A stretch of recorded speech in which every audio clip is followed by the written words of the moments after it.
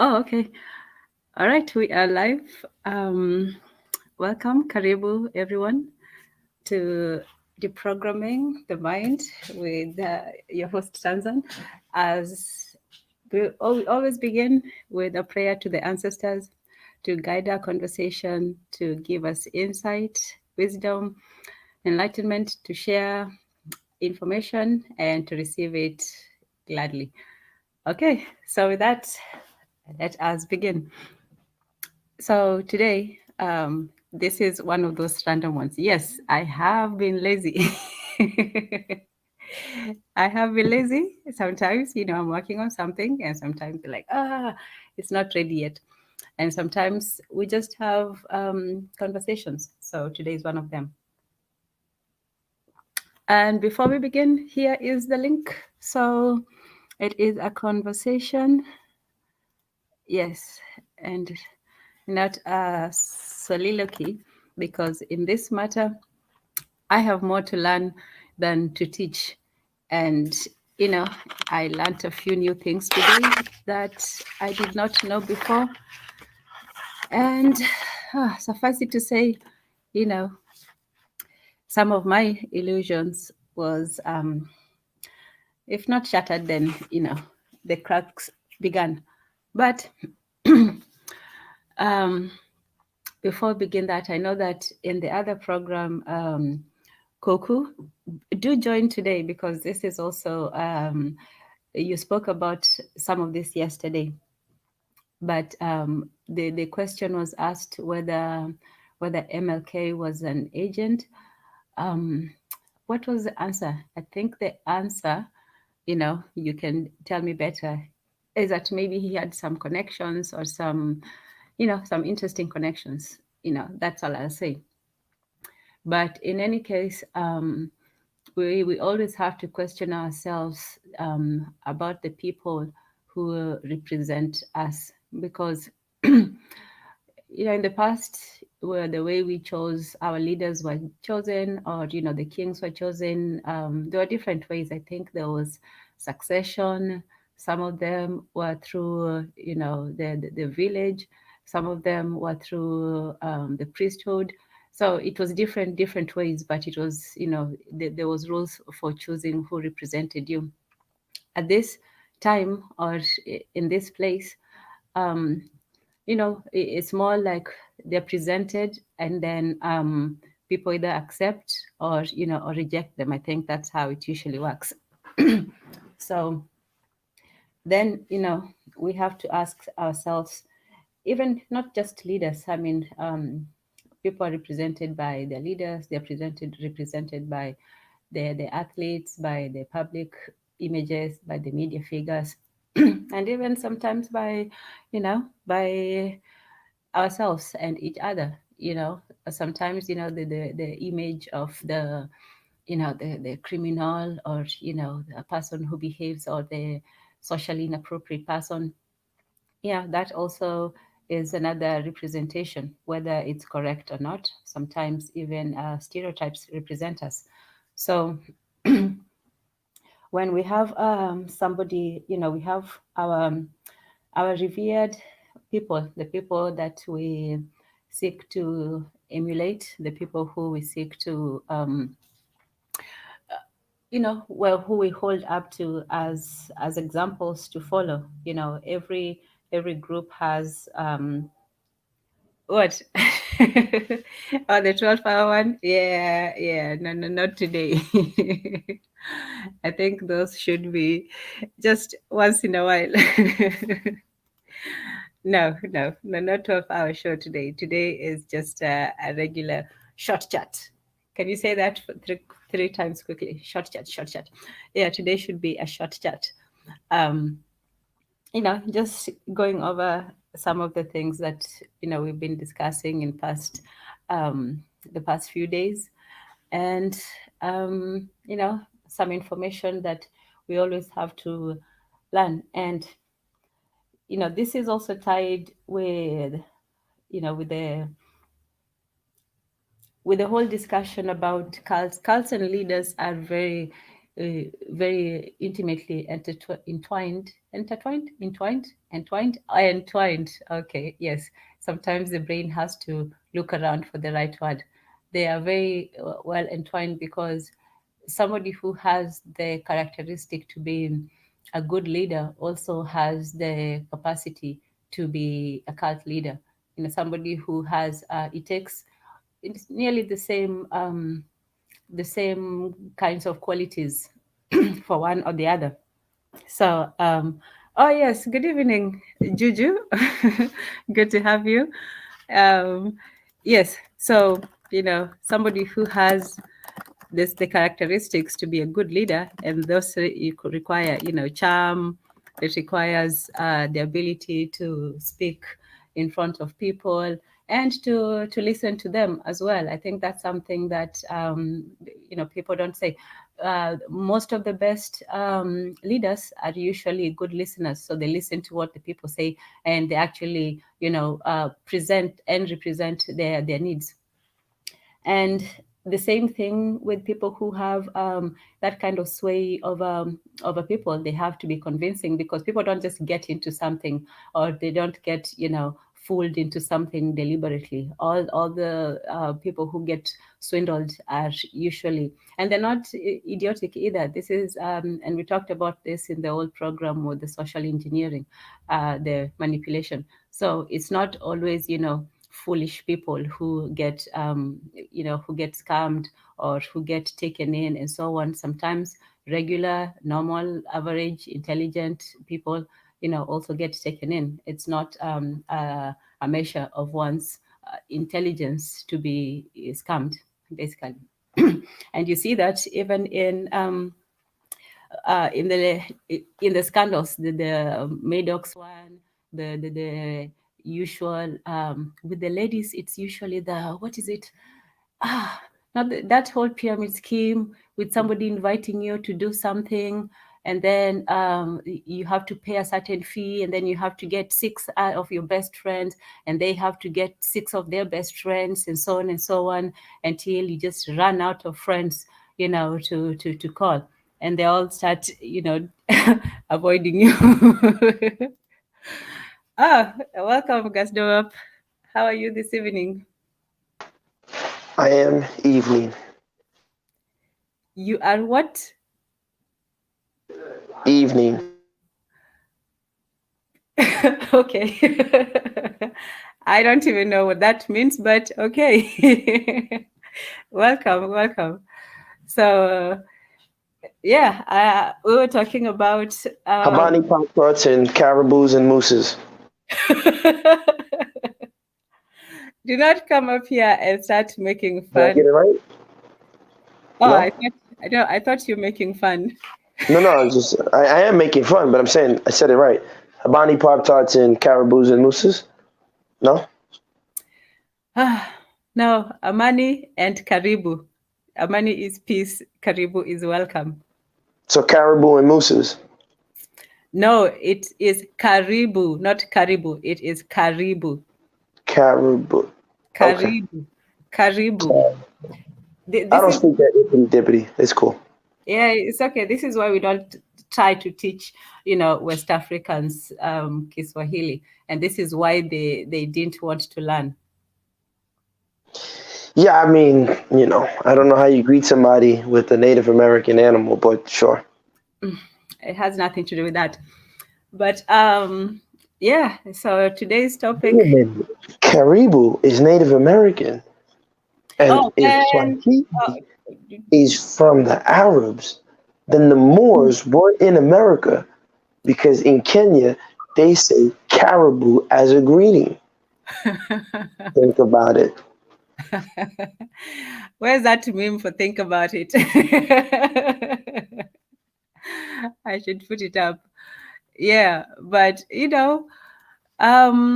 yes, karibu, karibu, and let here is the difference, so you all don't get confused. That is welcome in Kiswahili. So there.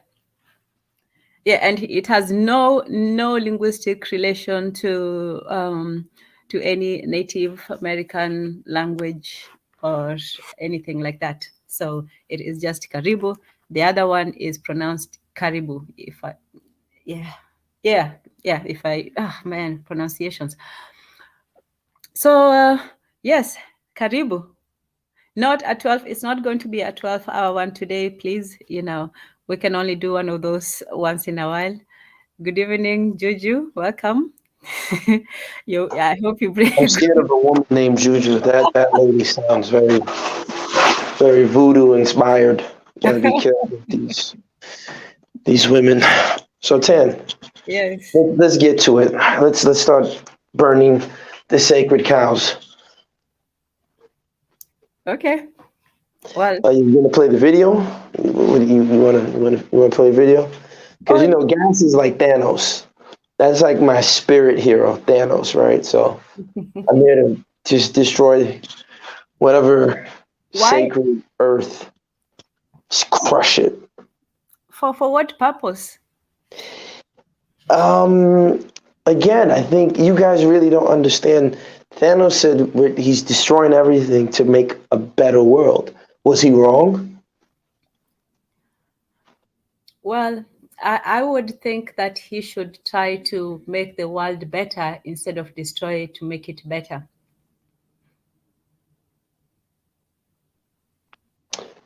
Yeah, this is poison, honey. No, no, no, no, no, no, no. It's just, the truth. Instead of going for the worst case, action, why don't you try something more, you know, preservative? Yes, instead of destructive. Try, getting in there and getting in and finding what the problem is and try to make the best of that. Distraction is You not. do know that, for example, like again, this is why I say it's poison, honey, because destruction and rebuilding are much needed necessities to create what people call cosmic balance, homeostasis. It's needed. Yes, but you can also restore things. You don't have to destroy them. You have the But you, option. you, you need to destroy things. Like that's what I'm trying to tell you. Things have to be destroyed. Your cells destroy on a daily basis. Your bones, your osteoclasts, your osteoblasts, these are all destroying and rebuilding. You need it. It's impossible to have. You know, what are we saying here, Dan? It's like a woman who says, "Oh, I'd love make love to me." It's stupid when we say make love because the act of getting the penis in the vagina is a very aggressive act. I mean, at the speeds at which men are thrusting into women is almost, car accident rates.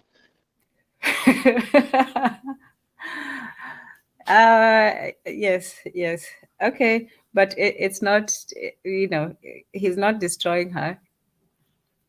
I mean, when let her say it, oh, she's killing me. You hear some of these women in action, you think they're being destroyed. So, Okay, okay, okay. Let's get back to the subject.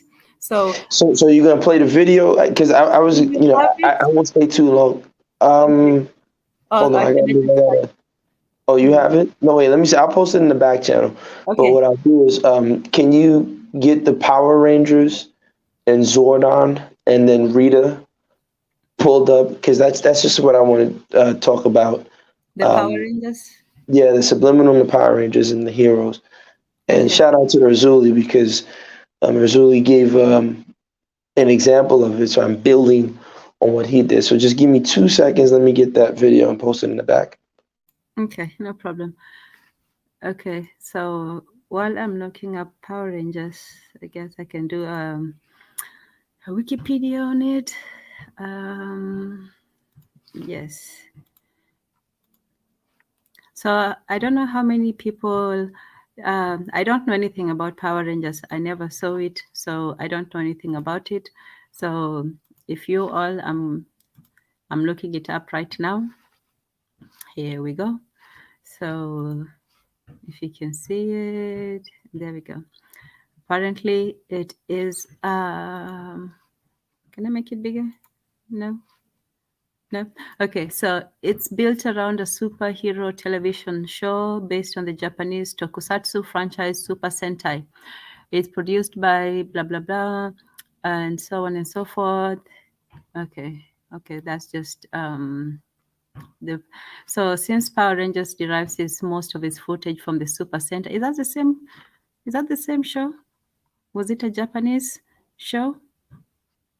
Hmm. Okay.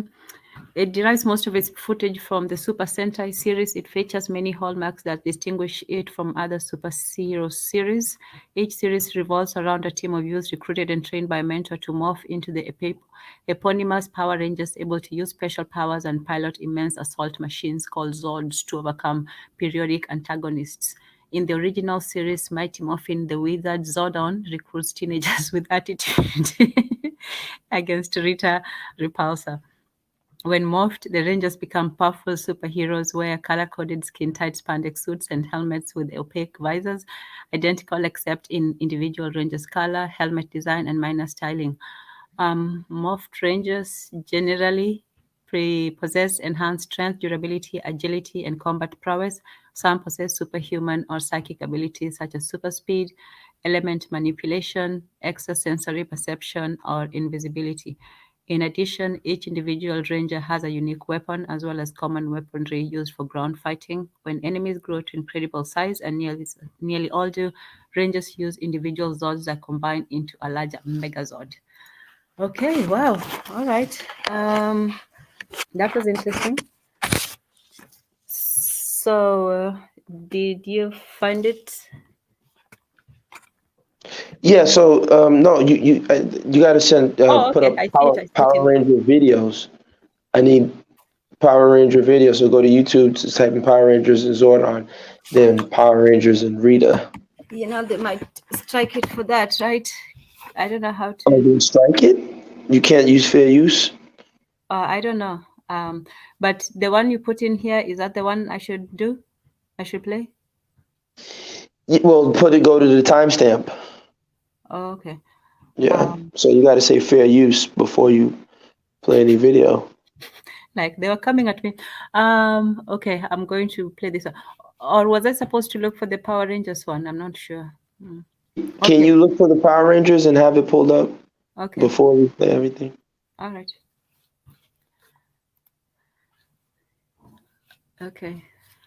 So,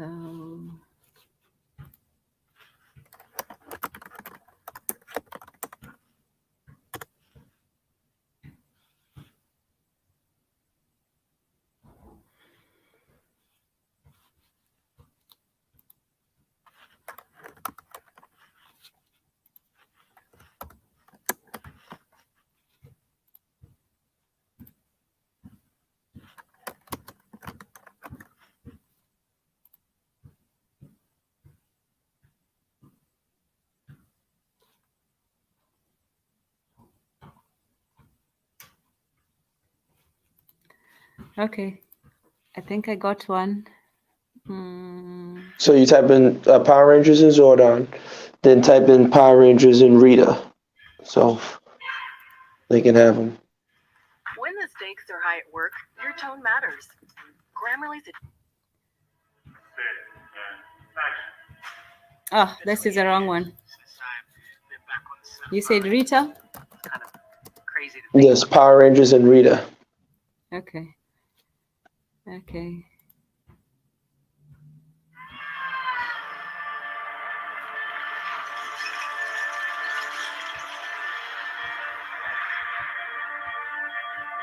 Is that the one?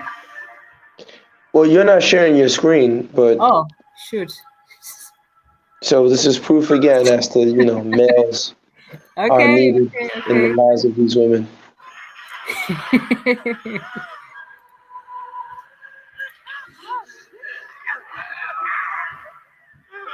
Shoot. Okay, that did not work. Okay, let me try this again. Yeah, Um, Tam, I'm not sure what you're doing. Did you well, share the tab or are you sharing the whole screen? I was trying to share the. Just click tab. Don't share the whole screen. Okay. So you Um, pick one tab to share. ah, I'm always having problems with the internet. Okay, Power Rangers, and then Rita Repulsor. Okay, videos.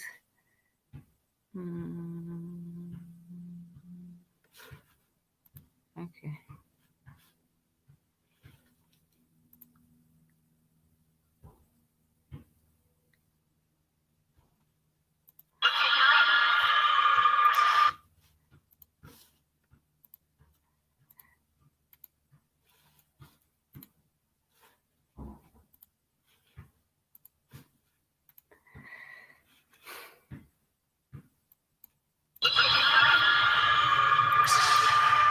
Yes, that's perfect.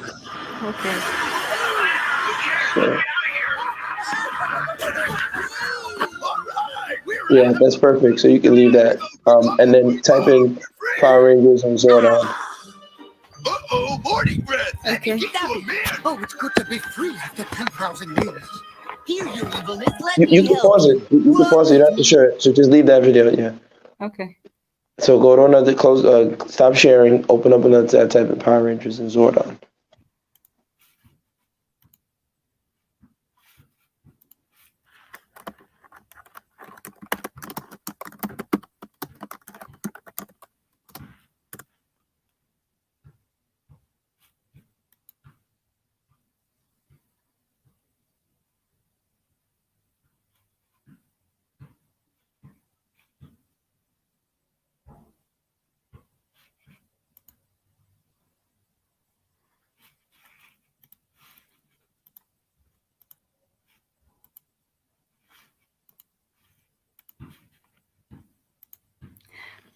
Okay.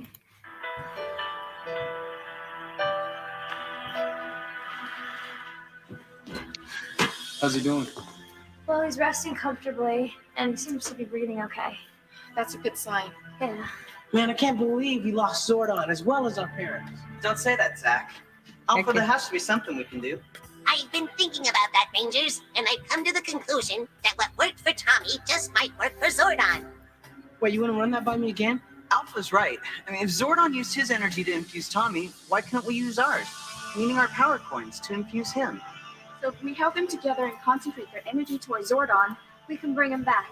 It This might one work. or some We gotta a try. different one? This is perfect. Yes, this is perfect. So pause it. We call on the power of all those combined. Okay.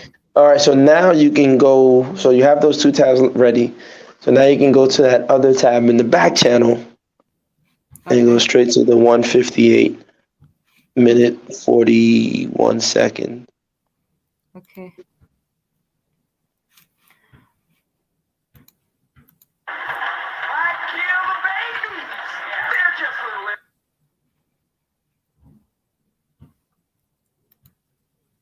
Well, actually, play that part. Play that part again.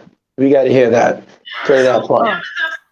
Play that part with Khalid, and share it. You're not sharing the screen, though, by the way. Oh shoot. Okay, hold on. Stop.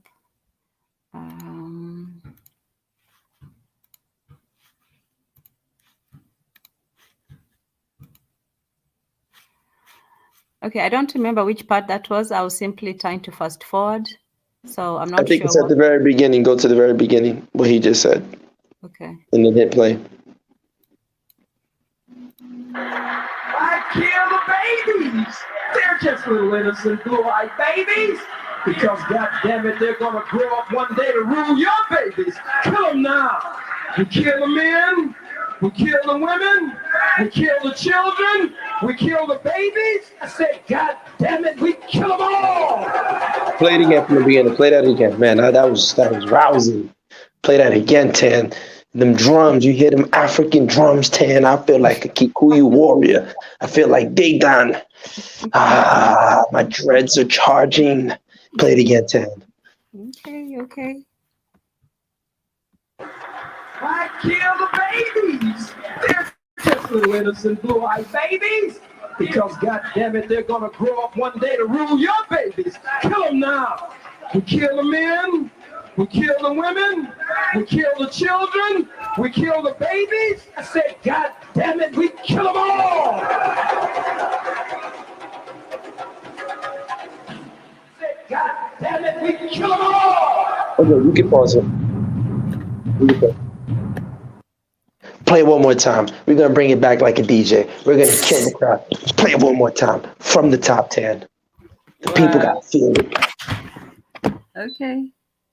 Oh, sorry, the wrong one. Why kill the babies? They're just little innocent blue-eyed babies. Because God damn it, they're gonna grow up one day to rule your babies. Kill them now. We kill the men. We kill the women. We kill the children. We kill the babies. I said, God damn it, we kill them all. Okay, so now you can skip that part and go to when the white guy first starts talking. The white guy first starts talking, you'll see it. Here? Click play. No. When they're on the stage, go past. Right there in the beginning, go back. When they're first on the stage, go back. Slow, not too fast. When you first see the white guy talking, right there. No, keep going back, go back. When you first see him, okay, right around there. Go back a little bit. Because I want to get to the part where he says why he's there. I'm going to play it out.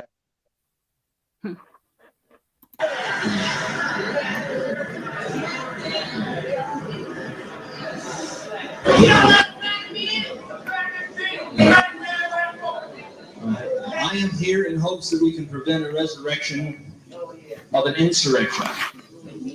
We saw that several years ago, and I don't want to see that happen again. Sorry? Go back. Okay.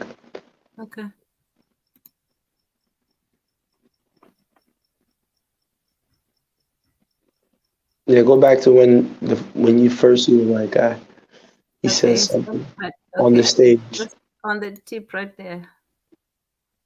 Yeah, I know you like to play with the tip. That's good. I knew you wouldn't just, well. I am here because yeah, I know. I love the black woman. Pause that and play it from the top. 2 more times, Stan. I want black women to see their hero and their savior. I want their savior to be loud. Okay. Maybe you can make the screen bigger. Yes. I want black women to see their savior, what he says. Go ahead, Tam. Play it from the top. All right. Saloon Indian, and it's been initiated. Why did you go back all the way? Should have just went back 3 seconds. Saloon Indian, and it's been initiated in the Hawaiian Brotherhood. Hilder. Saloon Indian, and it's been initiated in the Hawaiian Brotherhood. You gotta hold the mouse and move very slowly. One of the most enlightened. Saloon. Here in hopes that we can. Look. Okay. Here because, as I understand it, he hates the white man. I am here because I love the black woman. Okay, wait, pause. See what time it is. All right, what time does that say? No, don't move. 29:01. Hold on. 29:01. So go back anytime you want to go back. So just make sure you slide the mouse to 29:0. Okay.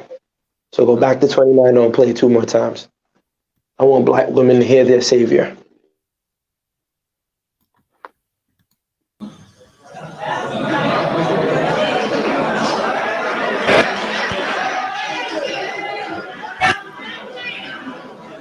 Here in hopes that we can.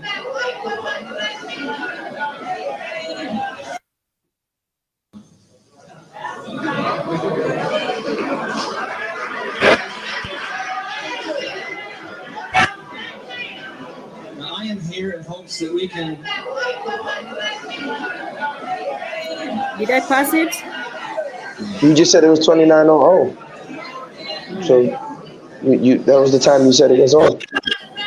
So maybe it was 28:59. Yes. I I am here in hopes that we can prevent a resurrection. Yeah, 28:59. Insurrection. You're killing it, 10. You can't be a DJ. You gotta look at your time. Okay, here we go. Okay. Okay, it's good. Now wait, pause it. What timestamp is it? 28:51. Perfect. So now you know when you want to go back, you don't want to go back past 28:51, but maybe you want to start around 28:54. Okay. That's how you get your timestamps perfect. So go ahead, hit one. He's here because, as I understand it, he hates the white man. I am here because I love the black woman. Okay, let me try 58:54. Yes. 28:54. That should be perfect. Okay. 41. But you got to go slow with your mouse. You're moving way too fast. See, I didn't even make a sexual joke. I mean, you already talked about placing the tip in, so. Okay, 31. I can only go from 31 to 41. So after 41, what happens? It becomes 29:01. Okay, well, that's enough. That's fine. So they've heard who their savior is. So now go to 1:40.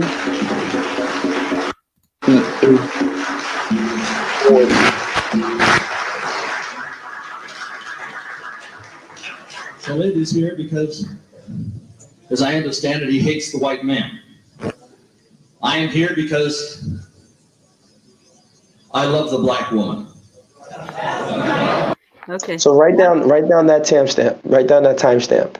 So that way, because I might not stay here too long. So when the people who come in on the back end want to come in, throw shots at gas, you can just play them. 28:41. That's the earliest I can get it because the next one is 29. But so, what was where are they supposed to listen at? 28:50. 28:41 is when he proclaims his love. No, that wasn't 28:41, Dan. 28:41 is what you're claiming is the earliest you can get the timestamp. Yes. Oh, when he does, it's 29. I think I don't. Yeah. Oh, hold on. 29:01. 29:01. Okay. So that means you want to get to. So you should just write 28:55. Like I said, right, 28:55. But you're going back to 28:41 because you're not able to rewind. Mm-hmm. It's fine-tuned. All right. Okay, so write that down. So when I leave and they start chittering and throwing rocks at the sun, you can play this for them. Okay. All right, so now go to 1:58:41, or as close to it. Okay, I can get 1:58:20.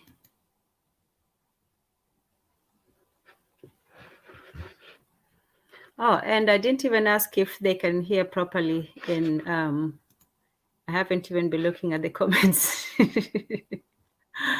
Okay, hold on before I play that one. Let me just take a second. I know you have to go.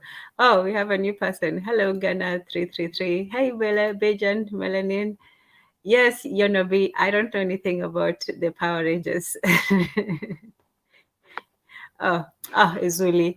Okay, let's go back to this one. So you said 1:58. Okay, I'm going to play it then.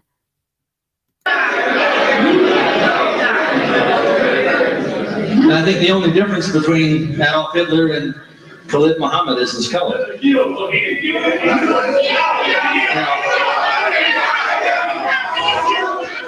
Khalid is the recipient of the Ford Foundation Fellowship. I want to tell you a little bit about the Ford Foundation. They were putting up about $300 million a year to finance revolutionaries. People who would incite riots. People who would alter the course of America. And I'm interested in this particular foundation because the Ford Foundation is the Illuminati funding foundation. They fund it. And I'm talking about this Illuminist group of white men funded Khalid Muhammad. Where's my proof? Here, I'll show you the proof. You asked for it, and I just happen to have his sheet. Okay. How'd you get it? This is from, this here is from Dr. Khalid Muhammad. And I'm going to read this here. He was a recipient of the Ford Foundation Fellowship to do intensive studies at Harvard and Yale. At Yale University, we have the Skull and Bones. That's the Brotherhood of Death. That's where they lay nude in a coffin and they're born again into a satanic order. That's right. George Bush laid nude in a coffin and was born again into a satanic order. And do I think these guys are the devils? Yes. I think they have a satanic system. And what I'm saying is that this Ford Foundation financed this man right here. No, he'll tell you himself. The Ford Foundation Fellowship financed Khalid Muhammad. He also states that he was the director of the Urban Crisis Center. The UCC is a Human Relations Institute in Atlanta. Acclaimed by clients such as U.S. Steel, Inland Steel, and the Federal Express. The Federal Express was founded by a member of the Skull and Bones, who laid nude in a coffin and was born again into a satanic order. Yeah, he's a white guy. And then he talks about involving himself with federal government agencies. Now, if Khalid Muhammad is not picking up his check from the CIA, he's missing a payday. Because he's doing the job. And he talks about this Urban Crisis Center being involved with IBM, Xerox, and AT&T. This is the big three of the American Illuminati. And what do they want to do? They want to bring about an insurrection in this country. Not to benefit you, not to free you, but to enslave you. Now take a look at this. The black man, it says the white man's worst nightmare. I think Khalid Muhammad is the black man's worst nightmare.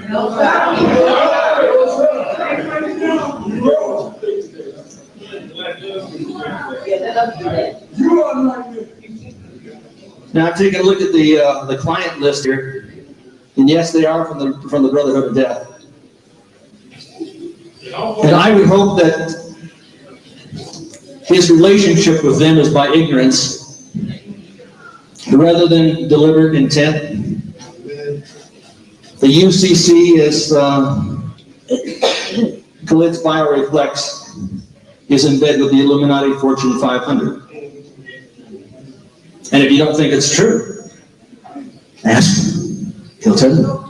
Can we get a response now? I'll give you a response. His time will come up here in just a moment. We do want to know about Osiris. So they would like to control you. They would like to kill you. They would like to incarcerate you.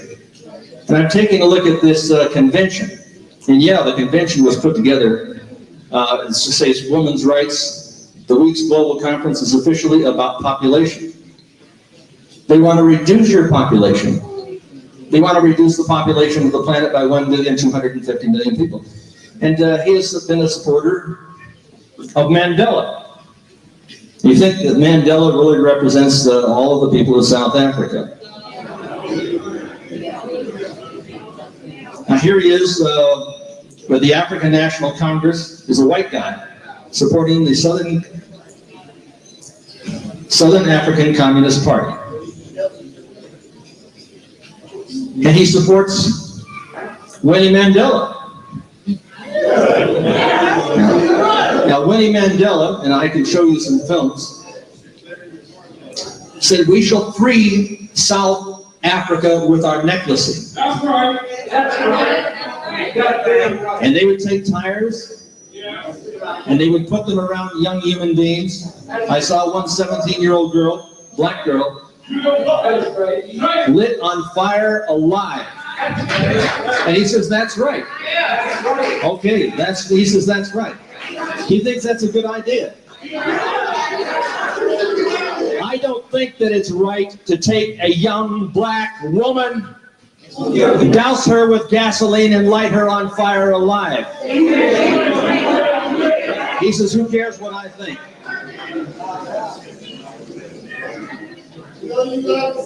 See, I believe in freedom and that everyone has a right to choose, to integrate, to segregate, to separate, and I believe in a free world alliance. And I'm taking a look here at this particular movement that the Ford Foundation has been supportive of. And there's an individual, I think he wrote a play called The Toilet. You may know him, Leroy Jones. He authored a play, about a degenerate white man who molested blacks in the men's room. White people were described as loons. You tell me when to pause, right? Devils. Beasts. You can skip this. Go to Khalid Muhammad's response. Now the people who funded. You can pause it and kind of skip to Khalid and his response about him being with the Ford Foundation and the Urban Crisis Center in Atlanta.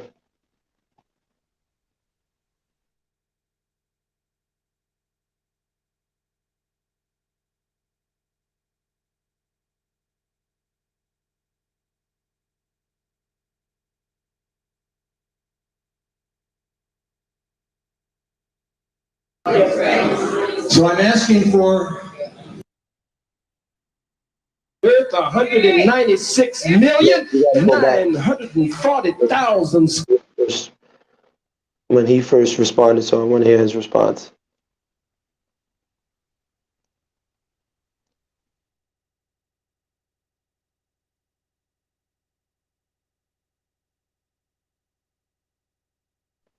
You gotta move your mouse very slow, Tan.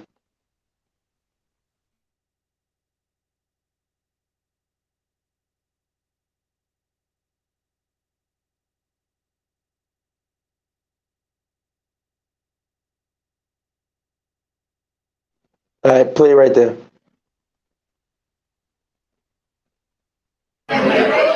He says, I support Mandela. That lets you know how dumb the cracker is. Go back to the white guy a little bit. Maybe they have the ending of what the white guy was saying. No, go back. All right, go. Let's hit play from right there.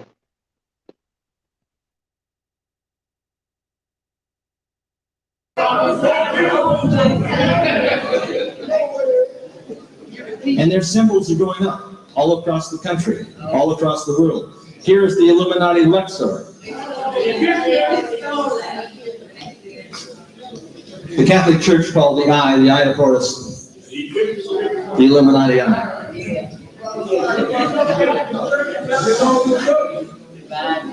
Now, as you know, Khalid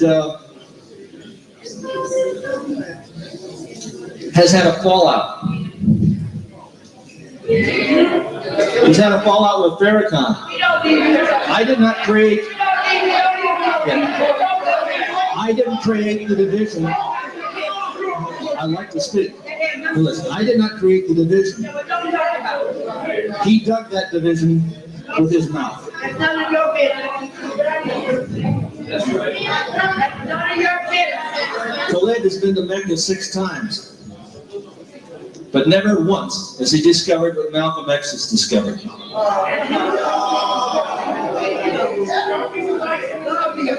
And that is that people of various races can belong to one religion. And this isn't a matter of religion with him, it's a matter of race. And not in saying that all white men are the devils or all white men are the enemy is not only absurd, it's insane.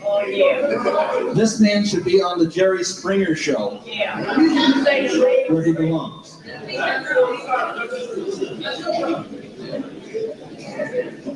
And after the assassination, one more minute. Yes, one more. Right, after the assassination of Bobby Kennedy and Martin Luther King, this government passed a bill calling for the disarmament of America. It is identical in nature, almost word for word, with the legislation passed by Adolf Hitler. That was in 1968. Ronald Reagan was not president of the United States then. So I'm asking for that revelation. And I'm asking that you discover what this man is, because I believe he is an embarrassment to the nation of Islam. And I'm going to turn this over to Khalid. Welcome back to the podium, Khalid.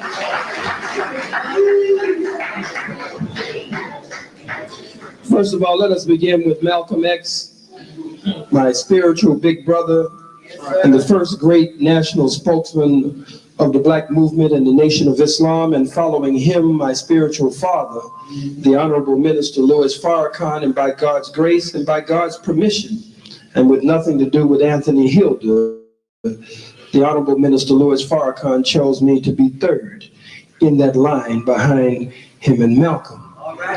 Yes, it is true. I have been to Mecca all of those times, and it is also true. I did not find what Malcolm found. I have been 7 times, and I found racism among the white Arabs in Mecca so thick until you could cut it with a damn knife. I found ghettos in Mecca. I found that no matter where I went in the world, I found that no matter what the social, political, religious, economic, academic system was, it made no difference. Wherever the black-white dynamic existed, you'll find the white on top, the black on the bottom. I've been to capitalist countries as we are victims of white capitalism, and wherever the black-white dynamic exists, you find the white capitalists on top and the black capitalists on the bottom. If it's a socialist country, you find the white socialists on top and the black socialists on the bottom. If it's a communist country, you find the white communists on top and the black communists on the bottom. If it's a Christian country, you find the white Christian on top and the black Christian on the bottom. If it's a so-called Jew country, you find the white Jew on top and the black Jew on the bottom. Yes, I've been to Mecca, and where the black-white dynamic exists, you find the white Muslim on top, and God damn it, you find the black Muslim on the bottom. It makes no difference what the system is. Wherever the black-white dynamic exists, you find the black on the bottom and the white on top. Some of you say it's a class system. If it's a class system, then you'll find the white man as the upper class, and you'll find the black man and woman as the lower class. No, I didn't find what my spiritual big brother Malcolm found in Mecca. I found racism in Mecca, and I've found it everywhere I've gone throughout the face of the planet Earth, 196,940,000 square miles. I found it everywhere I went. Now, listen to this damn fool. Talk about the Ford Foundation. You read yourself, cracker. I was going to school, a young boy, considered what was called an advanced or an accelerated student, a gifted student from preschool all the way up through elementary. They clocked us, pulled us to. So just for the record, he was selected, right? He was one of those gifted and accelerated students, right? But keep going, keep playing. Together, about 29 of us kept us together. We keep up with each other to this very day, and none of them are on the payroll. So it's 29 of them. I wonder where those 29 are today. And how come we never heard about this nationally? 29 group of black kids, I believe, that were just academically gifted, that were just trained by the Ford Foundation. Now, before we go further, I need you to open another tab and just type in Ford Foundation and type in CIA right next to it.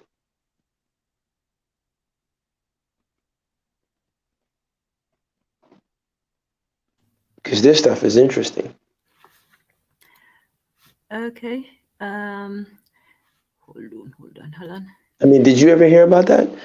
Just a national body of where they're taking intelligent black children and training them. You know, the only other person that I heard was taken into, you know, like a gifted program was Tupac. I know that he went to like a gifted school or something. Ford Foundation. Well, it usually sounds like those people in the audience. That's right. Chicken and grease. Yeah. That's what it's like. It's one of those people. He would have been in the back shouting, yeah.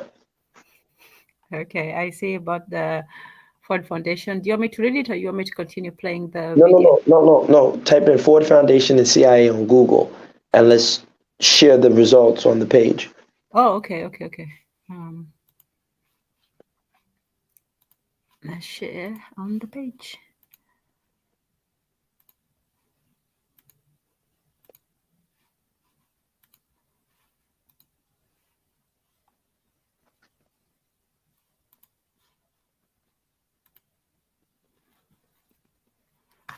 Okay, do you see it?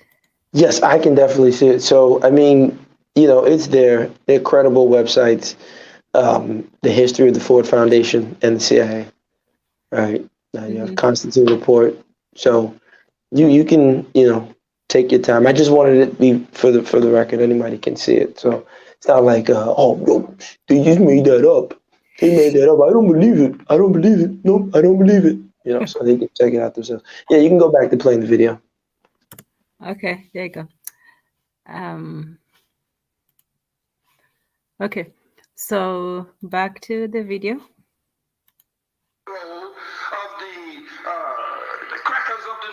Wait, you got to share the tab.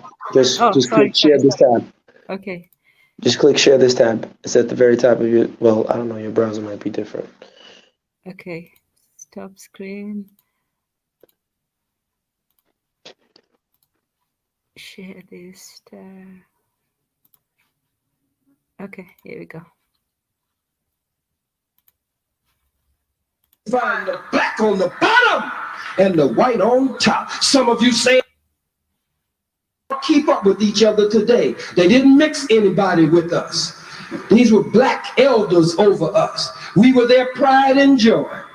And so based on our test scores and based on Pause that. He said they didn't mix anybody with them and they had black handlers. But who's funding them? How come we never heard about this?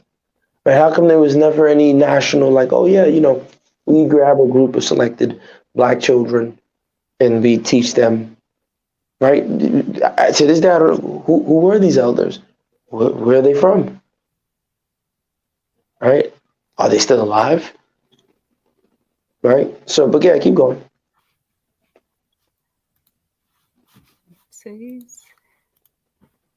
Harvard, Yale, and Columbia. I ain't had nothing to do with no skull and crossbone fool. That's your thing, getting naked and laying down in caskets and stuff. That ain't my thing. Been in no damn casket, naked. What the hell I look like in a casket naked? Out of your damn mind. This cracker should be on Comic View. We're messing around with somebody. They in a casket naked. He probably looking at this handsome, bald-headed black man wishing he could get in a casket with me.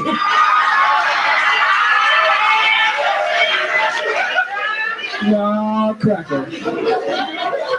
See, but pause that. He says I support Mandela. So again, you see, this is how you use rhetoric and emotions to dismiss the real questions. So it's cracker, and you know, black people can't say this on their jobs, and they don't say this in real life, so they get all riled up by this. This is all theater. But you don't have to play any more of this guy, you know, Khalid.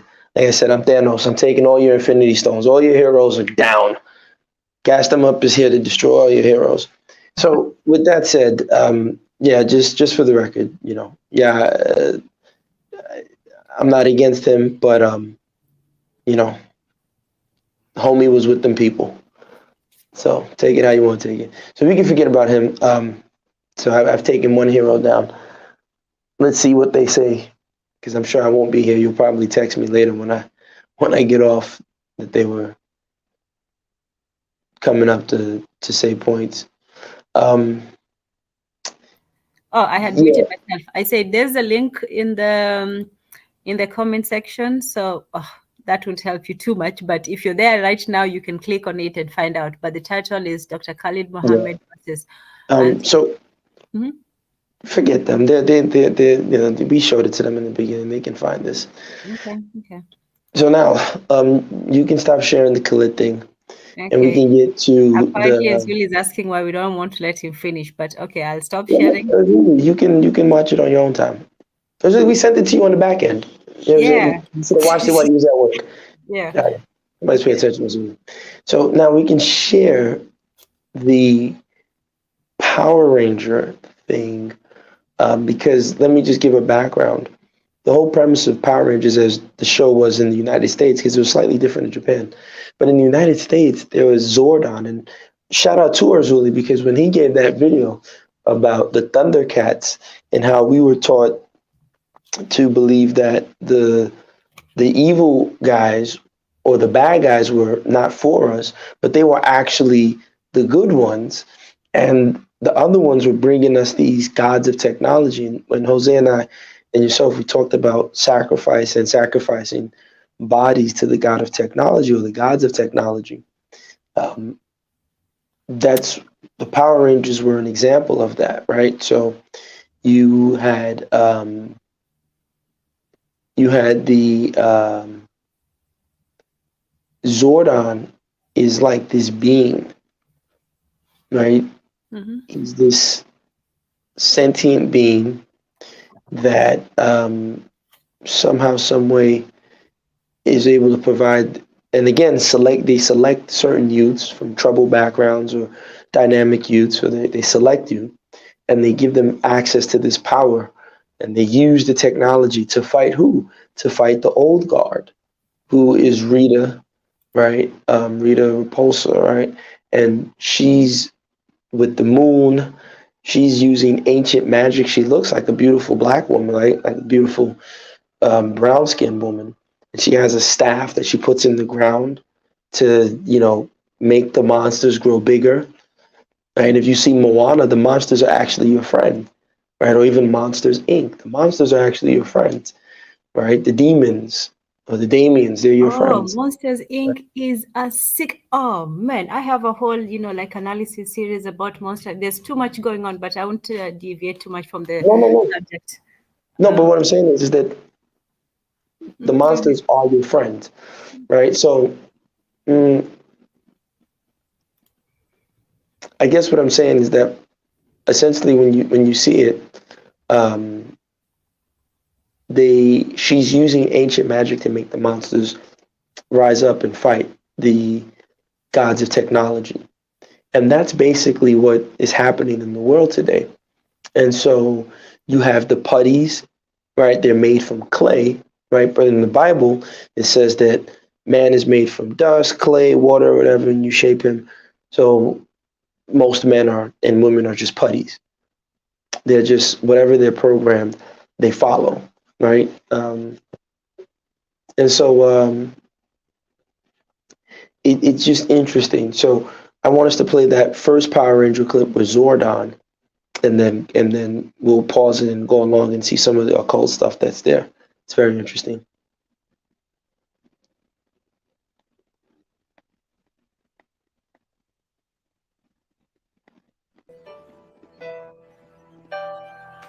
So yeah, you started from the beginning, right? How's he doing? Well, he's resting comfortably and seems to be breathing okay.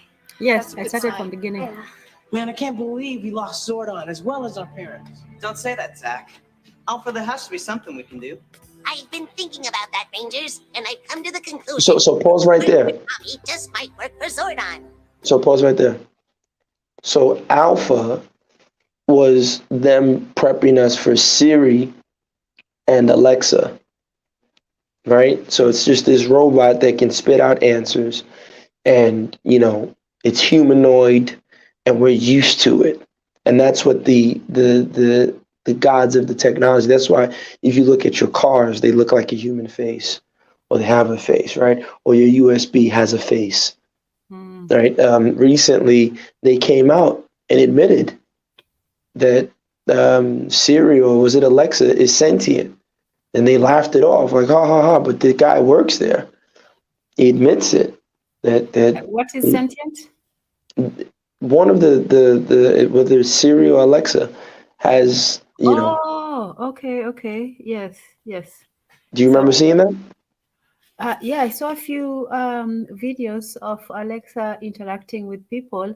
And Well, no, not just, but the engineer, not the videos. I'm saying the person who works at the company admitted it, right? Oh, So I have not seen. No, I haven't seen that one. how you see everything else, you don't see that one. But yeah, so the point is that the alpha was basically getting people prepared to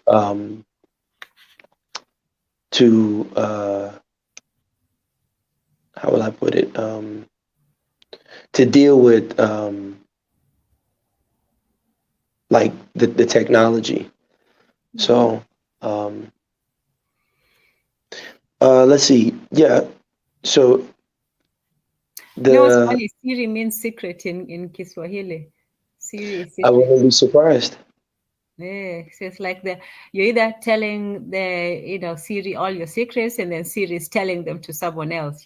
How do you know that Siri is not telling on your secrets? But yeah, Siri is a secret. No, I wouldn't be surprised. So let me share this thing in the back chat. You guys can share it. The guy at Google, he said that the chatbots are sentient enough to start having feelings. Wow. And they laughed at him, and they were trying to dismiss him, but it's there already, right? And this is part of the globalist agenda that gentleman was talking about. And obviously, he's a white guy. You can't take him 1,000% serious, but Khalid is telling you cracker, cracker, cracker, cracker, cracker, as opposed to saying, yo, there's a globalist agenda that's coming. They want to depopulate the world. They want to do so many things to the human body politics. He wasn't talking about that. He was doing whatever he thought he was doing, Did you see the link in the back end? Yes, I posted it here. Okay. So Alexa could become sentient like Google chatbot. Do you want me to open it up, or you want me to continue playing the video? Just quickly open it up and just share it, so that way they don't say that we we pulled it out of thin air, because And again, these are not my arguments. This is just me using the European and using the mirror on the European. So whatever it is they present, I use the mirror to show them. So yeah, it's right there. Oh, okay. I can switch between tabs. Oh my God! Did this, Yona? This is proof that women are intelligent, but they need a man to give them guidance and structure. Elsewise, they will just be lollygagging and perambulating. So 10 has been perambulating for a while. But yeah, you can switch back to the Power Rangers tab. Okay.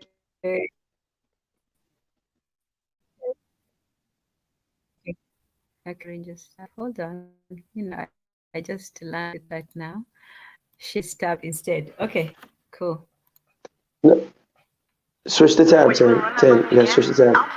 Right. I mean, Zordon used him. 10. Switch the tab. Oh. Go to the tab that you're watching. No, go to the tab yeah, okay, now hit play. Okay. All right, hit play. Okay, hold on. Now I have to find it again. Just hit the space button. Meaning our power points to infuse him.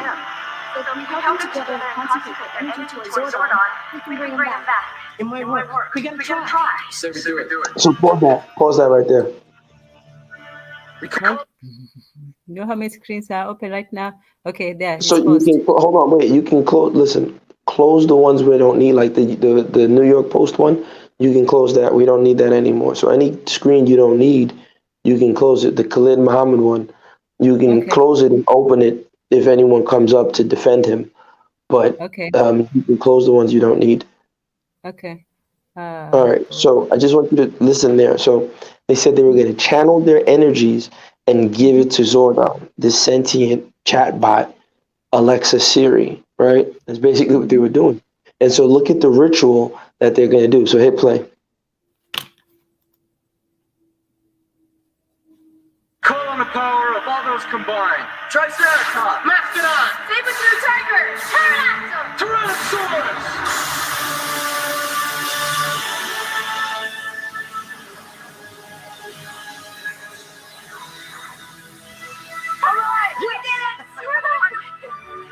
Rangers, I thank you. All right, pause it. Okay, so they called on the spirit of animals like a totem. Mm-hmm. Did you notice that? Oh yes, like They a stacked totem. the animals like a totem. Yes. And they took that animal power and used it and pushed it towards this sentient being or this, gods of technology. And that's what has empowered Zordon. Yeah. So you can get rid of that. You can close this tab and let's go to Rita Repulsa, who's presented to us as the bad person, right? She's presented to us as the bad guy, but Okay. I'll do that one. Rita Repulsa.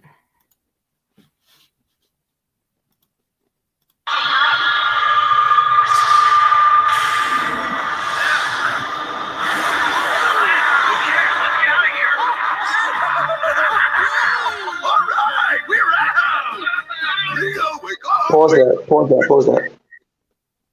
Notice it looked as if they were on the moon. Yeah. Yeah. Now the moon is very simple, is Ishtar, right? These moon goddesses. Very, very symbolic, but keep going. Hit play. And then look at her costume. Hit play. Okay. Uh-oh, morning breath! Let me get you a man! Oh, it's good to be free after 10,000 years. Here, you evilness, let me help you. Walk with me, talk with me. Oh, you made me step in a puddle, you nitwit! Get out of my way, monkey face!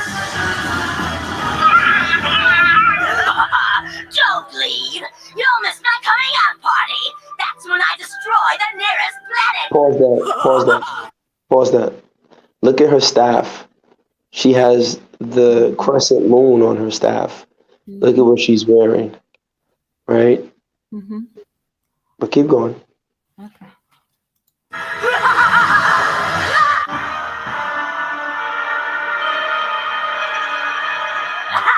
Yes, I like it. Good. Then start making putty patrollers. Yes, my queen. I'll lead them down and make the earth yours, Empress. Okay, you can stop there. Um, but the point is, you don't have to share anymore. But the point is that, right? So she's from the old gods, right? And you know, the so-called Zordon is this. So they were prepping us and getting us prepared to have, these chatbots and sentient demons of technology around us, right? That are just, they're listening to us, they're feeling us, they're watching us, they're trying to be us. They want a human experience. And so these are the type of things that it's just like, look, man, all this talk about, and I'm gonna say it, all this Garveyism and all this Khalid Muhammadism, that ain't gonna help us with the globalist agenda, So I think Gas them Up has come after another Infinity Stone in the Pan African universe, I think, right? So I'll stay on for about like 3 more minutes and then I'm gonna bounce. Man, Azuli, you better come up here, So drop the link so Zoli can defend his so-called boy. yeah, Azuli, come on up, and Bwana Haguziki as well, your Nabi, all of you, hey. Well, I know, what your Nabi might say, so she's probably more prepared for it. But yeah, Azuli, you can come on up and defend him. I didn't know all this stuff. I had a good opinion of Dr. Khalid, but okay, Azuli, go ahead. Karibu. Man, first of all, you're not gonna come from my boy, Khalid Muhammad. You're not gonna. Yeah, you should. You. I don't understand how you let the man previously speak for like 50 minutes and then you cut him at like 5. That wasn't my fault. That's because Tan doesn't know how to use YouTube and get the crux of it. So listen, the video's posted. You have the video. Watch it yourself. No, but what I'm saying is, if this is the problem is when you just do that, if people want to come and discuss, not everybody has that thing. Okay, I'll watch it. No, it's posted in the link. No, the video's posted in the chat. But yes, you can't have a straight conversation if people don't see the rebuttal. At least more than that. We did play the rebuttal. Remember, it's not my fault that I told Tan how to get there, but for some reason, she said when she went back, she could only go back 20 seconds at a time. I don't know how her browser is. So I get it. If we go let's not point up on her browser issues. The point is that so no one could be trusted. No, I'm not saying that. I'm just saying you can't just say that because half, or if not, all these so-called leaders that have been propped up, we don't know their background. If you say Khalid Muhammad is this, so is Malcolm X. No, I didn't say anything. I'm just saying what is said in front of him. No. Listen. Gas didn't say. You see, you got to be very careful because in the world we live in today, people can take something, weaponize it, and use it as a tool. Okay, based on that video. No, wait. Listen, hold on. Don't interpret it like a person who hasn't read a book. You're a very smart guy. I personally didn't say anything. I played a white man accuse a known black power figure or principle, particularly in Pan-African spaces, say, hey, this guy is a part of the Ford Foundation that has ties to what he called the globalist Illuminati CIA agenda. When the black man was to rebut this, he stated that he was a part of a group of 29 people who were selected. They were the smartest and they were the brightest, and they were trained in Harvard and Yale and all these other things. So don't say Gas said this. The white man accused him of this and he acknowledged it. Whatever your interpretation is, that's your interpretation. We got to learn to start reading things properly. Because when we do it the way you're trying to do it, that's how it gets dismissed. That's how it gets dangerous. That's how it gets muddy, murky, because then people put feelings and emotions. And instead of them dealing with what was said, then it's easy to say, I'm not going to deal with what was said. I'm just going to deal with, I don't like gas anyway. His grandmother eats chicken, so I don't like gas. You get what I'm saying? So let's construct it as the high intellectual beings that we are. Hey, this was said, this was confirmed. You make your own decision. Are you done? Yeah, so first, if the Khalid Muhammad never agreed what the guy was accusing him of. He agreed that he was part of the Ford Foundation or whatever the guy said. He never said he denied that he's part of the Cross and Bones. He denied all of that.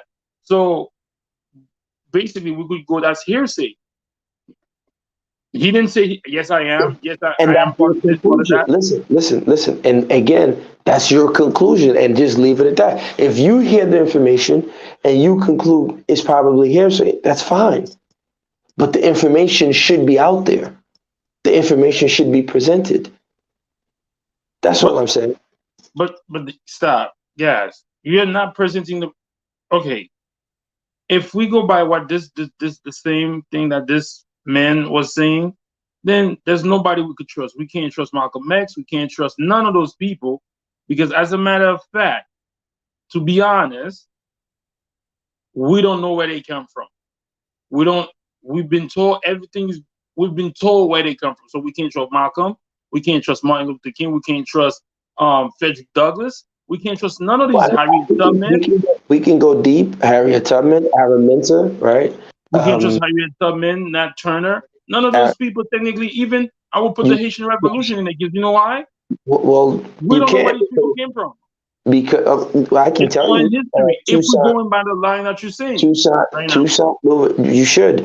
Toussaint was a Mason, most likely, and during the Revolution, allegedly, the white people who helped raise him, he didn't allow their part of the island to get burned or destroyed. I don't know about that. I'm just saying. You see, my thing is have no sacred cows, right? Like I can tell you, Fela is a guy I like. Him and Peter Tosh, when Peter Tosh came to Nigeria, they had like a little situation. I think Fela could have been a little bit more nicer. Peter could have been more understanding. But I'm not going to say, yo, no, Fela could do no wrong. Nah, he could have been way more presentable. This. So I'm just saying, I don't have any sacred cows, or I tried not to have any. So my point is this. Martin Luther King was proxy to the Rockefellers. They were financing this guy. Right. So my whole premise is that I'm not saying anything about Khalid in particular. I'm saying this information that most people don't know, most people have never heard, and it should be brought to their attention, which he acknowledged that he was a part of the Ford Foundation from a young age. He didn't get, see, this is what I'm saying. Don't just say it's hearsay. He said he was 29 of them, the smartest black kids, raised by these other black people, and they're still in contact. Some of them went to Harvard Yale. Yes, I understand what you said. But at the crux of what you're saying, of what this video is saying, is what it's telling us is not to trust. What it's telling you. No, stop. You can't say us. I'm not retarded. You can't speak You're for not people. retarded. I understand what you're doing. But what I'm saying, what this video is saying, what this man is saying in there, and speak for people. Don't do that. Like that's bad intellectualism. Speak for Zulu. Yes, I don't care about. I'm not an intellectual. I'm not none of that. I don't care about if it's bad. You went to college. You went to college, right? Yeah. Then you're an intellectual. Like you can't escape it. Okay, just because you eat pizza on Eastern Parkway, don't mean you're amongst the people. At the end of the day, Azuli, you can't speak for the people. Let them have their own interpretation. You speak most people. Okay, then I'm speaking for the people that's probably going to agree with me. That video is not an unbiased video. It's not saying that Khalid Muhammad is a free thinker. It's saying that Khalid Muhammad was groomed. That's what it's saying. So my thing is, what I would get from this if I'm playing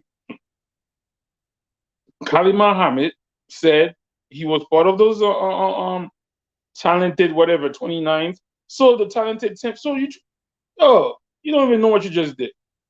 This video is creating doubt in anybody's mind about any of the leaders. And I remember Dick Gregory even said that the Black Panthers were CIA funded. They probably were. Most likely. So he said that.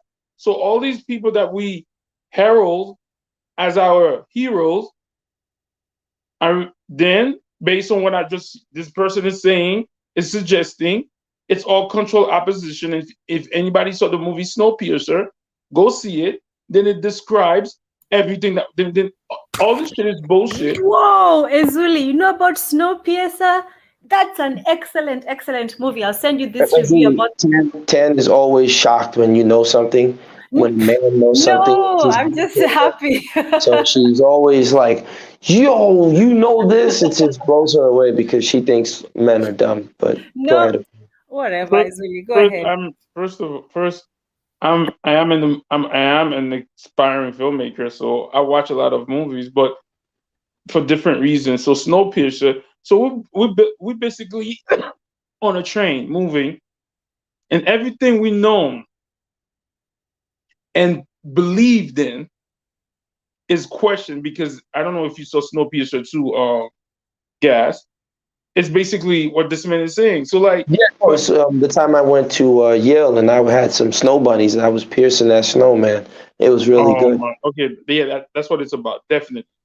No, I'm just kidding. I saw the movie. The guy put his hand in, he got the arm chopped off because it was frozen, and then he got to the top. Yeah. And funny, when he got to the school, the teachers turned on him and tried to kill him. Yeah, and have y'all seen Braveheart? Anybody seen the movie Braveheart? Yeah, seen Braveheart. Remember that part when Mel Gibson was chasing the bad guys down and he jumped on one, and then he took the mask off. He saw it was one of his friends. So this is what I think what this is gonna lead to people. That's gonna lead everybody to see, because when you pull the mask off, it's all the same people. And then that's the whole point. And that's where it's like leadership should be picked from the people, right? Whatever the people are. Yet the leadership has always been selected. But based on that, we don't know who are the real people. Based on that, even X has to be looked at sideways. I know Farrakhan. I'm looking. Farrakhan's been sideways. The whole NOI has been sideways to me. Well, I mean, listen, I'm only focusing on Khalid. We can do a separate show on X. I don't want to touch it because but the thing is, because Khalid is the Malcolm X of our time. But Azuli, is it difficult for us to just focus on Khalid? That way we don't have, because what will happen is someone's going to come on and then start talking about Joe Frazier. Then they'll talk about Serena Williams. Then they'll talk about, I get what you're saying, but Pele. So if we just focus on Khalid. So Khalid is to me, Khalid is one of the realest brothers I've listened to. So I've listened to him. I've seen the only crack in his armor. And what I'm about to say, and I know, Gas, you ain't shit, you're probably going to be like, aha. The only crack in his armor is his son. Because there's no way. His son doesn't have to be his father. That's no, let me finish. There's no way that you are that of a leader and for your son to turn out this way. And I've seen his son with him when his son was probably 14, 15. At that stage, your mind is already made up. There's no way. That's my only thing I see changing in his armor. Listen, you are underestimating the power.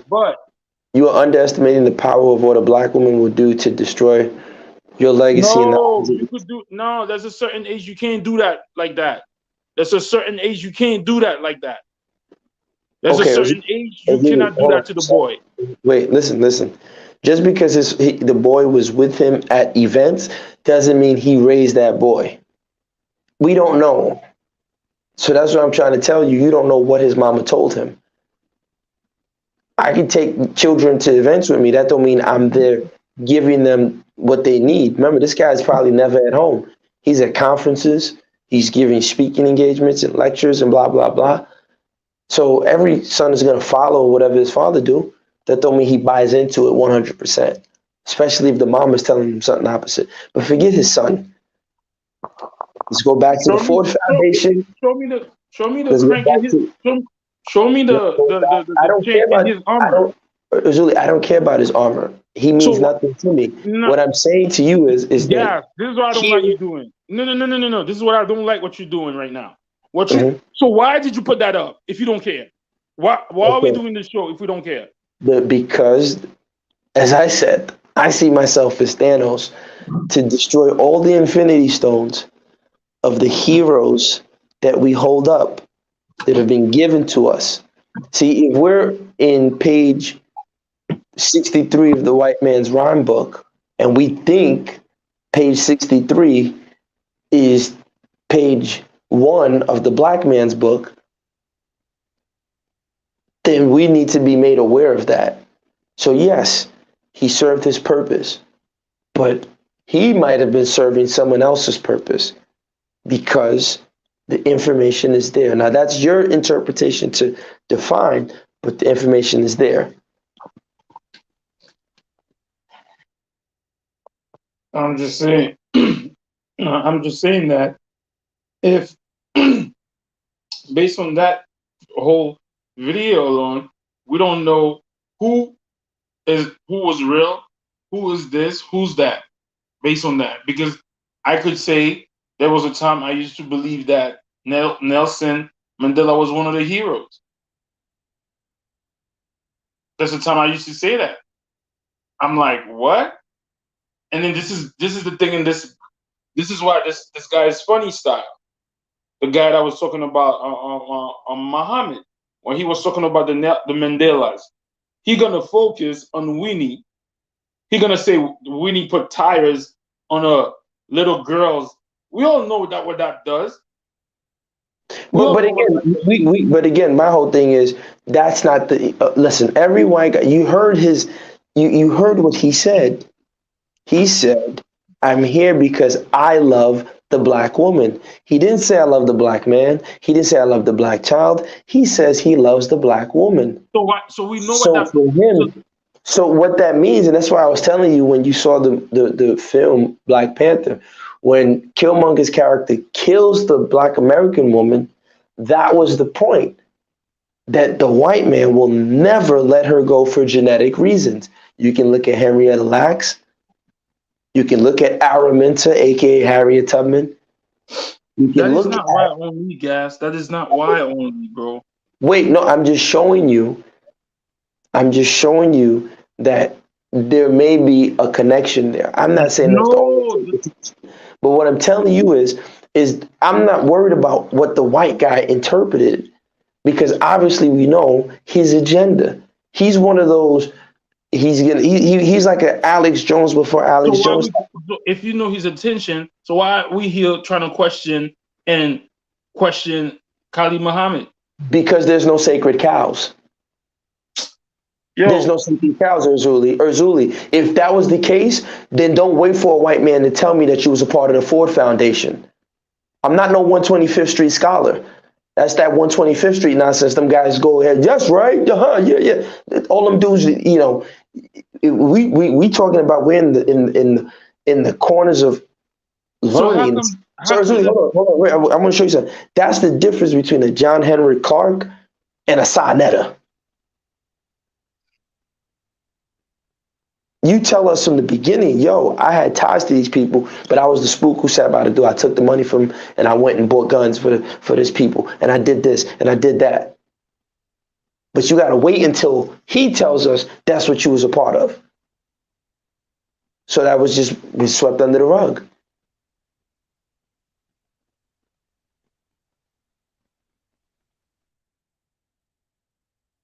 What I'm saying is the same man comes up and says, out of the two Mandelas, he attacks Winnie Mandela. But Azuli, we know this. Why, Azuli? No. Always focus on the white guy. You're not letting me finish. What I'm saying is, if he's gonna attack Winnie Mandela and let Nelson Mandela rock, we understand. Well, he didn't let Nelson. He didn't let Nelson rock. He said Nelson was part of. He said Nelson was a part of the communist agenda.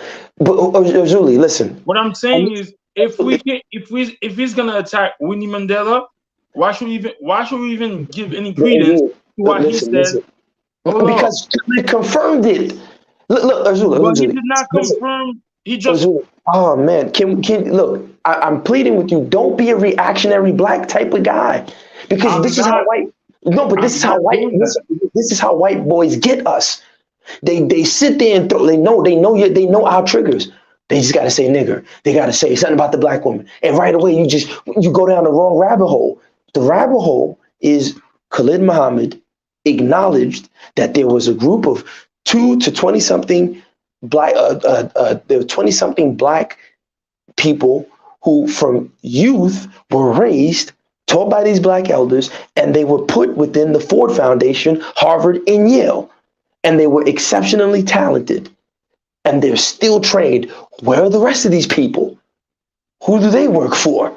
That's the freaking rabbit hole. Forget the white man, Azuli. I'm tired of black guys getting triggered. We know who the enemy is. I don't need to say cracker, cracker, cracker all goddamn day. Who cares? We know who the enemy is. Grab our guns and we shoot when we got to shoot. Forget the white man. We know what he gonna do. Let's focus on where them other people that were in that group that he was training with. Who do they work for? How come we've never heard nothing about them? But the white man, this is what I'm saying, we slaves to his page, because he knows, I just say something about Winnie, Azuli gonna get triggered and let me go away with the real crime. Azuli don't even realize it. The real crime, because I got the moles still in his community. Azuli's worried about Khalid, who I got rid of at the end of the day. And the real people I still have in Azuli's community, Azuli's not even thinking to weed them motherfuckers out. You so worried about being triggered. Who gives a fuck what some white boys say? Fuck these white people. Who cares what they say? They're not important. The important thing is the other people still in the community. How you gonna find them? Yes. You're not gonna find them.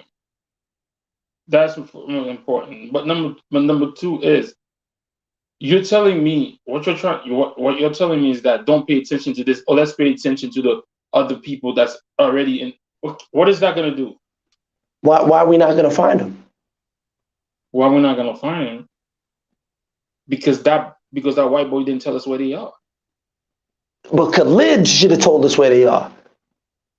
The white boy told us Khalid was amongst them. Why Khalid didn't say their names? But the white boy knows them though. But Azuli, I don't know if the white boy knows them. My point is simple. But you don't know. My point is simple. I'm not expecting the white man to legitimately hand me a golden ticket. But the white man does make mistakes when he opens his mouth. So when we listen, we can pull together. So he opened his mouth and said, Khalid was a part of this.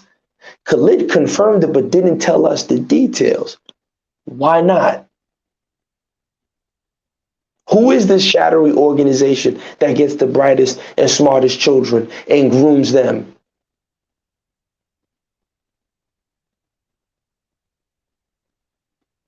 Y'all scared of that?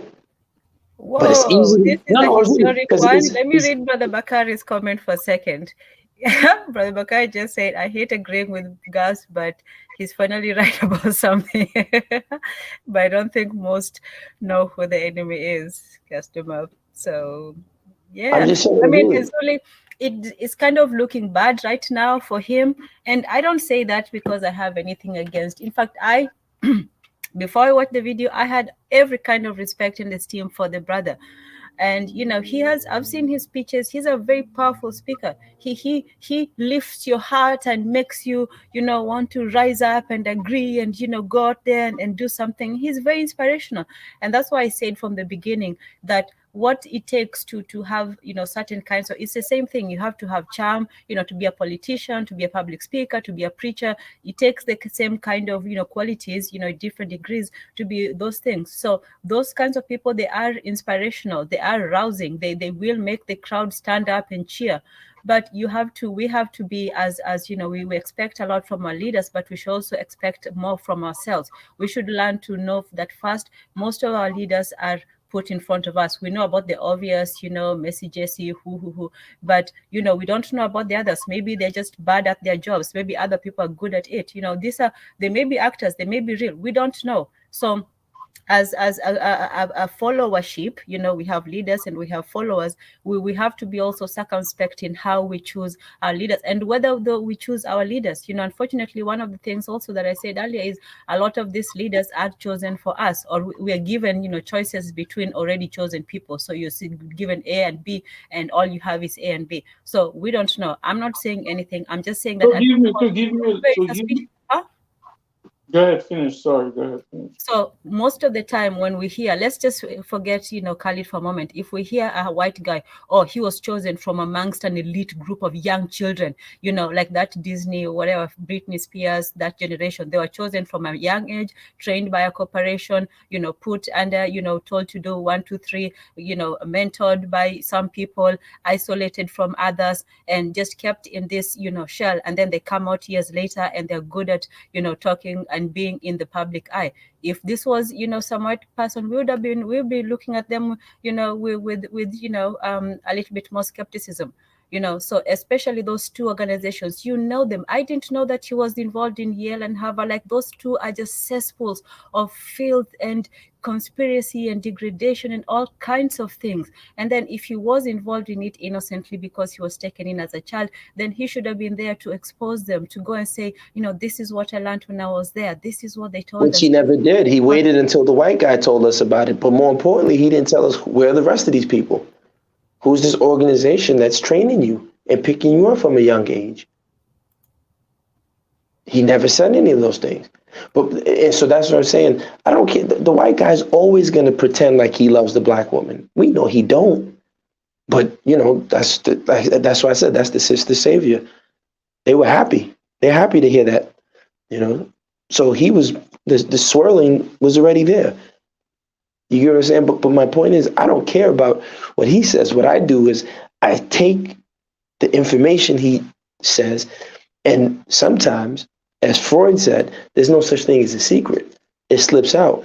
He has basically, by exposing Khalid, has exposed a greater picture to say, wait a minute, there's some groups out there that are picking our best and brightest talented children.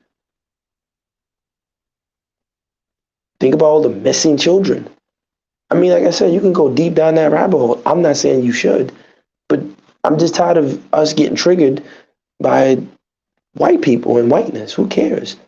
Let's focus on escaping this thing, at least intellectually and philosophically, because then we can put things down for our children to follow. So they'll be in the system, but they'll not be of the system. They'll be wise. But all they got to do is cracker. The baby, this cracker want to sleep with me, this bald-headed man. And everybody's like, yeah.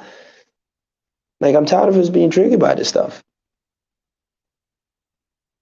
So it's not an attack on him personally. It's something for us to think about. Like, who are these people that are taking our brightest and best kids and grooming them and then presenting them to us 20-something years later? Who are these people?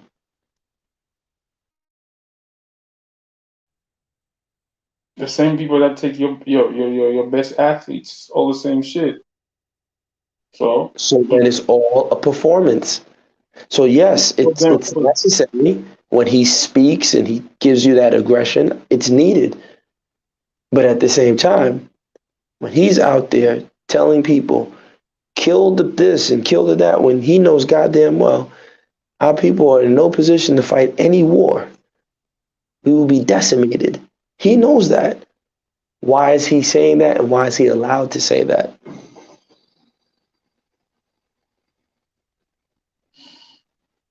I don't know why he's allowed to say that. Me, I'm not focused on why he is or what.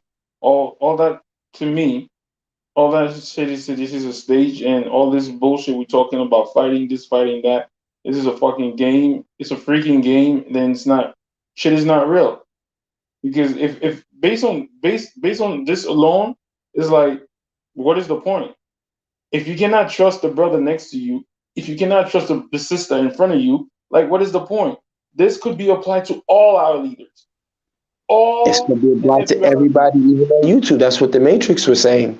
It's not anybody can possibly be an agent. So, bro, if this brother could be considered suspect, like to give him the side eye, anybody. But that's good. We should be giving people the side eye. No, it is not good because now everybody, when you can't trust nobody, nothing is gonna be done. Well, no, we can trust, but we need to verify. That's what the foreigners say, right? That's what the Mizungs say: trust but verify. So Kamala Harris, I want to know your parents. Where are you from? Your daddy died. Okay. We need to be who you grew up around. You know, if Erzuli's is running for president of Haiti, I want to know who your grandparents were. I want to know what neighborhood you grew up on, what street, what high school you went to. Let's start asking those questions. And if there's any discrepancy, you need to say, hey, for 10 years, I, Erzuli, was taken to France, and the French secret society taught me so many things. But I turned against them, and I'm bringing all this information to my people. And there was 50 of us, and we were all taught in a room. Now, they'll probably kill you after you say that. But, you know, that's what we should be doing to vet our people. Because Yano just said something, it's all a lie. If it's all a lie, let it be all a lie. Don't pick and choose what's all a lie. If it's all a lie, let it be all a lie. Meaning that the earth may not be round. We may not be revolving around this. Facts. We don't come from Africa. It might be true. We might be we might be originally from America. So it's not, don't pick and choose and tell me, oh, it's all a lie. If it's all a lie, let it be all a lie. But then, Erzuli, I agree with you on that. However, the lie, when I expose what may be a lie, I give source, credible source, plausible source. Source upon source. Wait, I'm just saying plausible source. Do you know what was that thing called? Sometimes they say they found the link between modern men and the ape. I think it was called the pill, something man. Bro, they created a whole bunch of sources behind him to make sure to tell people that they found the whatever it's called, the pills, the milk. What is it called? But whatever it was called. So dinosaurs. Let it all be a lie. Let it all be a lie. So don't tell me nothing. Sources upon source could be created. So if we're gonna go down, if we're gonna go down the rabbit hole, let's not. When I'm on another show saying this about this indigenous black people, oh no, that's not true. Well, I've never said that. I've never said that. I have said there was a Native American slave trade, but I've pushed back on you to say the evidence as per now, culturally, doesn't show that the sequence of events went according to the evidence that they showed you, because you haven't done I'm not trying to. Most of us have all this that we are talking about right now. The talking points we have, a lot of it, the time we got it from somewhere. So if we want to go down there, all right, I'm down with it. So meaning like, don't tell me shit until I could verify it myself. That's what I'm saying. But that's where plausibility comes in. Whatever we're going off of has to be plausible. And as long as it's plausible to the individual, that's fine. But someone can't just come to me and say, yo, gas them up. Black people are Native Americans. I've said, listen, if you look at Michael Jackson's drummer, right, Sugarfoot, I believe is Native American, just on aesthetics. Just the way he looks. You guys type it in, Sugarfoot Moffett. Right? That's Michael Jackson's drummer. Type in Michael Jackson's drummer, Sugarfoot. Look at a picture of him. He's from New Orleans.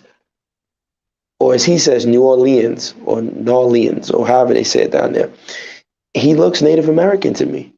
I would not be shocked. The Jacksons look Native American, so I don't know what you're talking about. Listen, I don't know about the Jacksons looking Native American because they don't look African. They very do look African. They have. Oh, Julie, here's what. First off, here's the and I've told you. You got to. The part of the problem is, one, and I'm not talking about you. Americans are some of the thickest brain people, and I don't mean that in a good way. Many of them don't do well in school. No one takes them serious. The people in academics, no one takes American academics serious. Only in the field of applied. Wait. No, I'm telling you the truth. Only in the field of like applied, like engineering and mathematics, where they're, or technology, right? Like Silicon Valley. Most continental philosophers and writers, particularly in Europe, do not take anything that the Americans say with any serious vigor, because they're like, Americans have the dumbest way of reasoning. So for me, when you look at a picture of Michael Jackson in the 70s, go and type in Michael Jackson going to Jamaica, you see him with an afro and a very thick African nose, right? All the brothers had that, but forget the African nose part. The problem I have is it's not a coincidence that these type of narratives are only coming from African Americans, right? You don't really hear people from like Brazil who are Afro-Brazilian saying that. You wouldn't hear Anderson Silva say that. Now, the other guy who just knocked out Izzy, he traces his lineage to the indigenous native people of Brazil, the Indians. He traces himself back to those people. And I wouldn't be shocked if he had a tenth of African in him, but he traces himself back to those people, right? So what I'm saying is they understood that there is not just one typical African look. I have family members, and not just one, numerous family members that are as light or lighter than Jasmine Guy, very light skinned. I mean, super duper light skinned. And then I have some that are extremely dark. Every African is not dark with a big nose and big lips. No. You go to northern Nigeria, they have straight noses. I have a straight nose. People see me, they don't even think I'm from southern Nigeria. They think I'm northern Nigerian. Bro, if you think wait. But what I'm saying is that the problem is that when you say he don't look African, there is no standard African look. And then if there is a so-called standard African look, which is the nose and the hair, Michael Jackson and his brothers, when they were teenagers, all had an African look. They all had an African aesthetic. Bro, I'm just like that's a standard Haitian look. I could look at most if you put 10 people in front of me and there's 3 Haitians in there, I might be able to identify them, because you know why? There's a standard look. I could look and be like, this brother or this sister. That's because of slavery. That's because of slavery. Let me finish, bro. You can't say there's no standard African look. No, there is not, because remember, Erzuli, the genetic diversity. You see, this is what I'm trying to tell you. Again, the only reason why you might, and I disagree with that, the only reason why you might be able to say there's a so-called Haitian look is because of selective breeding. The genetic breeding that happened during slavery, they were mixing this group and that group. They knew who to mix. They were doing animal husbandry on human beings. They were not doing that in Africa until they were brought over here as slaves. So that is why the genetic diversity in Africa has the shortest people in the world and the tallest people in the world. All in the same continent. Africa has fat people. Africa has very skinny people. dark, different hair textures, all over that continent. So there is no standard African look. The people from Somalia don't look like Kenyans. People from Kenya don't look like South Africans. People from South Africa don't look like people from the Congo, who don't look like people from Nigeria. There is no standard African look, who don't look like Berbers. There's genetic diversity unparalleled on that continent alone. There's more genetic diversity in the African continent than the entire world combined, particularly in the Americas because of genetic breeding with slavery. So if there is a Haitian look, it's because of slavery. They were breeding people to how do you think you get a Shaquille O'Neal, a 7-foot dude who has the dexterity of a clumsy ballerina? It's not normal. And I mean that in a good way, a clumsy ballerina. Because a 7-foot dude that big and that strong should not be moving like that. So what I'm trying to say is that if you go down to the South, I've seen, you're going to tell me Deion Sanders looks Native American? What if Deion Sanders look Native American? I'm just saying, you're going to tell me people like Deion Sanders and Emmitt Smith, they look Native American? And Warren Sapp? You're going to tell me Willie D and Scarface from the Ghetto Boys and Jay Prince look Native American? Like at a certain point, the arguments don't add up. Now, there are pockets of black people who were mixed in with the native population. 1000% I agree. There was a Native American slave trade. And I think there are a lot more people who have Native American ancestry than they're giving credit to. I can admit that. But to say every single person, so then what do we say about the Gullah Geechee? What do we say about the Igbo landing? Yo, there's evidence that they say the Igbo landing was fake anyway, but whatever. It might be fake, I don't know. But what do we say about Africa Town in Alabama? Yeah, that's Michael Jackson's drummer. That guy looks, he might look a little African, but he looks very American. Yeah, I'm not going to let you get away with that. That brother, I saw his picture when he was young. He even looked like he could be Michael Jackson's cousin or uncle. They all, if you say he looked Native American, so does the Jacksons. Stop that. If you said this brother could be Michael Jackson's uncle. I've seen the picture. I Googled and saw him young. Tan, can you pull up Michael Jackson, Jamaica, or Jackson 5 Jamaica? Because these guys had African kinky hair. Okay, you said Michael Jackson, Jamaica? Yes. No, Jackson 5 Jamaica. Just put in Jackson 5.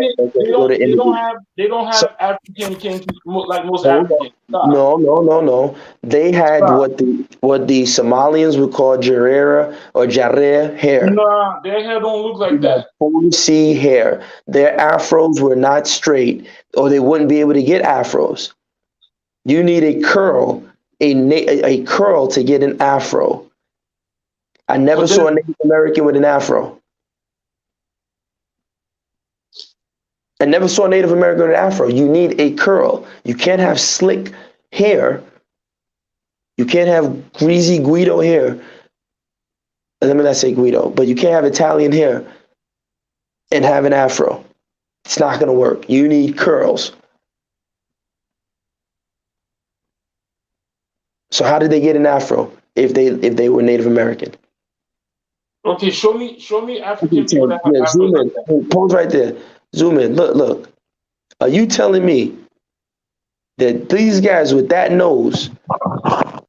Because I can get you some Igbo people. I can show you some Kenyan albums from the 1970s with black people who had that same skin color and afros like that. There's no way you get an afro like that and you're Native American. It's impossible, Urzuli. The reason you keep saying that, because see, guys, this is what I'm saying. You keep equating them to the straight hair Native American. I'm telling you, black people were here first. What I don't understand what you keep saying, that you keep saying they don't look like a Native American that Daniel Boone shows you in the movies, or that Dances with Wolves. I'm not talking about those Native American. I said they were here before. I don't Again, understand. I'm not. No, listen. I agree. I understand you saying that, but for me, for now, until you and if you send it to me, I'm not going to be biased. Until you send me really great evidence, it's not plausible to me. Of course, you're gonna say it's not plausible because you know why? Because I'm gonna say this. All of y'all until the Caucasian man says it. No. We've backed up stuff. The same men that you guys claim are doing this hocus pocus system we're looking at. This whole dream that we're dreaming in. The same person. I promise you, listen, Azuli, I promise you, if you send me something that's plausible, I don't care what source it's from. I'm not waiting for it to be the Caucasian source. I'm saying that as someone who has went to college, right, there is a standard, even though that's a Western standard, I can admit, but there is a standard and a way. That's why they have sources, footnotes, things that I can go and check, things that I can go and reference to. So if you send me credible things, I can say, You just, when we were speaking the other day, you just said that reading and writing is what did you say about reading and writing? It's magic and it's not fundamental to human existence. Okay, so everything that you're saying right now, you got from reading and writing. So if I send you something from an oral tradition, you're gonna tell me, nah, I need reference. But that's the only way this is plausible. Because if you say an oral tradition, I mean, you would have to send me enough oral traditions. It can't just be one. Grandma Sue said, and the truth is, Grandma Sue is probably being, molested by Massa, but she don't want to acknowledge that part because it's painful. So she says she's Native American. Don't forget about the octoroons, right? Because remember, during the creolization process, like in New Orleans, a lot of people who had small drops of Negro blood, because they might not have been able to cross over, the next best thing for them would be to say, yo, I'm Native American. And so they go along with it.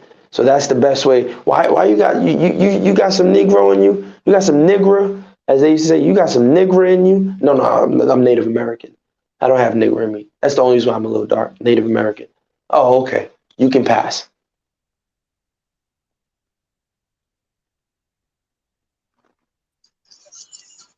What's up? Since gas paused, what's up? See, it was funny. I was just about to leave, so I'm not leaving because Bakari just jumped in, because I know that's what they're gonna say. Always do that. Listen. I didn't know he was there, and this is how you know I didn't know he was there, because the screen I did not know he was in. There's nothing in the back chat for me to have known that he was in. I had no idea, but I need to rest. So no problem. Thank you. I'll be listening. I ain't gonna even be on here long either. I want to ask Azuli. Azuli, you keep saying we get from the white man. Where do you get your information from?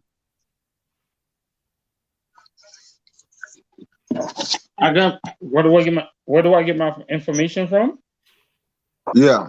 I get my information from the 125th scholars.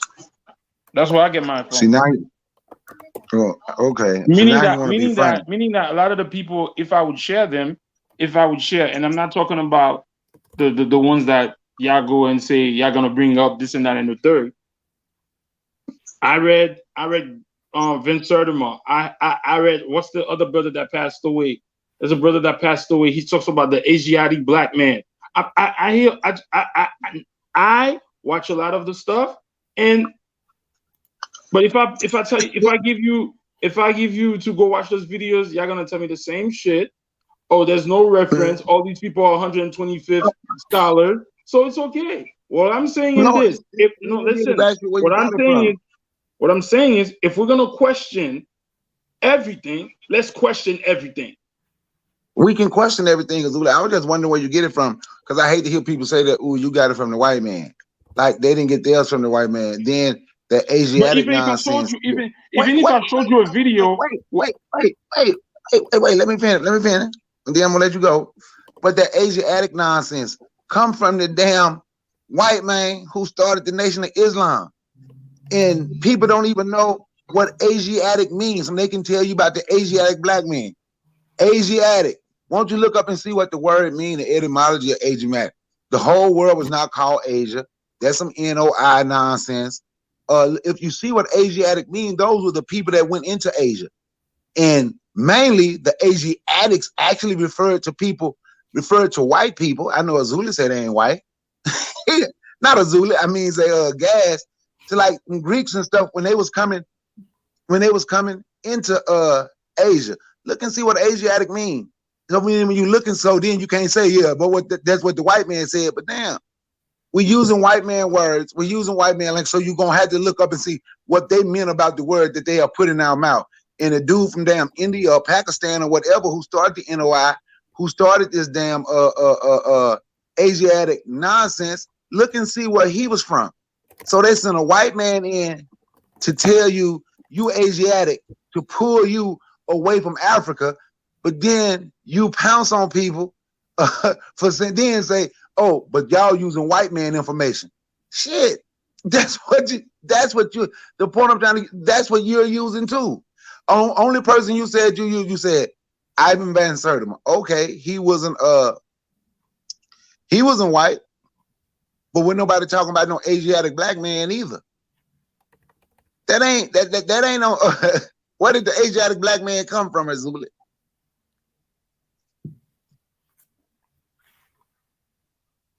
And see, and that's all I'm saying. So, and I don't offer you to. I don't challenge you to a debate.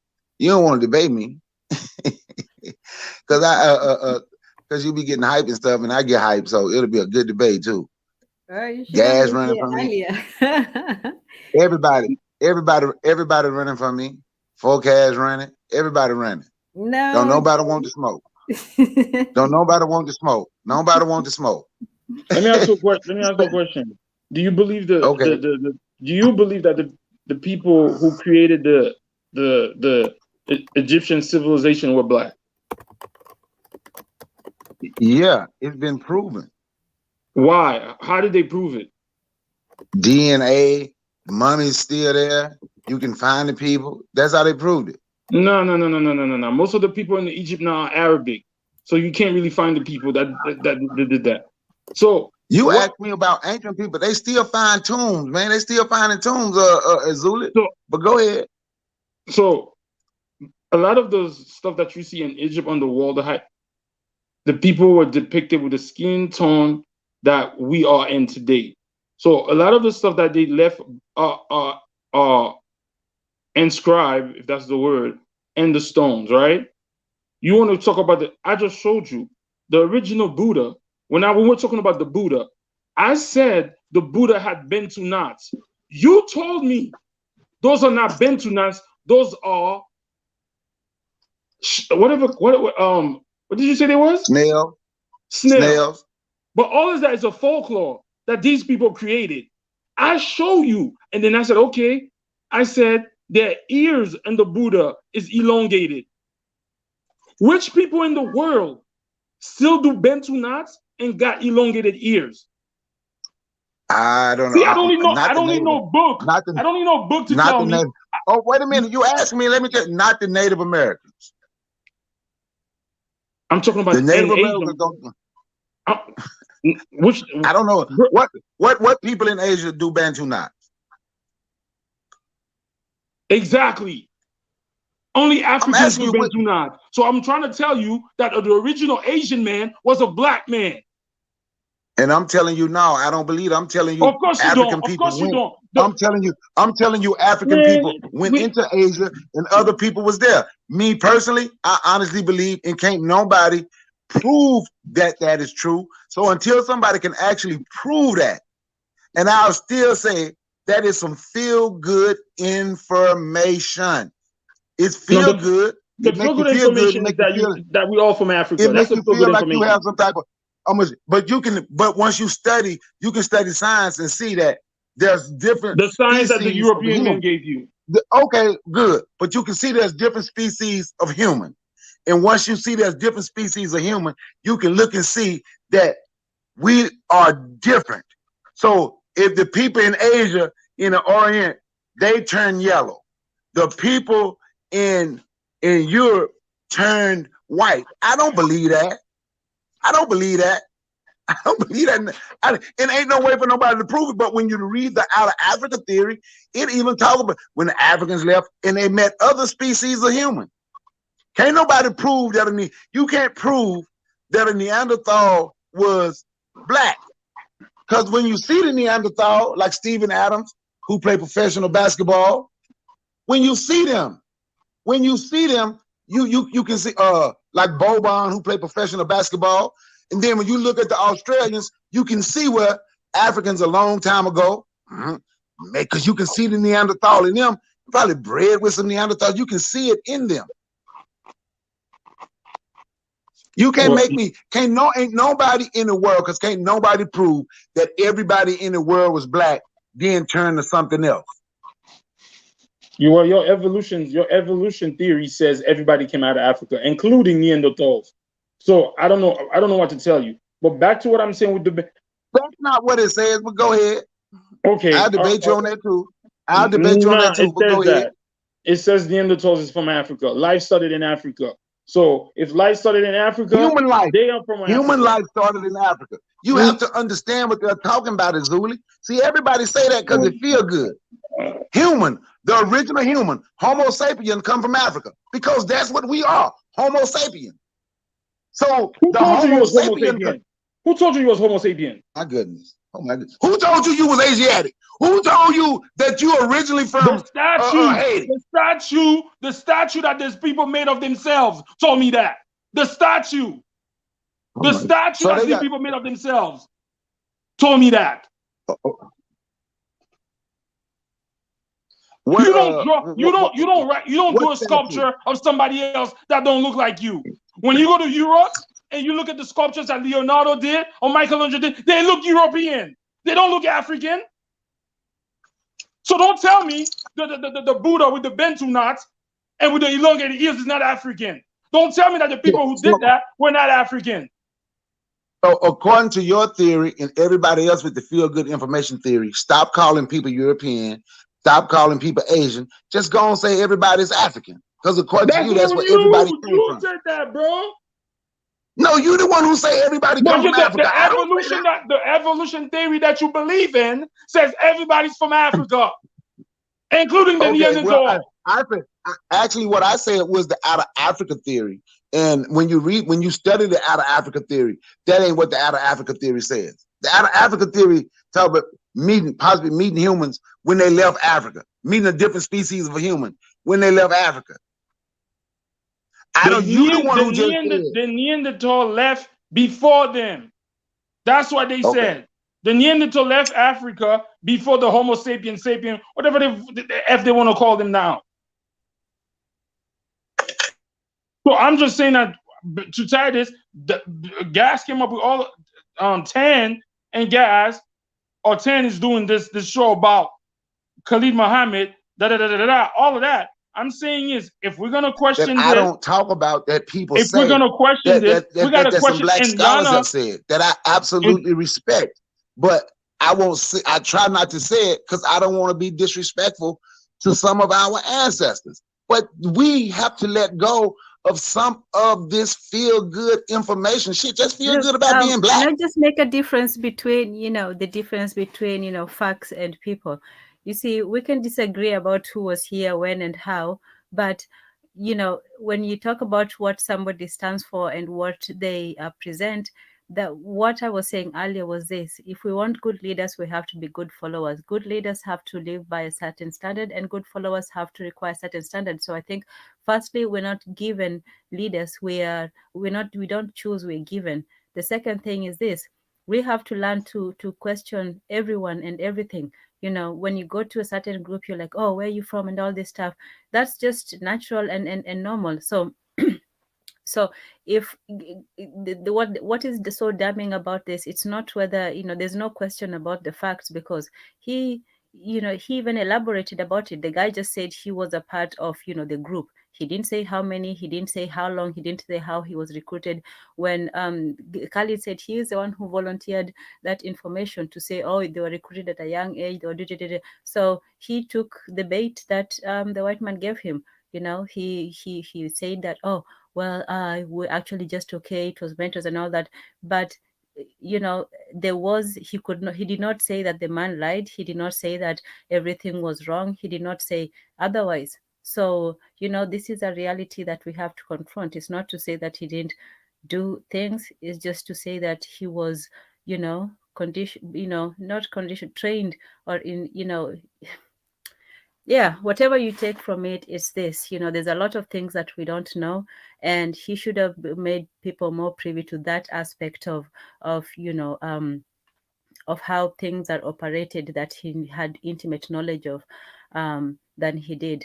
You know, that would have served people a lot more. It would have exposed a lot of, you know, things that would have been, you know, far more closer to what was going on, and he knew about, because he was close to the, you know, to the seat of power. You know, he was closer than everyone else. So if he comes back, he should come back with some tangible information or something that you can use, not just, you know, emotional, but something, you know, with a plan. You know, the whole time he was there for a long time. It sounds like he was there for a long time. He had access to, you know, a lot of resources. Harvard and Yale don't just let anybody in, not even regular white people. You know, for you to be chosen and taken and put in such, and not just have, he went to two highest white organizations, educational, like this is not some guy who was just taken to junior college or something. You know, he says he was isolated, and that's also another thing. Like, why was he isolated? What was this program? Like, the more he talked about it, the more mysterious this whole thing sounded. Like, and then what was so special about, you know, the number 29? It's just so strange. These are the sort of things that people need to talk about. They need to give details and write all kinds of expose on things. Don't, you know, let somebody else show you off in the things that you're supposed to be an expert in. You know, that's all I'm saying. Yeah. I'm gonna say this, right? Somebody be messing with gas about it. I just be messing with it when I say this. You always studying white folk. I just become, but you know something? If you really want to know white folk, study white folk. I studied black folks. I still do. But I also started studying white folk. I let white folk talk about their history too. I even let them show me their history. And some of the stuff that I say and some of the stuff that I believe was right, and some of the stuff that we've been taught by following them and seeing what they say about themselves was not was information for the time. And today in the 21st century, it's just feel good information. When you look at when you look at when you study them. And I heard somebody say the original Vikings were black. Come on, man. But if you study Viking history, Vikings didn't mind telling you that they had African kings and African queens of their tribe. Wasn't a lot of Africans over there, but it was some Africans over there.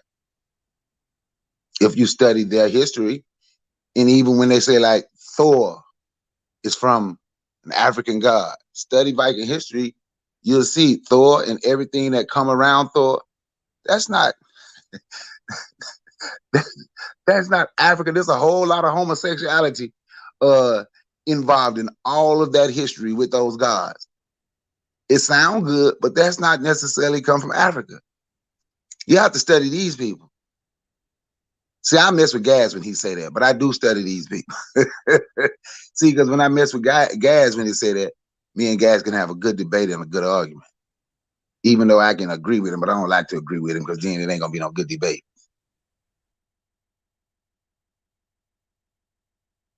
Well, at the end of the day, the whole thing I was saying is that if we bring this up, hey, if we wanna put Khalid up for, hey, who are you? Where you come from? Where is that?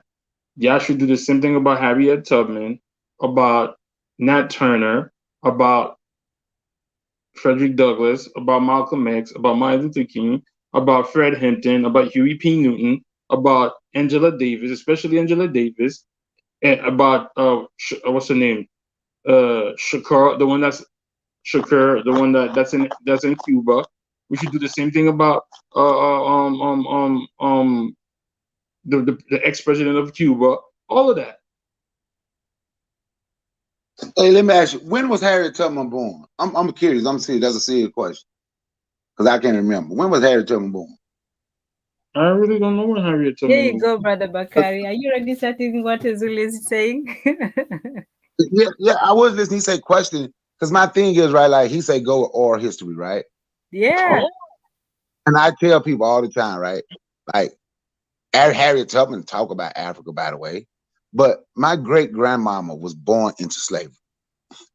Matter of fact, my great grandparents. My great grandmama was born into slavery in Mobile, Alabama. So if we gonna go by oral history, right? Let's stick with oral history. We go by oral history. Come from Africa. If we going by oral history, my great grandma was born in 1853.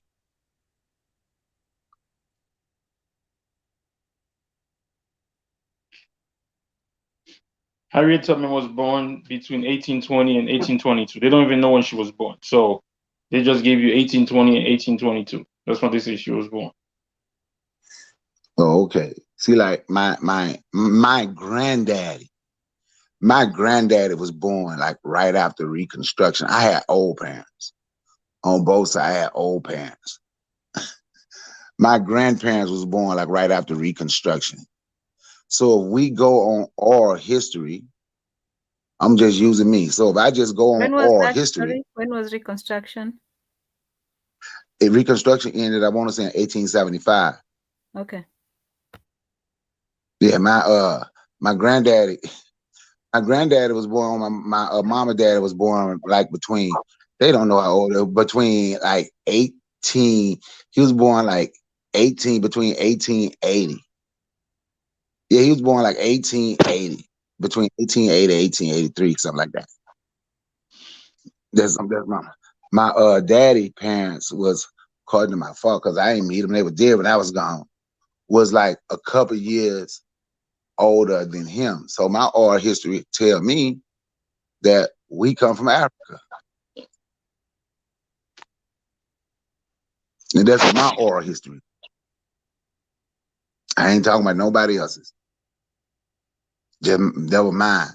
That's what mine say, my oral history. But we can see the foods that we love, the way we do, just certain things, the drums. It's just certain things that we do. Some of our culture, even the way we talk and say certain words, even how loud we are. See, Azuli, you see how loud you are? You ever heard of African, especially West African, talking on the telephone? Don't care where he is.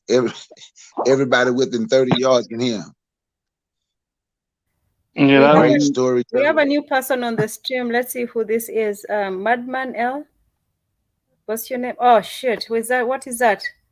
Oh God. Okay. Oh. Okay. I don't know what somebody did, but they came in and just started doing weird stuff. Okay, we're not going to let anybody on until we know who they are. So yeah. Sorry about that. Continue. But negativity gone. I wanted to ask you though, Brad Bakari and Ezuli, do you have a version of a stringed instrument, like a banjo-like instrument? Do we have like a banjo instrument? What do you mean? Here? Well, whatever. Have you seen, do you play like a banjo or a string instrument in your culture? I don't know. They play the guitar and they play different string instrument, yeah. But not like a banjo? The guitar. Okay. They play mostly guitar. Okay, I was reading of something about the banjo, so yeah, maybe not. But yeah, go ahead, Brother Bakari.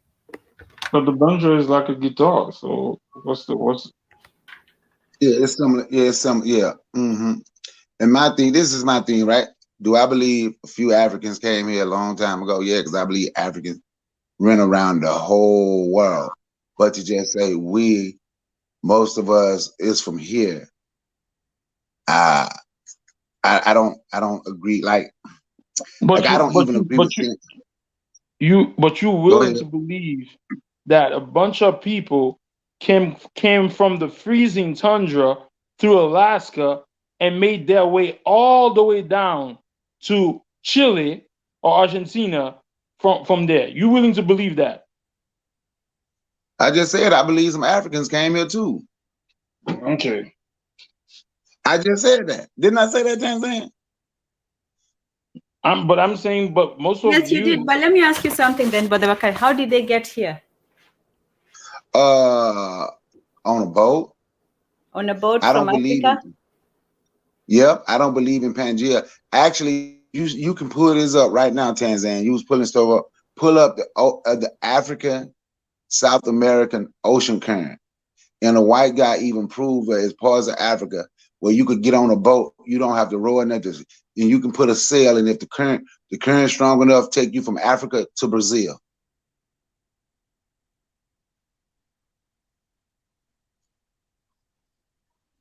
But most of you think it's easier to walk from the cold area. South America current?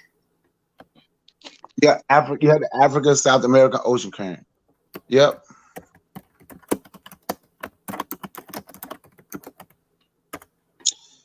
No, it's not the fact. See, you saying they came through Alaska. What you got? The Alaska and Russia basically touch, man. So they were already basically there anyway. Look and see how close Alaska is to Russia. They were already basically there. They didn't have to do a whole lot of walk. No, it's not that they was there. During those time, Alaska and them shits was freezing as shit. It wasn't even it was freezing as shit. So how come people don't make that way? Oh my God. Okay.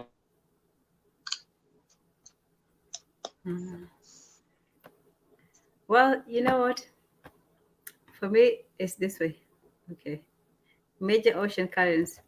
But what were you saying, Brother Bakari? He's with Benguela, I guess. What were you saying about the currents? Antarctic. The current, you could get on a boat. I said, a white guy, you could get on a boat. This white guy did it in like the 70s or 80s. And it'll take you from part of Africa to Brazil. And then you wait till the current go the other way, and it'll take you from Brazil back to Africa.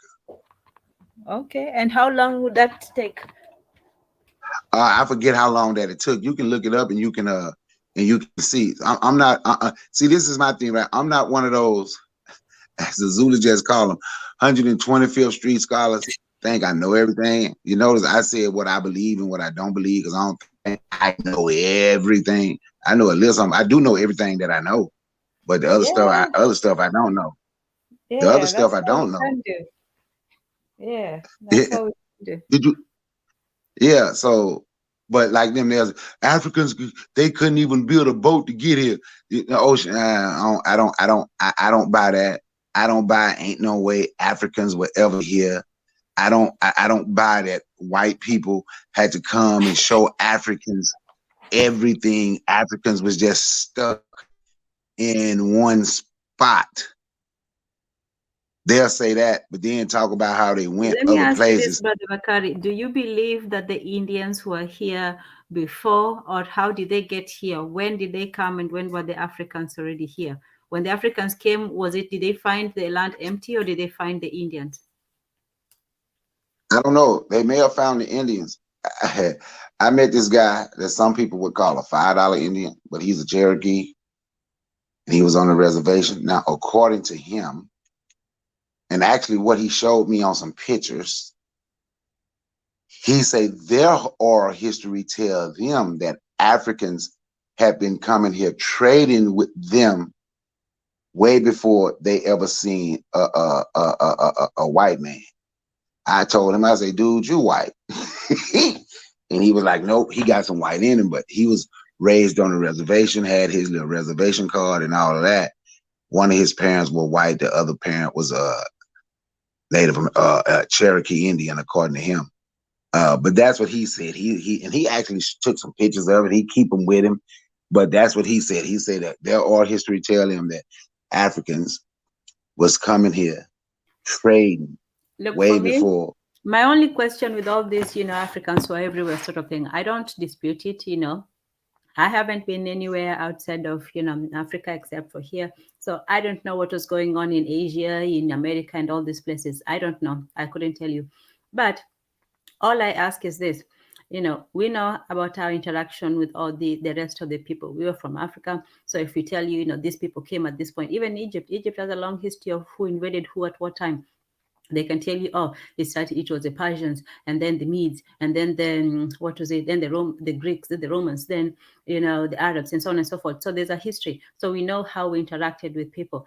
What I ask is, all these places where there were all these people, were they there before? Were they there after? Were they replaced? Did they intermarry? Did they mix? When did these people come? Because we cannot deny that even if we say, okay, Africans are first here, we cannot deny that there was also a group of Native Americans who came here who looked very different from the Africans. So when did they come? Who came here first? And if they came first, how did the Africans interact with them? What did the Africans have? Because we see so many of these Native American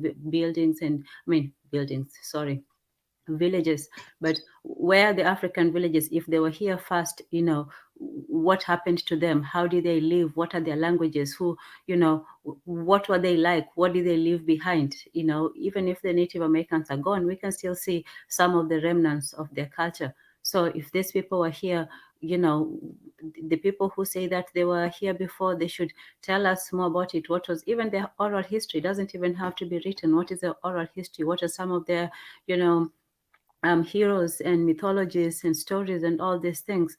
If when you say something, we have to know more about it. So, and also with the interaction with other people. This was not just their land. If they say they were here before the Chinese, then when did the Chinese come? At least in Africa, we can tell you when the white man came, when the Arab came, when all these other people came. So if you were here before, what was your interaction with them? Did they take you over? Because even with the Buddha statues, yeah, they are there, or are they the negritos? Because there are still, black-looking people, dark-looking people in these other areas. Are they those? And then if they're those, then you should go connect with them, because they still exist, like very, they call them negritos in the Pacific Islands and all these other places. So maybe you're closer related to them than you are to Africa. We can't deny that we know everything in the world.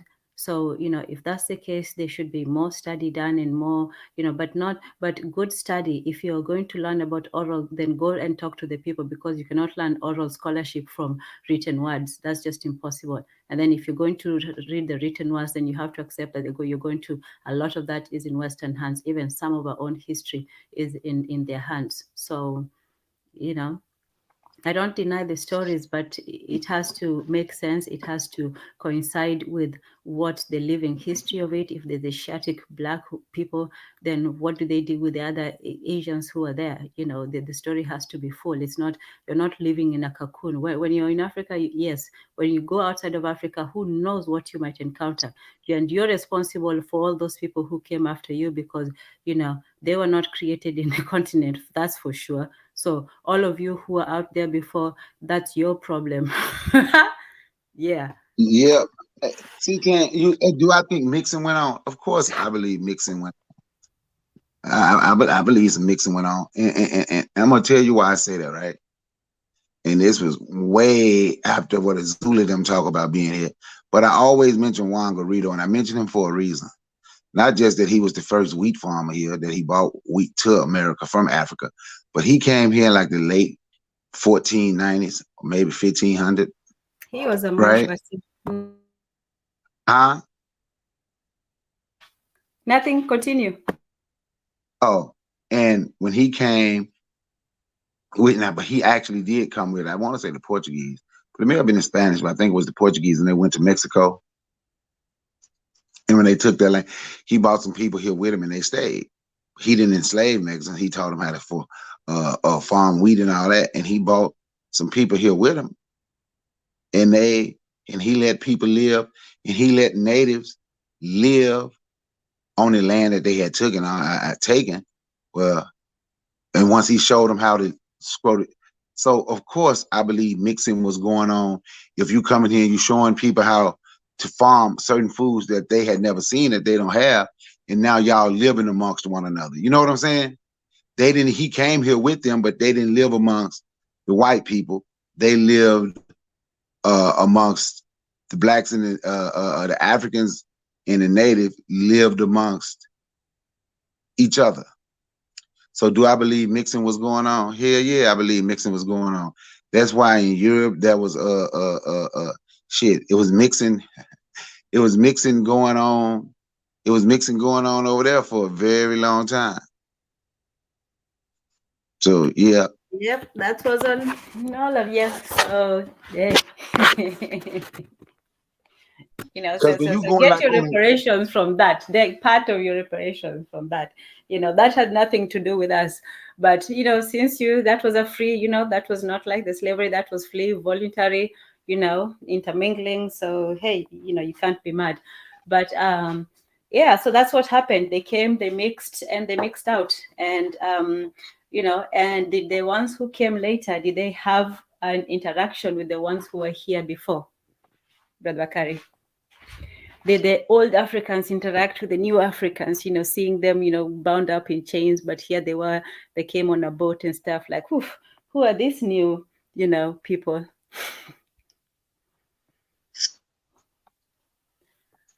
Yep. What'd you say? Do I think a state?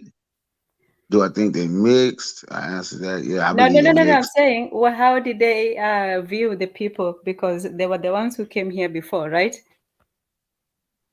Oh, you talking about the well, according to some writings, they say when some slave ships came and some of the slaves was able to run away, they were able to find some people. No, not the slaves. We're talking about the ones who were here before, who came by boat voluntarily all the way from Africa and just came and settled in here, right?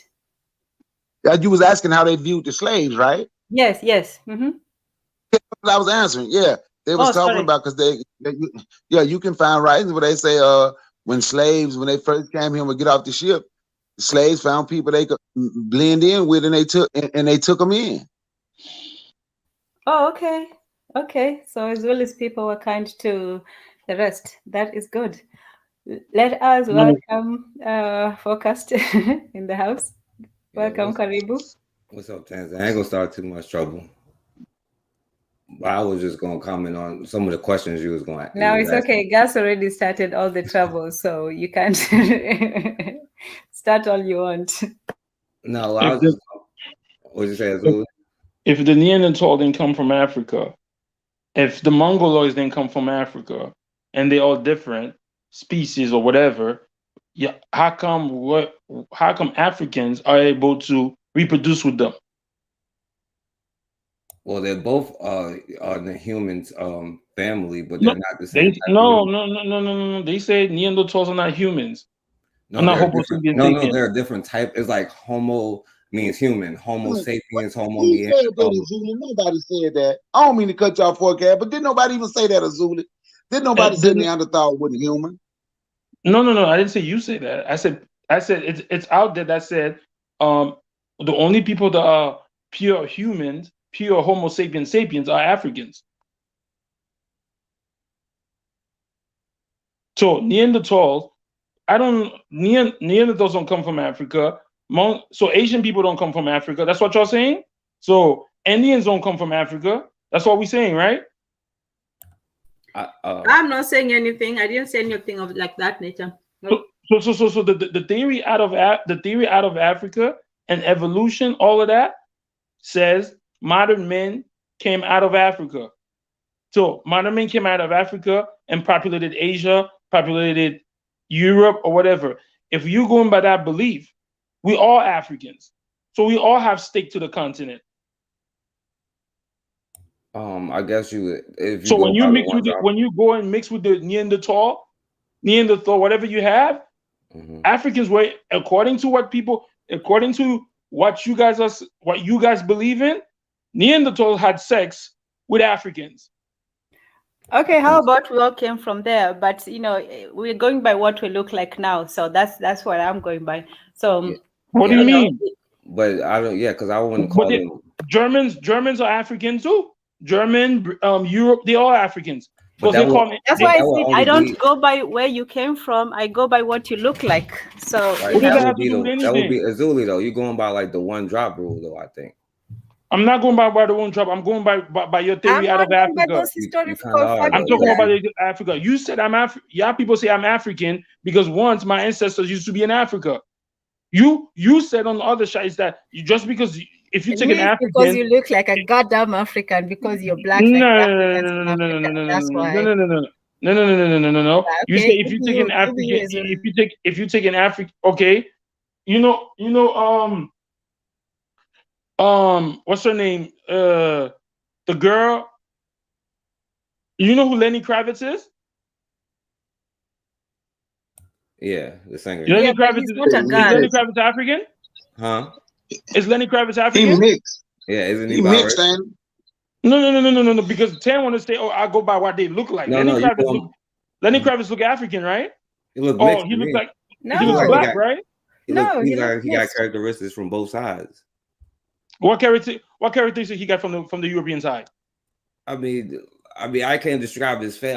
But he don't look like a full black man. You know what I'm saying? You're lying. Maybe you don't know who Lenny Kravitz is. Lenny Kravitz. If nobody tells you that he was mixed, you could say that's a light-skinned brother. No, I don't know. Yeah, I don't know. I would know. You go by the one drop. But I would. So what you're saying to about? Now it matters how you look like. But the evolution theory, the theory out of Africa. Yeah. Okay. Yeah, I mean, he was like Lenny Kravitz was in the Hunger Games and stuff. Like it's like not like we don't know who he is, bro. Like, and he has black features. You know what I'm saying? I think that's the issue because you started it by saying, when they went out there and mixed. You know what I'm saying? Like that was your whole premise, saying, well, not in your premise, but the premise you was defining. You know what I'm saying? I don't think everybody is saying that mixed people are the same thing. You know what I'm saying? They don't go by the one drop rule. I don't think. But I don't know, like, the whole conversation with the Africans. So I don't know, like, I'm kind of jumping in the middle. I just heard the questions Tanzan was asking. So I don't really know the whole conversation about the African part, which I was talking about. No. We're talking about Dr. Khalid Muhammad and his involvement in the Ford Foundation. Brother Wanahaguziki was supposed to come on 30 minutes ago, but he hasn't yet. But we saw a video earlier about, the Ford Foundation and so on. So, Brother Bakari, did you catch some of that? No, I heard y'all talking about Khalid, but I didn't know what y'all was saying about Khalid Muhammad. Ezole, do you want to give your summary take on it? They said, according to the video, they said Khalid Muhammad was a plant. Khalid Muhammad was a control opposition because when he was younger, he was groomed by the Ford Foundation. He went to Harvard, and nobody knows where he comes from. The dude in there was saying that Khalid Muhammad is bought and paid for. That's what he was saying. And when Khalid Muhammad came on, Khalid Muhammad said, yes, I was part of the Ford Foundation. Yes, I went to Harvard, or people paid for me to go to Harvard. He didn't deny that. He didn't deny or whatever. So the whole premise of the show is like, who is this man? Why were you groomed? Because Khalid Muhammad said there was like 29 smart kids that the Ford Foundation took under their arm and raised and gave money to and stuff like that. So people were saying the white guy in the video was calling Khalid Muhammad an agent. And so what did he do for them though? Like, how was he what does his agent, being an agent, produce for the Ford Foundation? What do you think? Like, what is the motivation for, His motivation, he's a control opposition. That's what he is. He's just here to speak rhetorics, to speak good feeling speech and stuff like that, and keep people saying, yeah, tell him, brother, yeah, and nothing changes. That's what he was there for. Okay, so you think like and I'm not saying, I'm just asking you, like, so you think like some of the organizations he created, like, when he left, that was control opposition and not necessarily you know, there could be gathering of people and inspiring people to do stuff, but it's still controlled. Yeah, that's what I think that's what the guy was saying. Yeah. Yo, 10 play the stuff for them for them so they could hear it. Okay, 1 second. Let me play it. I'm looking it up right now.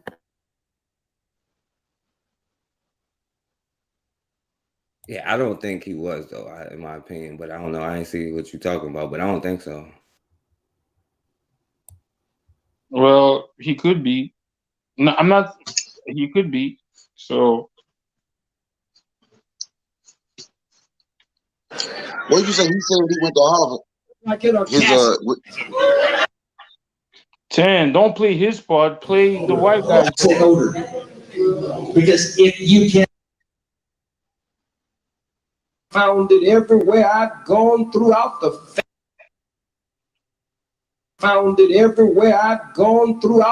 face of the planet Earth, 196,940,000. Was Willie Mandela, a true revolutionary? He tried and laying down in caskets and stuff. That ain't my thing. Movement in the Nation of Islam, and following him, my spiritual father, the Honorable Minister Louis Farrakhan, and by God's grace and by God's permission, and with nothing to do with Anthony Play Hilder, the white guy's part, the not Honorable his Minister. part. 10. Play the white dude's part. Why are you playing Khalid's part? I thought you said you wanted to hear because it's the part that he addresses. I'm talking about for Bukhari and Forecast. They say they didn't see the part where the white guy was saying he was an agent. Okay, hold on. Okay, white dude's part 28. Nope. 27.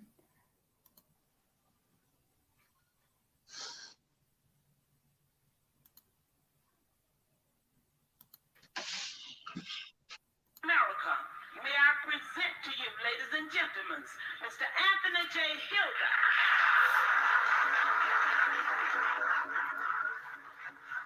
Hilder. Was them black folks introducing him? Yeah, it was a debate. It was a debate between them. Oh, okay.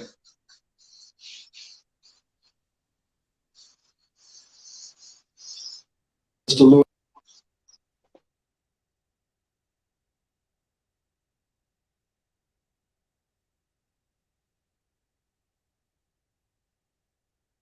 So the guy was saying that everybody's championing Khalid, but Khalid is bought and paid for by the same people that everybody's fighting against. So that's what was being said. Yeah, I kind of expect him to say that though. Like, you know, No, he didn't. He didn't just say it. He provided evidence and everything throughout Khalid's life. You know, a white dude told Bukhari that I was a snake to him. You know what I'm saying? You know, maybe I can call what Khalid did, because I know I love Idi Amin. I know y'all don't, but I do. Maybe I call that the Idi Amin effect then. Khalid came in one way, but started doing something else. I can't talk about what he did when he was young, but I know when he was grown, I know what he was about. Get you away from Khalid, make you look at Khalid. Then that way you'll stop looking at the real, you'll stop looking at the ones that really stabbing you in your back. That's my take on it. But go ahead. I want to hear him talk though. I want to hear the white boy. Yeah, I can't really say without watching him, but you know. Louis Farrakhan chose me to be third in that line behind him and Malcolm. Yes, it is true. I have been to Mecca all of those times. And it is also true. I did not find what Malcolm found. I have been 7 times. And I found racism among the white Arabs in Mecca so thick until you could cut it with a damn knife. I found ghettos in Mecca. I found that no matter where I went in the world, I found that Reserve Bank of their nation to work for their government. Change things around. I take a look at the statement, and this is by Dr. Bertrand Russell. And this is the title of one of our tapes called Mega Murder, the Final Solution to Genetic.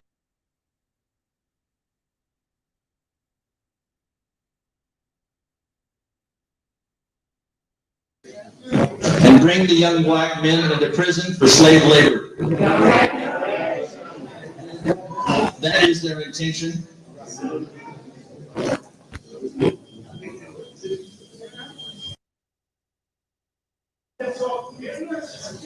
Khalid and I both were shot by black men, but that does not make the black man the enemy.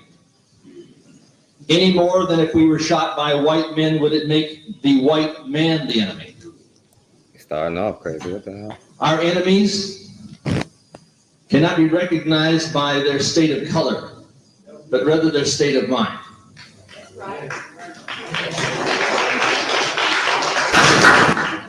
All black men do not think alike, any more than white men think alike. We are all different. God, in his divine plan, has made us individuals. We have the right of freedom in this country. And I would like to see it flourish rather than die. Never in the annals of human history has so few done so much so often to take so much and hurt so many as the warlords of Washington and Wall Street. There isn't anything that you have or ever had or ever hope to have that they're not planning on taking away. They want it all. And they intend to get it all. Khalid says, oh, what's wrong with the video? Is there a problem? Hello? No, it's playing good. I can hear it fine. Oh, okay. All right. He was asking in the comments, can you hear properly? Let me see, maybe it's the sound.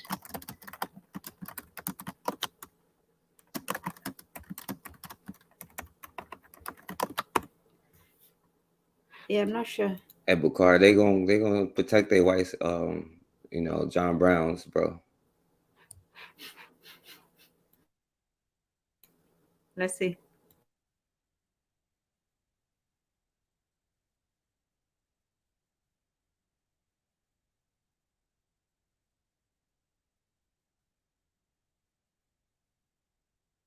says that the white man. Cracker's an actor. He got up here from somebody.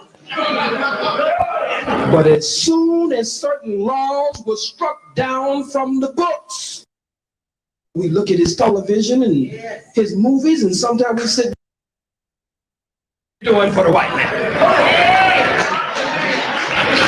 That's what he calls us, niggas. Or he used the N. Shoot straight.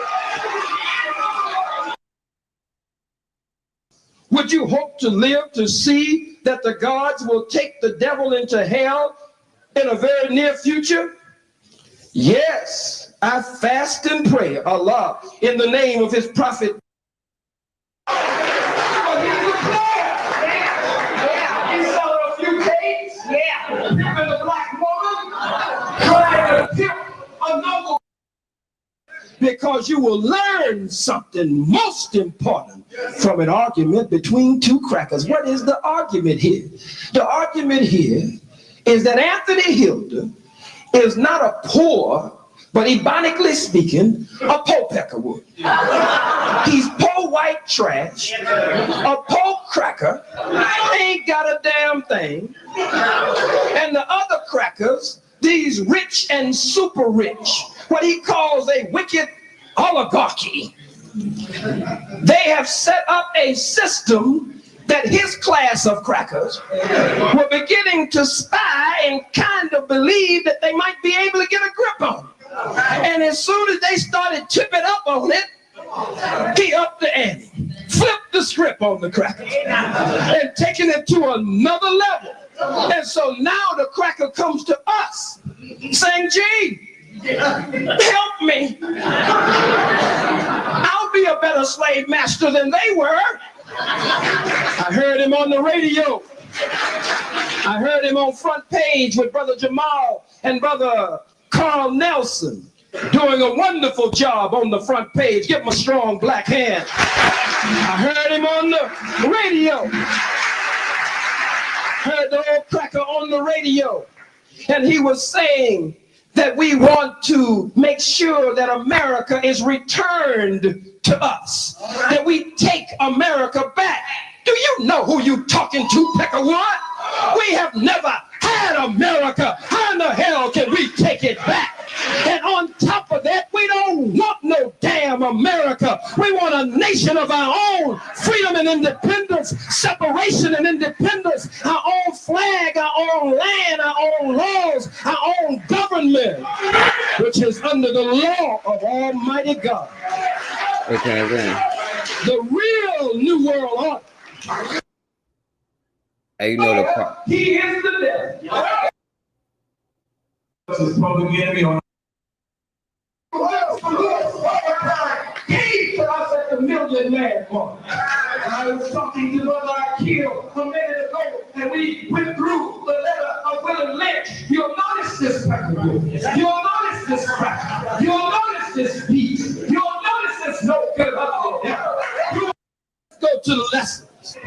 Supreme wisdom. We need the complete destruction of the damn church just for showing. And as soon as they started tipping up on it, he upped the ante, flipped the script on it. Well, I can't get to the part where he was talking about, you know, his time in there. So I'll try to find it. But I will, I'm going to post the video so everybody can have, you know, we can have another discussion about it later. You know, we can talk about it later because, you know,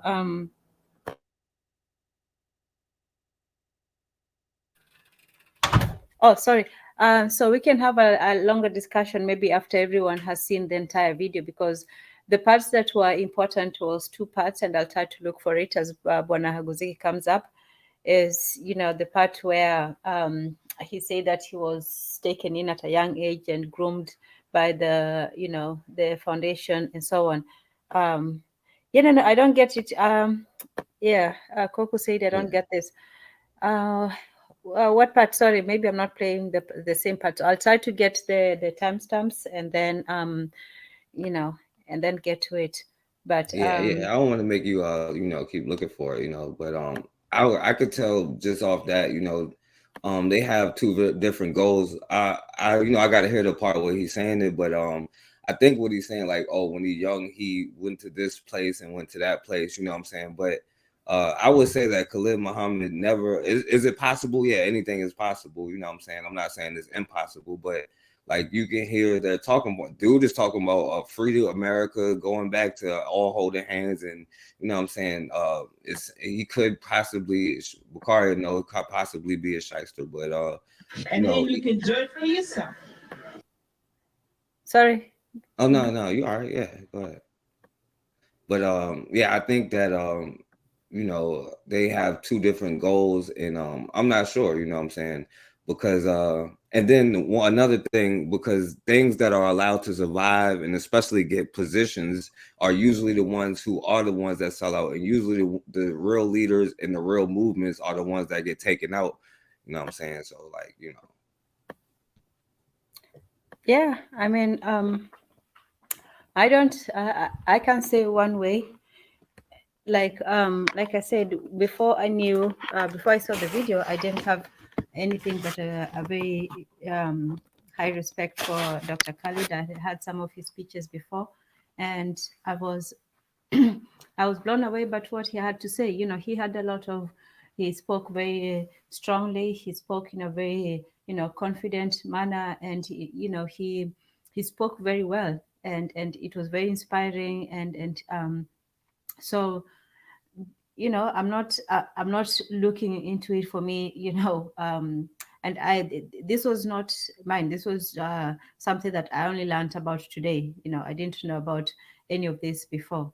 So it surprised me, especially the connections with the Harvard and Yale, and so I'll try to get it. So maybe, and everybody can have a different take on things. It's not to say, it just surprised me, that's all. And I'm still sort of adjusting my Yeah, but I'm sorry, I'm sorry. No, go ahead. No, I'm saying, don't you find it like curious though? Like, it's always like the powerful black leaders that they find a way to get you to, and they speak. That's what they do. They speak confidently and all of this. Like, yeah, this is multiple universes, and I know this because I'm a white dude, and then we take it like yeah, he is speaking confidently, quote unquote. But like, I think that same thing, because there are a lot of people. There was a dude in the early 2000s who had a book about trying to tear down Harriet Tubman, and now you see, I heard Azuli say she wasn't real. I heard other people talk about she was a British spy and all of that stuff because some white dude said it. You know what I'm saying? But they don't even argue the same arguments that they argue, because they don't say that she's not real or none of this stuff. They just say that she wasn't as great as we think they were.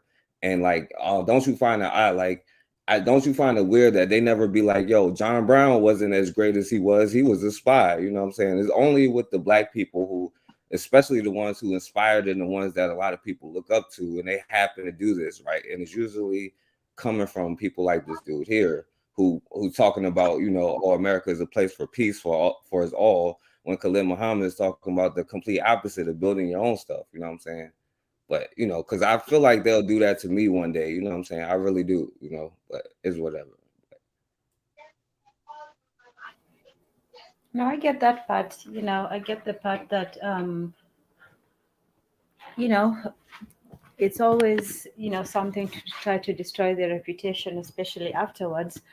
And for me, what I was saying was this, that we need to examine every single person that we put up there. When we put somebody on a pedestal or to represent, that we should know what they are about, and where they stand and where they've been. That's not an unfair thing to ask of anyone. But let's welcome Bwana Haguziki.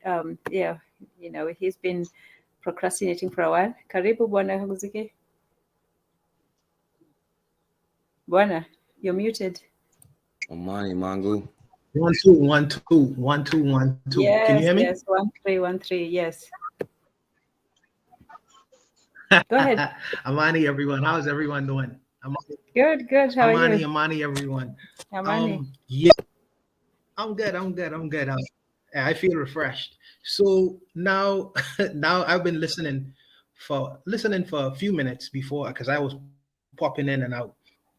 But I just wanted to clarify some things. Because sometimes things are said, and I know we have a divergence of political opinions. So I hear some of the brothers, I will call them, I hear gas them up, knocking out a Gavi once again, and knocking out a Khalid Muhammad, which is fine. Listen, during the life of Gavi had a lot of critics. In fact, many Caribbean people and African Americans, they work to undermine his organization. So of course he's gonna have criticisms. When you are trying to undermine pan-Europeanism, in particular in America, you're gonna have people fight you. They're gonna fight you, regardless of the fact. They're gonna look out against you. So I have no problem with my so-called heroes or people who I respect. I will put it there. Get expected. I have no problem with it. I am fine with it. But I would like you to do one thing for me. A time, since this is an educational show and everybody putting things up on the board, I'm not hiding information and I'm running away from facts. Okay, so I want you to type in Ford Foundation for Wikipedia. Type in Ford Foundation on Wikipedia. Can you hear me? Yes, sorry, I was typing. Hold on one second. Sure. Yes, sure. Tan can't talk and say okay at the same time. She got to type. Then she gonna say okay. Brother Bakari, you good? Yeah, I'm good, man. How about you? Oh, I'm good, man. Hey, respect the forecast. What's the science forecast? What's the science? Peace and knowledge, God. Yes. So, okay, so now look up under mission. Go down and look up under mission.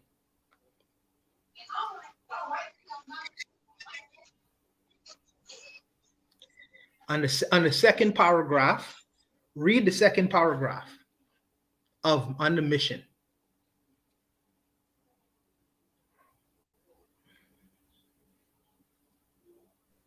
Okay, sorry, I was trying to unmute.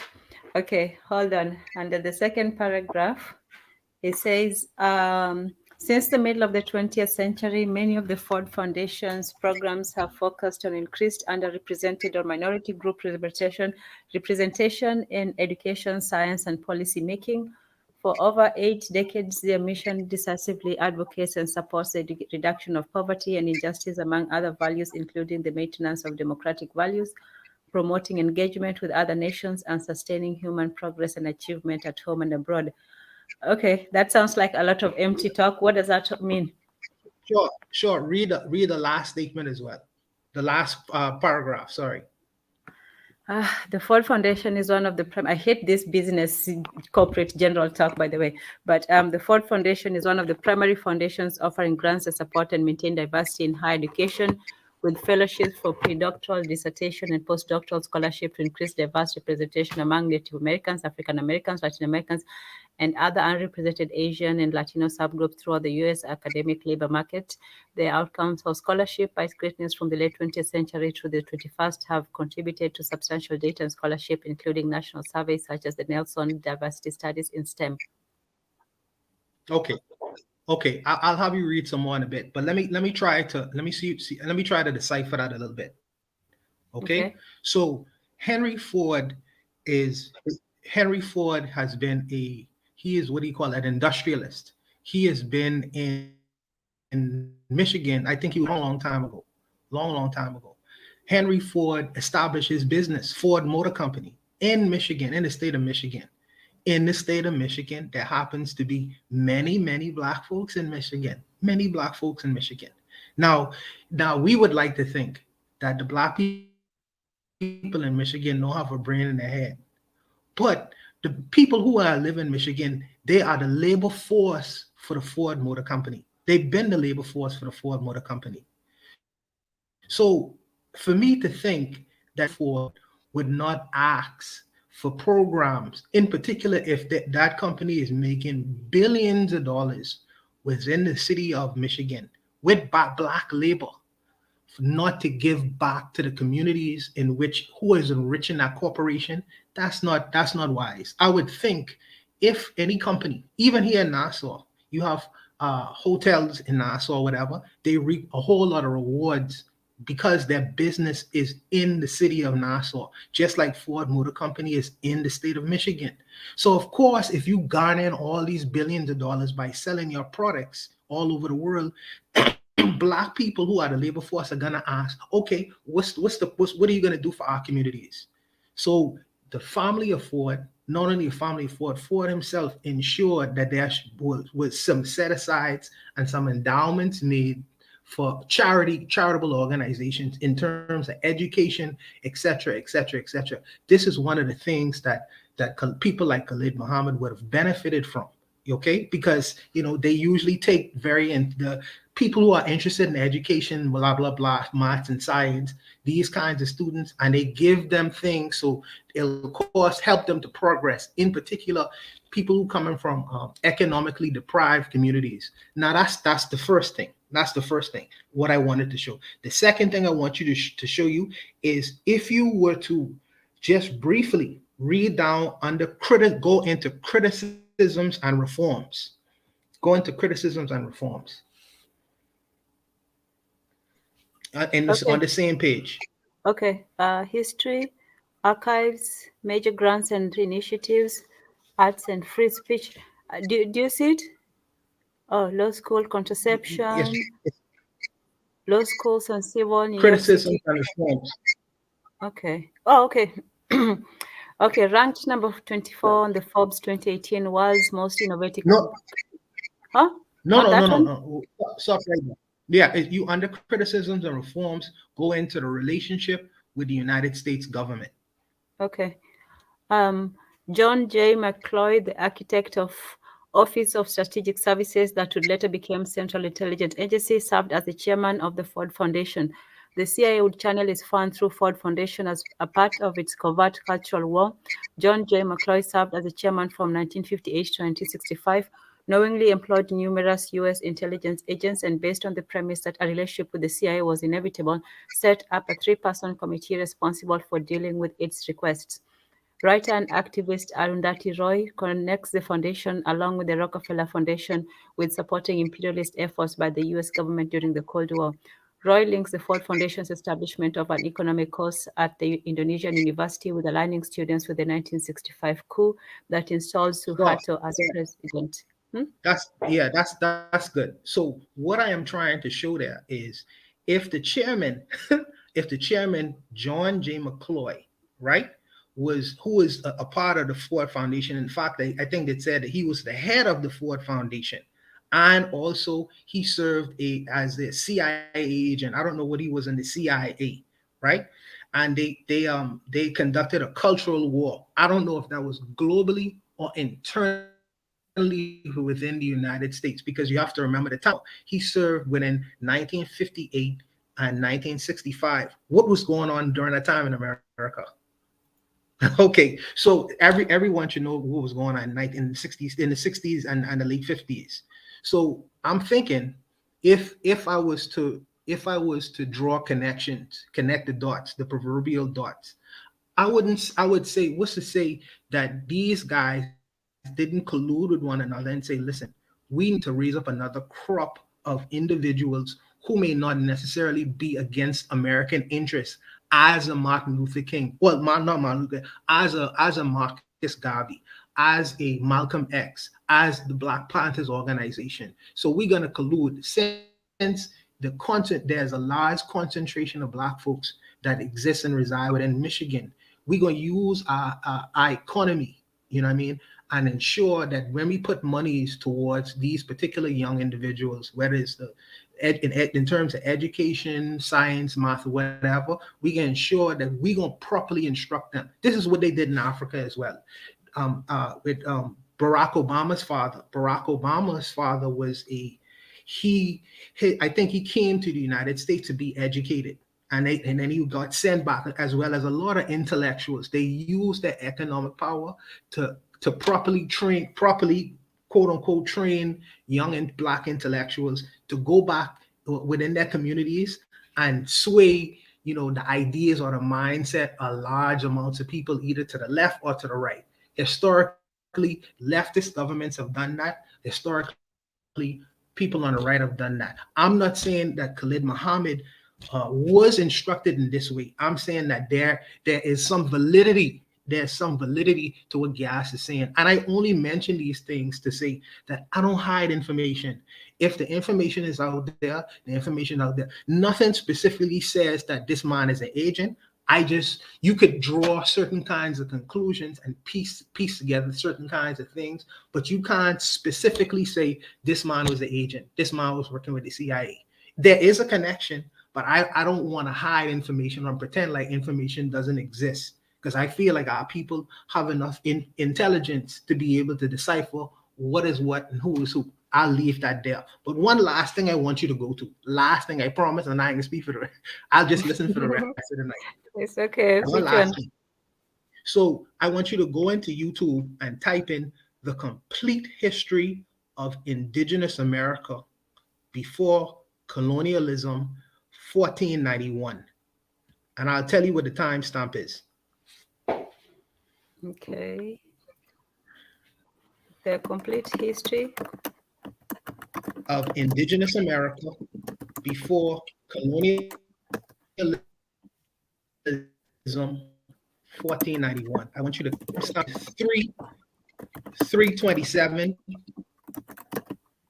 to 431. Okay, you see it there? That one? Yes, the timestamp is 327 to 431. Okay. Within the next 12 months. History Hit Network. We are the first peoples of the Americas. We have been here from the beginning. Our ancestors navigated by the wind and stars, crossing vast oceans and mountain ranges, searching for new lands. Over thousands of years, our ancestors became astronomers and architects, philosophers and scientists, artists and inventors. We created distinct societies and built vast trade systems that covered 2 continents. In 1492, our world was changed forever. Remember, but we did not disappear. What? Time. Yes. Do you have a particular place? I know it's, I look, it's 3. I saw it's 3 hours. Do you want a particular timestamp? Bwana Guzeki?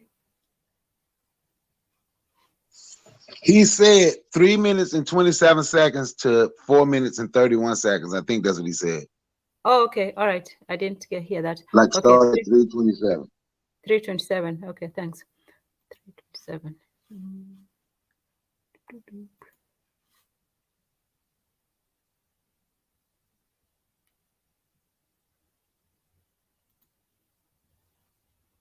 Nope, hold on.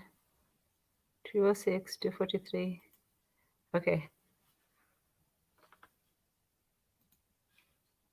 Generation to generation for thousands of years, creation stories form a powerful part of each nation's identity and our sense of who we are as a people.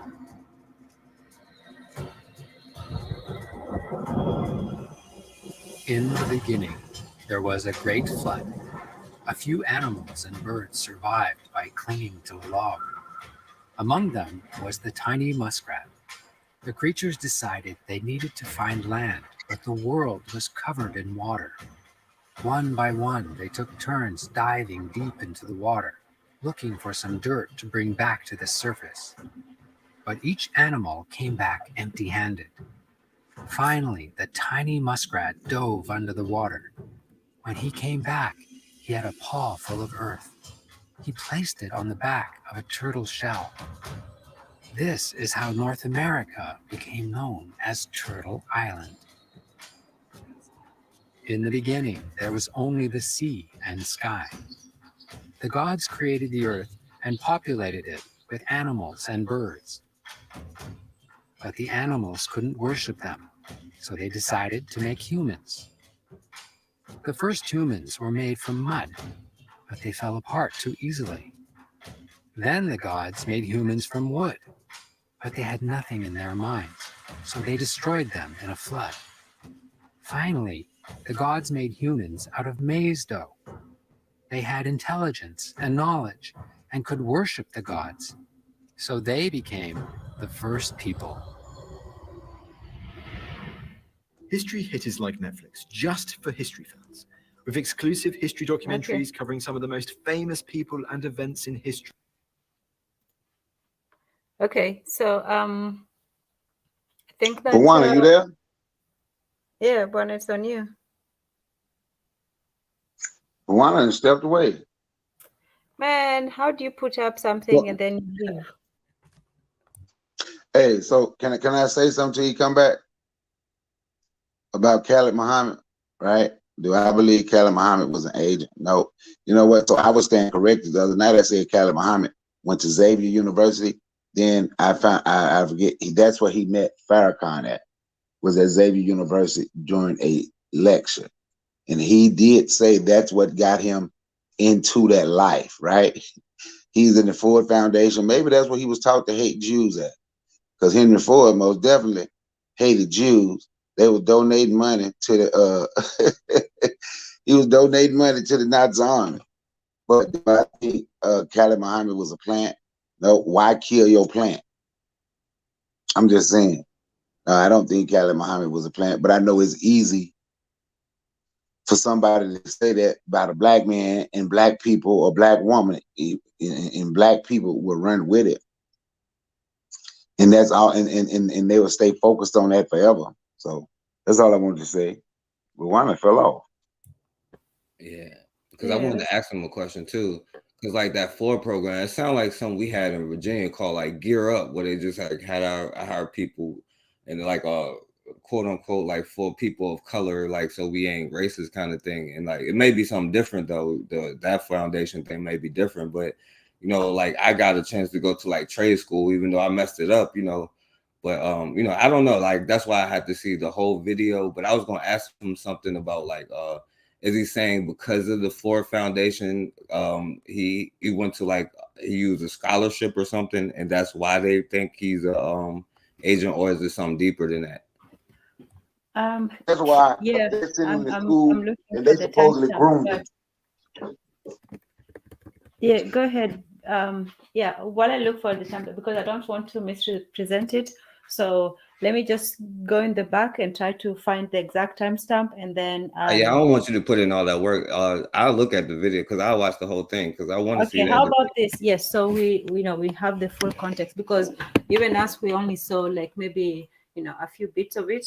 Obviously it's a long video, it's like 3 hours long. So what I'll do is I'll post it both in the back chat and also just email it or share it with anybody who was. My email is tanza1963@gmail. So just I'll put it in the back chat for you, and then everybody else. It's in the description anyway. It's this video right here. Right.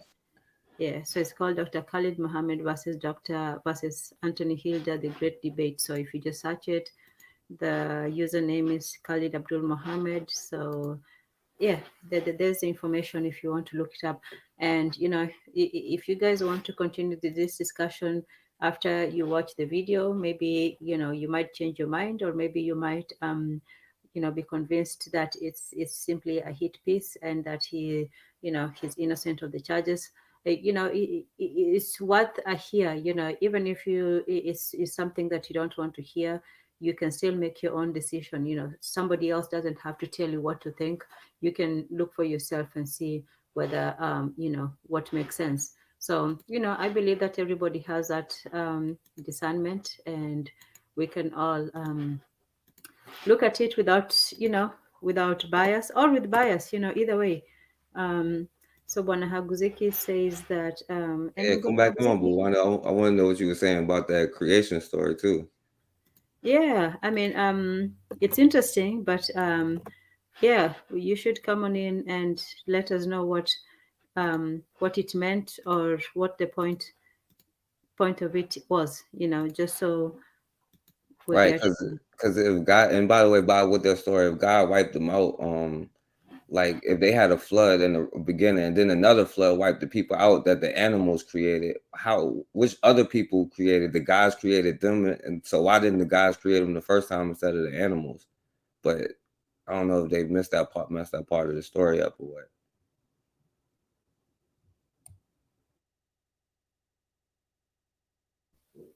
Yeah, okay. But I was gonna answer the questions too that you was asking about the Native Americans, like and black people coming over here. I heard some people say that, I don't go back to the ancient stuff, so I ain't no expert on that, but they be like, oh yeah, Egyptians and stuff like that came here. But I do know like Mali, people from Mali, they was supposed to have come here, you know what I'm saying? and even Columbus, he's a white dude, so you can like say is a white source. You know what I'm saying? They documented hearing about them trading with them kind of people, and it works out to what they had in the Mali Empire, and they had ships and all of that stuff. So, I mean, that's just one group, for example, you know, but.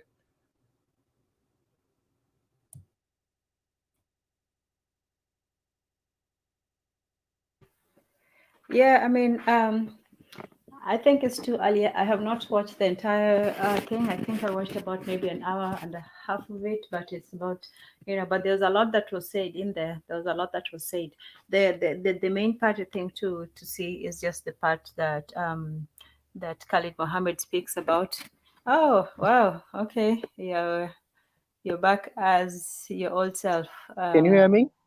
Yes, we can hear you. Go Oh, ahead. that's so good. It's working on my phone. Yeah, my electricity in this area cut out. You know what it Oh, is. okay, we can hear you. All right, go I, ahead before it cuts out again. yeah, no, it's out. It's still out. I'm just using my phone. Yeah, I pay for service. So yeah, so what I was trying to say with the second video is that everyone has a creation story, but the creation story, as that film was showing, is theoretical. I didn't realize where they got the whole Turtle Island business from, because I always heard that we came from Turtle Island, but that is a mythical story talking about muskrats. That's not, it's not archaeologically based or scientifically based. It's like a myth. It's like the indigenous people's myths, and we grab that to ourselves and say, well, okay, we come from Turtle Island, because I always hear the Apples saying that we come from Turtle Island. Where's this Turtle Island concept coming from? But this is coming from indigenous people's myth. It's not necessarily based on any archaeology, or it's not scientific. It's just based off a myth, and I don't think that we should use those people's mythological story and then grab that to ourselves and say, well, these are who we are. They have the concept of there's always been here, but that's just based on myth as well. If Razuli, I don't know if he's still around, if he wants to look up that video and extract whatever information he wants to from that particular video and come back, we can have a dialogue about it. But that conversation that I'm always hearing, and we've always been here, it seems like that's completely from a different group of people. It seems, and with a different psychology, ideology, and thinking. So I just think that we could have a discussion on that. As far as Khalid Muhammad is concerned, I don't personally think that he is an agent, but I am just saying that if we could extract pieces of information and then connect our own dots, in particular if we have our own biases, I don't think he was an agent. I don't personally think so. The man never said so. If he was that, I think that the government would tell that story a long time ago. But they haven't as yet. But if people want to draw certain kinds of conclusions, I'm fine with that. You know what I mean? If they want to look out at our so-called heroes, I'm fine with that as well. Our heroes are not beyond reproach. They could be criticized. They could be critiqued. They're men, just like any other men. But there are certain things what these men have done that we could draw from, pull from, and glean from. Specific ideas, specific actions, etc., etc., etc. This is the reason I don't lambaste our leaders. I find it interesting that we would lambaste our leaders and consider them to be heretics and this and that and the other thing. But look at what their philosophers is doing. Look what Foucault them doing. Look what Foucault them been doing. Look how he died. Since we're gonna delve into these people's personal lives now, and that becoming a matter of discussion. If we really wanted to, so I understand, like I say, the black pan-Europeans, they're gonna bang out against us, which is fine, but we're gonna remain resolute. I'm a Gavi, and it is what it is. They could criticize us until the cows come home. I'm still rocking with the Gavi, red, black, and green, and I can continue with that. It's okay. They have their fundamental opinion. I have my fundamental opinion. As brothers, we could disagree. I'll leave it there.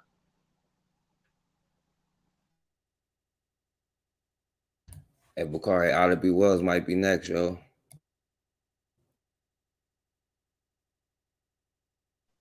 Bethune, Mary McLeod Bethune, she might be next. Nobody is safe, apparently, from guess your moves. And no black people safe from black people. Especially gas him up. That's why he run. He don't ever want to debate me. He run. Yes. Maybe we'll set up another one where we actually sit down and, you know. Yeah, it's okay, man. It don't have to be contentious, man. It's all in love, man. It's all in love. It's all in love. Yeah, you right. Azuli run, Forecast run, they all run. It seems like when the black pentagrammers go, I don't bother with it. You know, I respect their right to have their own opinions, draw their own conclusions. They are intellectual deconstructionists, and I have no problem with them. But it seems like they have big issues with us, man. You know, they see, Brother Makari, it seems like they have issues with the Gavians. What's the problem? What's the problem? Hey, you know what? You know, it's not fair to, you know, to speak on someone's behalf. Let them speak for themselves. I say You are absolutely right. You are absolutely right, Don. I'll drop it. And I forgive me. Look, they have a problem with their blackness. Forgive me. I ain't gonna speak on them. no, He's not here to it's defend no himself. problem at all. It's okay. You know, I Yes, know that yes, some of yes. this stuff is yeah, but It's no. just it's an intellectual discourse and disagreement. It has nothing to do with personal things. So Yes. I just want to get that, make that very, very clear. It's nothing personal. We just have an intellectual back and forth and sparring matches. That's all what it is. Yes. Hey, hey, Buwana, can I ask you a question though? Yes, forecast. Yes, Is John Brown real? Who? Is John Brown an agent? I don't believe. See, and that's another thing. Guys say that Harriet Tubman was an agent. See, I live around, when I was in the UK, I live around the Muslims. The Muslims tell me, Moana, don't make statements unless you could back it up with evidences. Bring evidences before you make certain statements, because we're going to hold what you say against you. Now, I have not seen information yet to suggest that Harriet Tubman is an agent. So I would like to see what Gas has, the credible information he has, so we can discuss it and have a dialogue about it. You know, because I'm not an African. Well, I don't consider myself an African American, but I know that Harriet Tubman is a respected person in the minds of many African American men and women. Why would I ever say something like that without bringing some facts and evidences? I'm not going to do that. I'll keep my mouth quiet on the issue because I know I don't want to offend groups of people, you know, disrespecting who they consider to be a respected woman within their community and who would have done great things within their community. I can keep my mouth quiet about it, you know, but, you know, I'm not in America. In America, you have freedom of speech. You can say as you wish. I in the country where you can say as you wish. Southern African Communist Party. Okay, sorry. I'm trying to find it right now. Hold on. And see beyond your sight. Yes, I've been to Mecca and where the Okay, sorry, go ahead. casket naked. He was not president of the United States then. Dynamic existed. You'll find the white on top, the black on the bottom. I've been to capitalist countries as we are victims of white capitalism. And wherever the black-white dynamic exists, you find the white capitalists on top and the black capitalists on the bottom. If it's a socialist country, you find the white socialists on top and the black socialists on the bottom. If it's a communist country, you find the white communists on top and the black communists on the bottom. If it's a Christian country, you find the white Christian on top and the black Christian on the bottom. If it's a so-called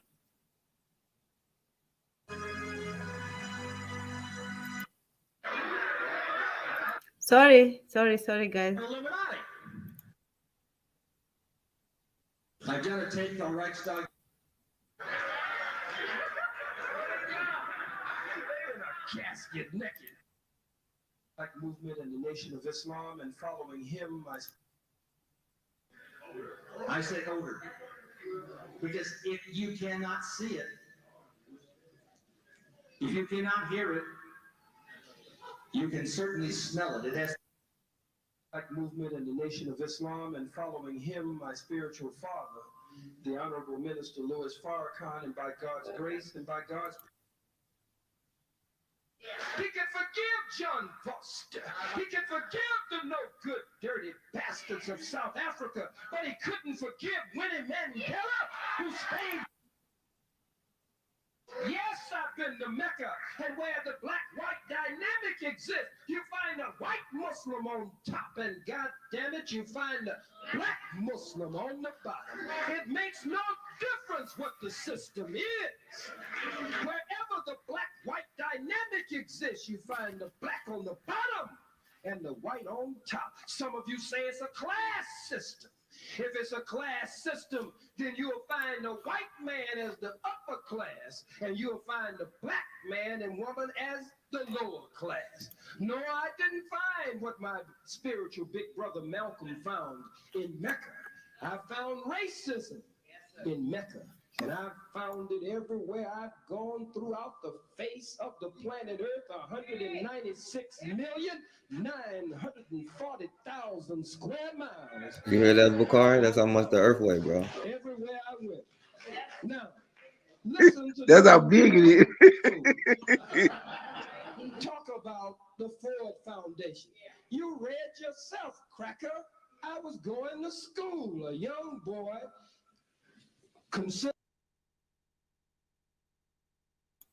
This is a part. Hold on. What was called an advanced or an accelerated student, a gifted student, from preschool all the way up through elementary. They clocked us, pulled us together, about 29 of us, kept us together. We keep up with each other to this very day, and none of them are on the payroll of the crackers of the New World Order, the Trilateral Commission. None of them are on the payroll of the Rockefeller Foundation. None of them are on the payroll of the Ford Foundation. We all keep up with each other today. They didn't mix anybody with us. These were black elders over us. We were their pride and joy. And so based on our test scores and based on our performance, Harvard, Yale, and Columbia. I ain't had nothing to do with no skull and crossbone fool. That's your thing, getting naked and laying down in caskets and stuff. That ain't my thing. Been in no damn casket naked. What the hell I look like in a casket naked? Out of your damn mind. This cracker should be on Comic View. With Miss or somebody. In a casket naked.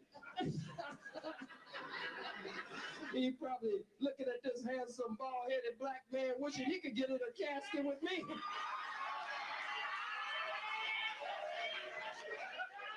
No, cracker.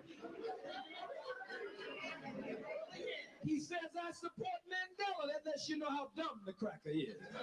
November 29th, 1993, King College. That's one of the main things that rocked and shook the foundation of the world. I said that I did not support Mandela. I said I don't agree with Mandela. I said I believe that Mandela is one of the weakest ever to be in any leadership position over black people. But the cracker's a dumb cracker, a dumb devil, knows no better. I said that day that if we were going to give white folks after they have... Okay, so that's the part. What do you all think? Because he said he didn't support Mandela? No, the part where he said that he and 25 other people children was selected to go to participate in this program, and they were given some people when they went to Harvard and Yale. Oh, okay. Hey, can I say, let me say something right quick. Let me go first because I got to go. Somebody just called. Watch this, right? That don't mean he was no damn plant or no agent. I'm going to repeat this. I done said it about 114 times. I'm going to make 115. My son, from the 6th grade to the 8th grade, was invited to what they would call, because of his grades, one of the most prestigious middle schools in this country. They gave him a scholarship every summer till they just realized that he ain't ever coming. And they was talking about the opportunities and everything they have for him. Now, my son didn't go. He was old enough to understand. As he said, they trying to make him white.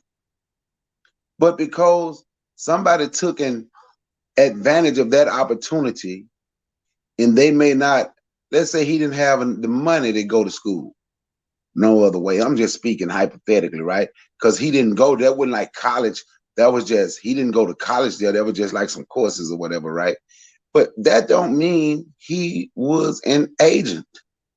I'm just saying there was nothing, even when he said it, that there was nothing that he said that would make me think he is a plant. I'm just saying. That's me. And Brother Bakari, even if, let's just say that your son who was invited to that school, let's just say he would have went there, and we can't come to find out the person who was maybe the director for the people who's offering that kind of scholarship was affiliated or associated with some governmental organization, and they may have wanted to condition these students, or they had nefarious means. That don't mean your son don't have access to you, and that don't mean your son don't still have access to his mother. So even if they were to try to condition his mind or program him or turn him into some kind of psychological agent, at the end of the day, he still have to come back to Brother Bakari, and Brother Bakari got to ask him what the hell he talking about. Yeah, I mean, and set him straight. And set him straight. What about Khalid Muhammad's parents? What about the Nation of Islam? You don't think that these things would have an influence and effect on him as well? I think that sometimes when we make these um, when we connect these so-called proverbial dots, we believe and assume that the ultimate conclusion gonna be agent or some conditioned Negro. It's almost like we believe that the white man's strategies is always effective. You know what I mean? How much schooling you went to school in the United States of America? You went to school in the United States of America. What are you taught there? You taught Europeanized education. How is it that you come out talking about Garveyism? How is it you come out of their schools and you a Garveyite just like I am? So obviously that shit ain't work on you. You know, so you benefit from the American schooling system, but that don't necessarily mean at your core and at your principles, the way you stand, you still a Garveyite. How did that happen? How did that happen? This is the reason. Yep. Go ahead, brother. Go ahead. No, mine mean to cut you off. Sorry, go ahead. No, this is the reason. For me personally, I am very slow to criticize the so-called leaders, people who consider to be their leaders, our leaders, where they come from, where they come from. I watch people's actions, what they would have done in life. I judge you based on your actions, not in your speeches or whatever. I judge you based on your works. And if people seeing the black community seem to embrace this man, you know, he would have done certain things that was beneficial to that community. I leave it as it is. I'm not going to throw shit in the proverbial punch and say, well, yeah, he had all these attributes, but he's this as well. No one does that. I never hear the European or American community talk about Thomas Jefferson's flaws the way we do and criticizing our own leaders. No, they talk about the best of these men. They don't talk about the worst parts. You know, but we will go into the detail, the gritty detail, and talk about how Martin Luther King, yeah, he had a white woman. Who does that? Only the Negro. Only the Negro. Only the Negro. But I'll leave it. I'll let the other brothers rock, man. Yeah. Before you do, Bwana Haguzeki, you say that you judge not by the speeches, by the works. So how would you judge Dr. Khalid Muhammad? Yes. So for me personally, I've never met Dr. Muhammad. I've not lived in New York City. You know, so you have to talk to people who was in New York City and would have seen what Khalid Muhammad would have done. People like Erzuli and Koku, they probably closer to that experience than I am. I'm too far away to judge him by what he would have done in the United States. Yes, no, I understand. I don't have that information either. So yes. You know, yeah. Erzuli them would know more so than I would. Yeah. Okay. Brother Bakari, focus. Well, I would say that you're right about like nobody is above like investigation, checking them out. Like you're right about that part. But like even when you're saying that, you're like putting the revolutionary Khalid Muhammad as a high school, teenage, middle school student, as if most of us was like aware of what's going on. I knew about racism, but I didn't know like or study or pay attention to anything until my 20s, which most people did. And it is a possible thing of like like, man, like I went to Mecca, I seen racism there, I went to blah blah blah, and like you start putting pieces together and then you realize like what's going on. Like, and as far as him being an agent, I'm like, yo, the things that he's saying, like we're still talking about today, instead of, like we're not doing it now. I guess you could put more of an argument against like the whole Nation of Islam and that whole thing, you know what I'm saying? But usually like somebody who like Thurgood Marshall, who I could say like helped implemented like integration and stuff like that. I don't agree with his philosophy, you know what I'm saying? I would say he would be more of an agent for like stuff like the NAACP, but like somebody who's actually trying to do things, you know what I'm saying? And I don't know like how many programs he had or was a part of and whatnot, but I did hear testimony of him helping stop gang violence among Black people, trying to help children and building actual programs that he did, you know what I'm saying?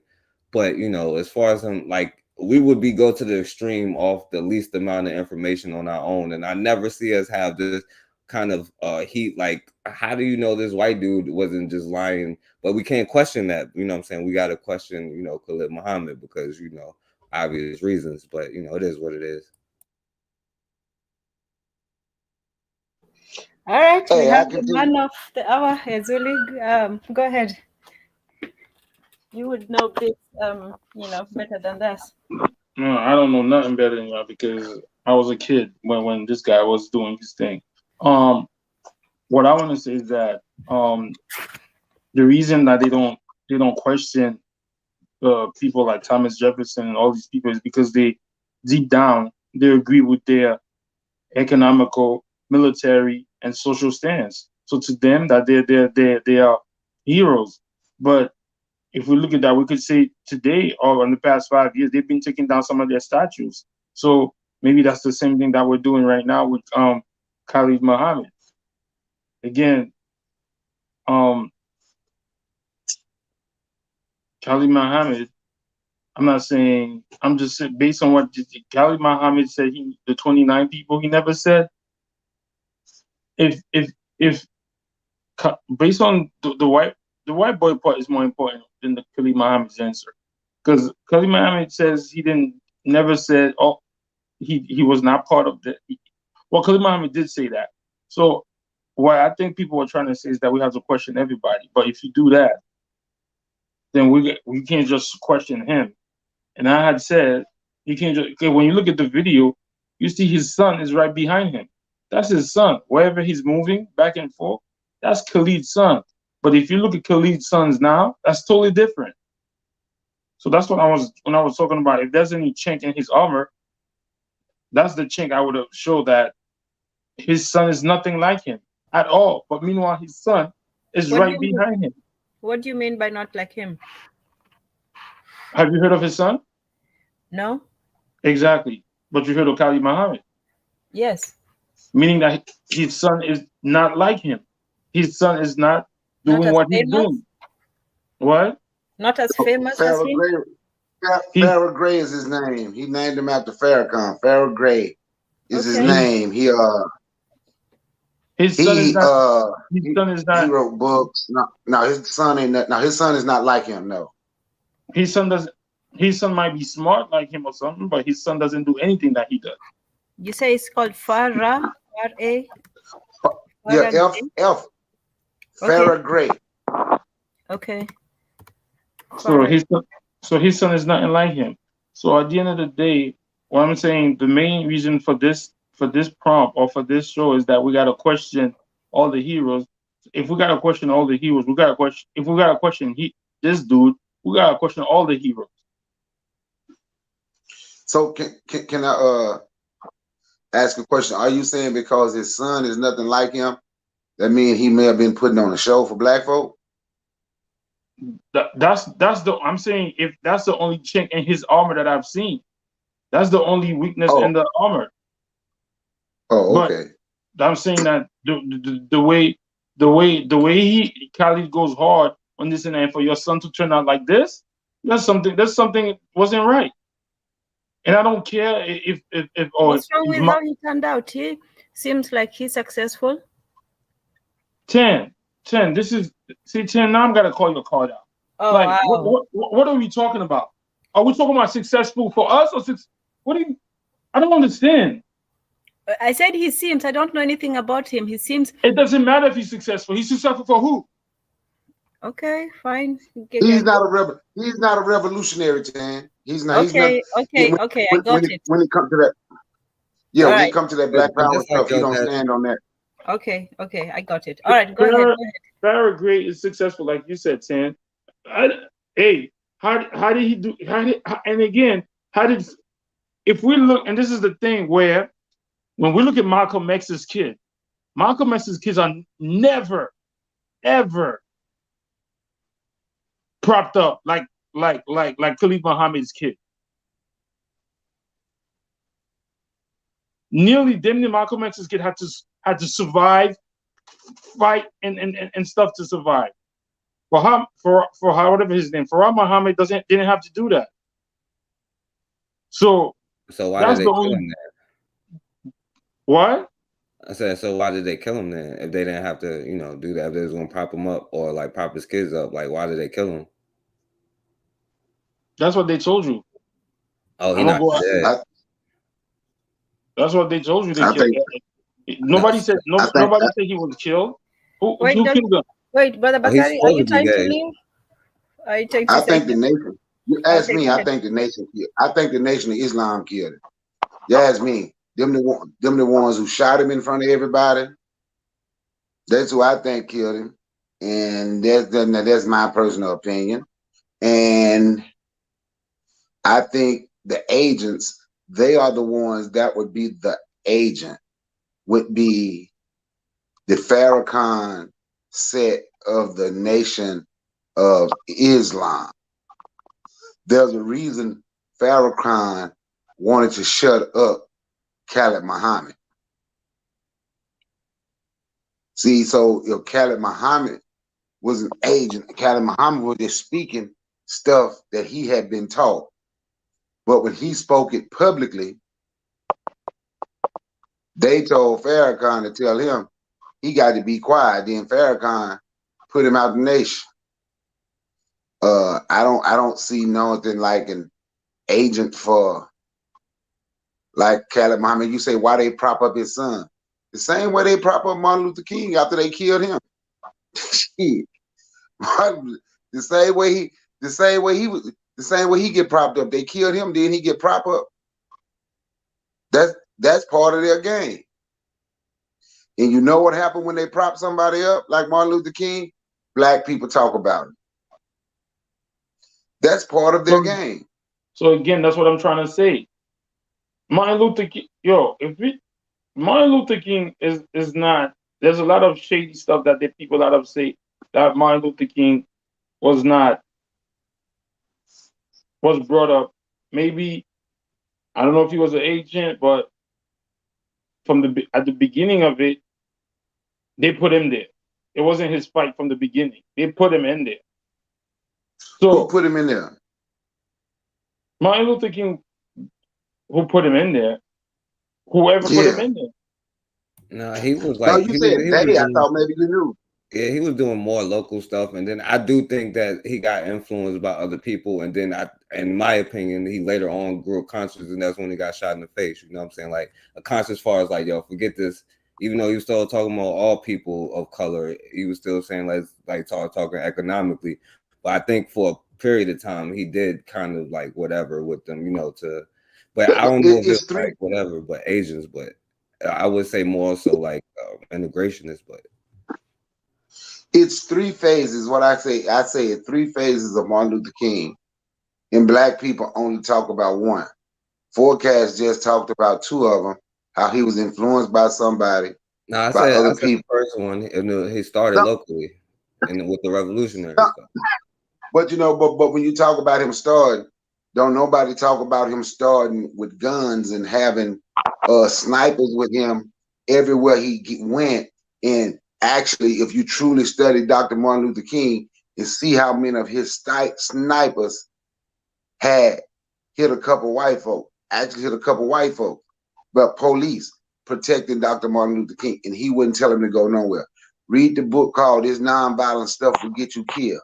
So he got influenced by Bayard Rustin and all them to tell him he should be nonviolent. You shouldn't fight back. Try to be like Gandhi. That wasn't Dr. Martin Luther King idea. That was somebody else's idea. Martin Luther King is a grown ass man. He was 30. He wasn't in his 20s. Do you know how old Martin Luther King was when he first started doing his activism? How old was he? He was 15 or 16. Yo, we're not talking about when he was 15 or 16. Don't go back there. I'm talking about when he was marching and getting his ass whooped. How old was he? And then somebody influenced him. And No, Martin Luther King was in his 30s. You're in your 30s, man. Even if he was in his 30s, let me tell you, little kids, if you hit them and if you hit him for not doing nothing, they fight back. A grown ass man let another grown ass man convince him not to fight back. Get your ass whooped. Stop. Azuli. We're not buying that shit. Azuli. Okay, Azuli. So then, go ahead, Buana. No, you can rock. I'll go after you. I'll go after you. No, and that's why I say it's three phases. It's three phases to Dr. Martin Luther King. People don't have to accept it. And I hear most people talking about, well, he let them people do something to him, right? But I heard Kwame Ture say one time, he said most people talk like Malcolm X in the Nation of Islam, but you have never seen them go face to face with white people.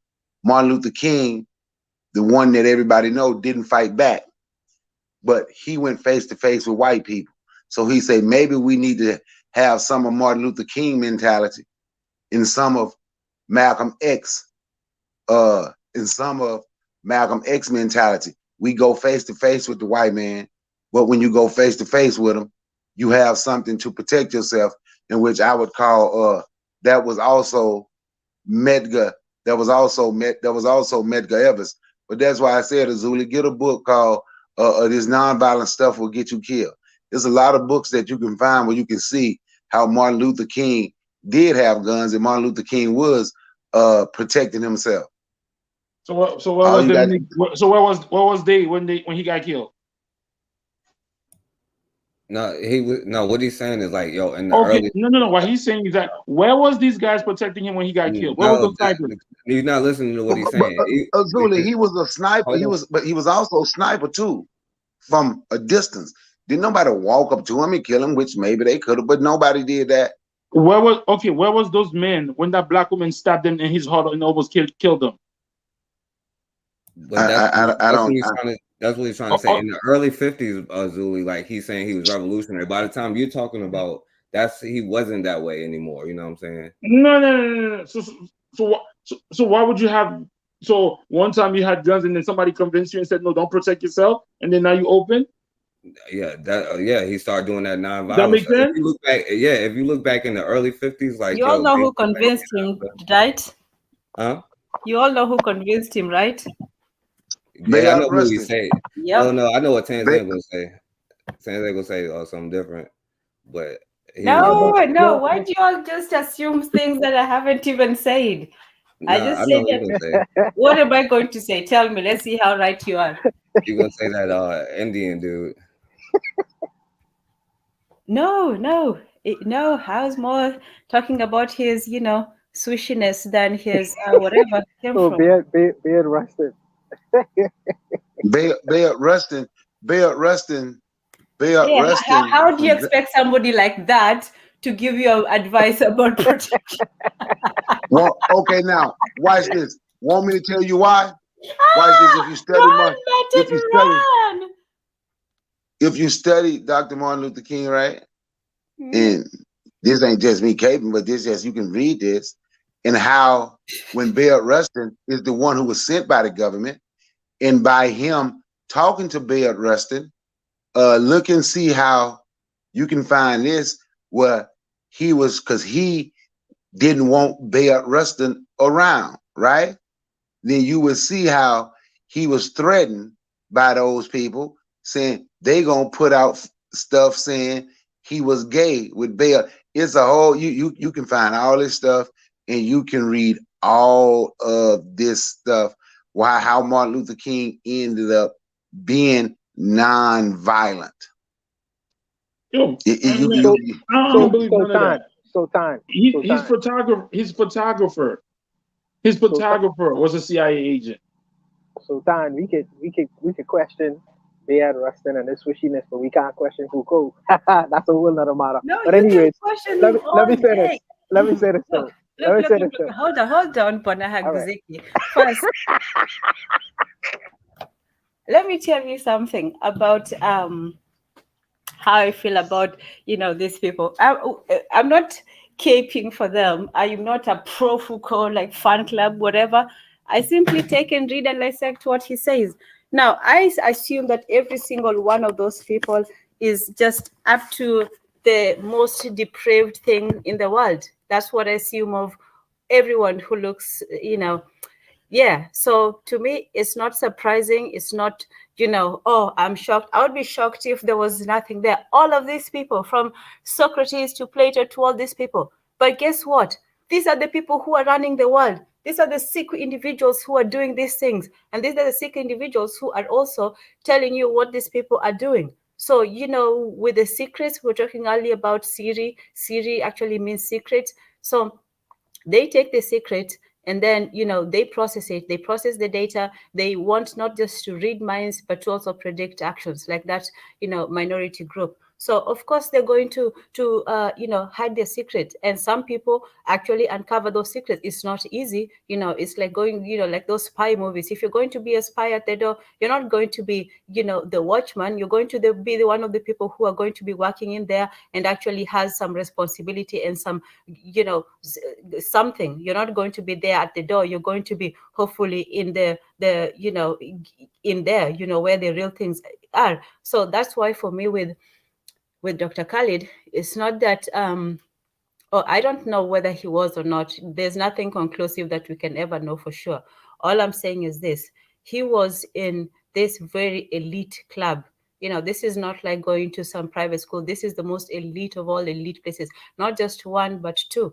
And if you go watch the video, he said it. Yeah, he went to these places where not even, the white angels fear to tread. So he should come back with information about what he learned, how these people think, what they do, and strategies of how to combat it. That's all.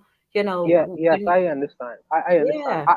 I And want nobody to. is saying, it's not to criticize, it's simply to say that we should do more. We should, if we're in these positions where we have knowledge, or we have information, or we have something that we can share about what we know. That's all. You just bring it to Yes, the table, and whatever people do with it, that's yes. No, yeah. no, that's clear. I understand. And I just messing with you, really, to be honest with you. But let me say this. Let me say this. Two things briefly.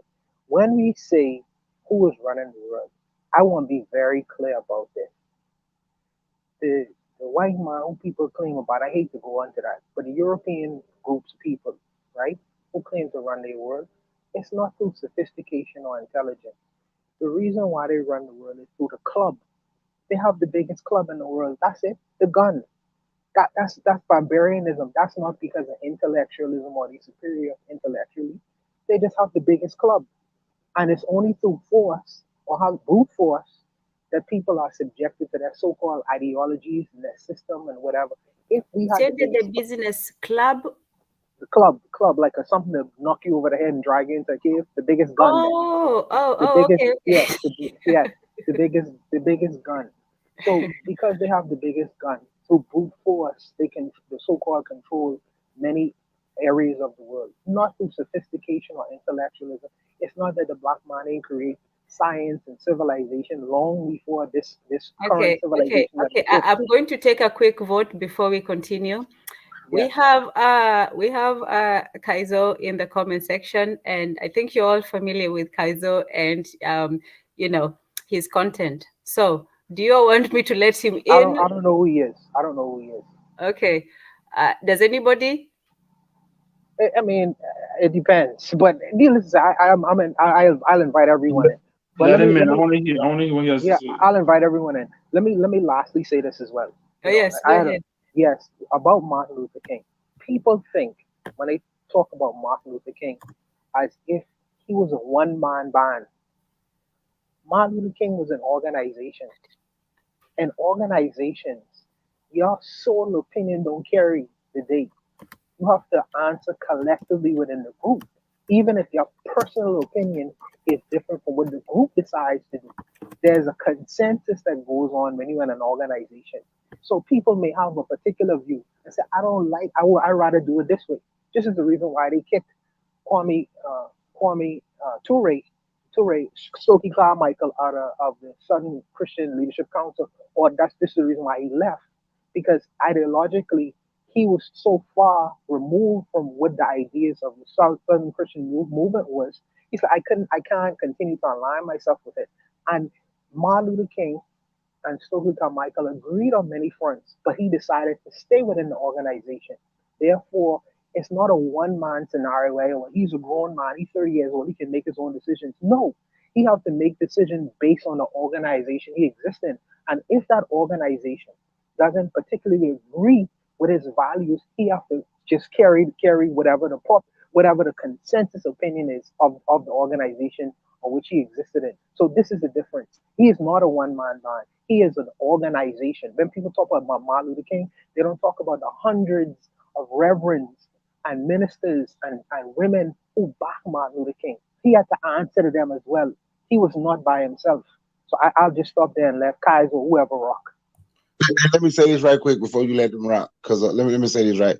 No, I guess he's not rocking. I don't see him up, but yeah, Kaiser, you're welcome. Sorry, you're welcome to come on in. No, it's just that I know that if he comes in, he's going to be like, you know, hey, Mzungu is good, you know, low IQ Africans and all that sort of thing. So, you know, if you guys want to deal with that, that's cool. But yeah, that's the whole thing. He's another black man Europe. He's another black man European. Yeah, yes, he say that.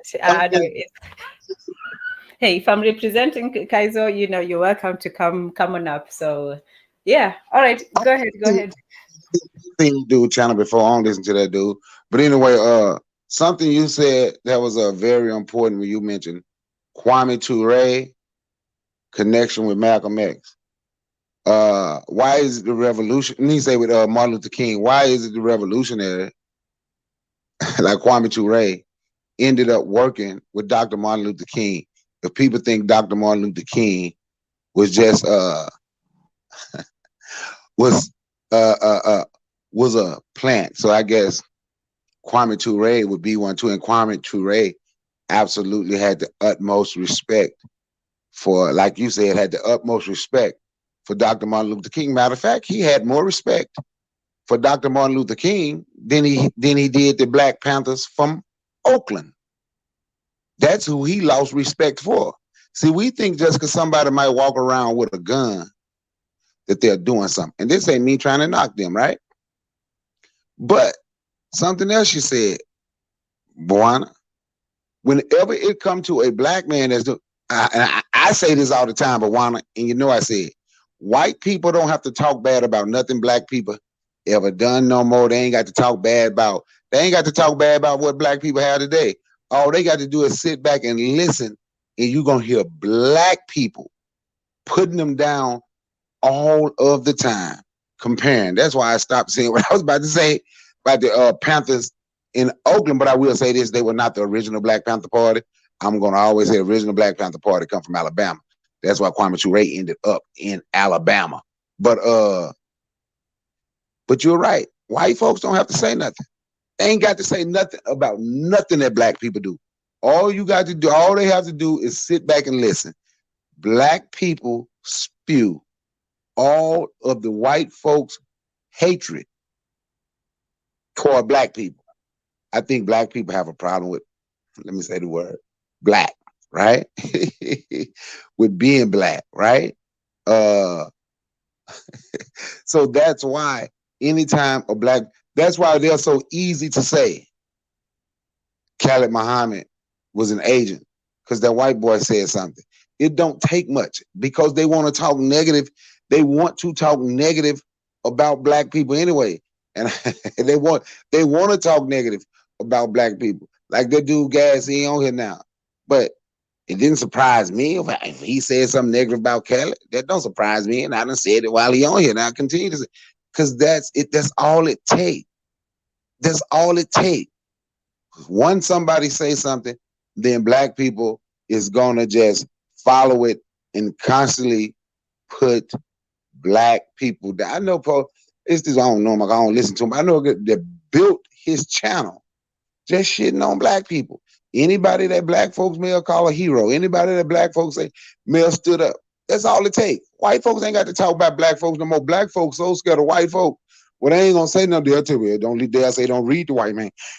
But they ain't gonna say nothing about no white folks. They ain't gonna say nothing about no white heroes and no Hispanic. They ain't gonna say nothing or act like they gonna do nothing to nobody but black people.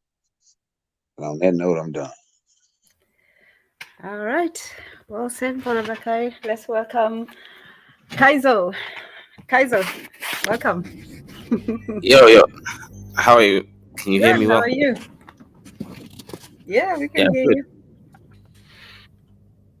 Yeah, so how you doing, Kaizo? What'd you say? So how you doing? Yeah, I mean, I came here to obviously defend the white man. I had someone say something crazy, so I had to come and give my peace of mind. So someone said the white man is not smart; he's just powerful. No, ain't nobody crazier than you, dude. No, I said no. I don't know the brother. Let me give him a chance to do it first, brother Bakari. No bias for judgment. No bias for judgment. Yeah, let us speak. So no, I said.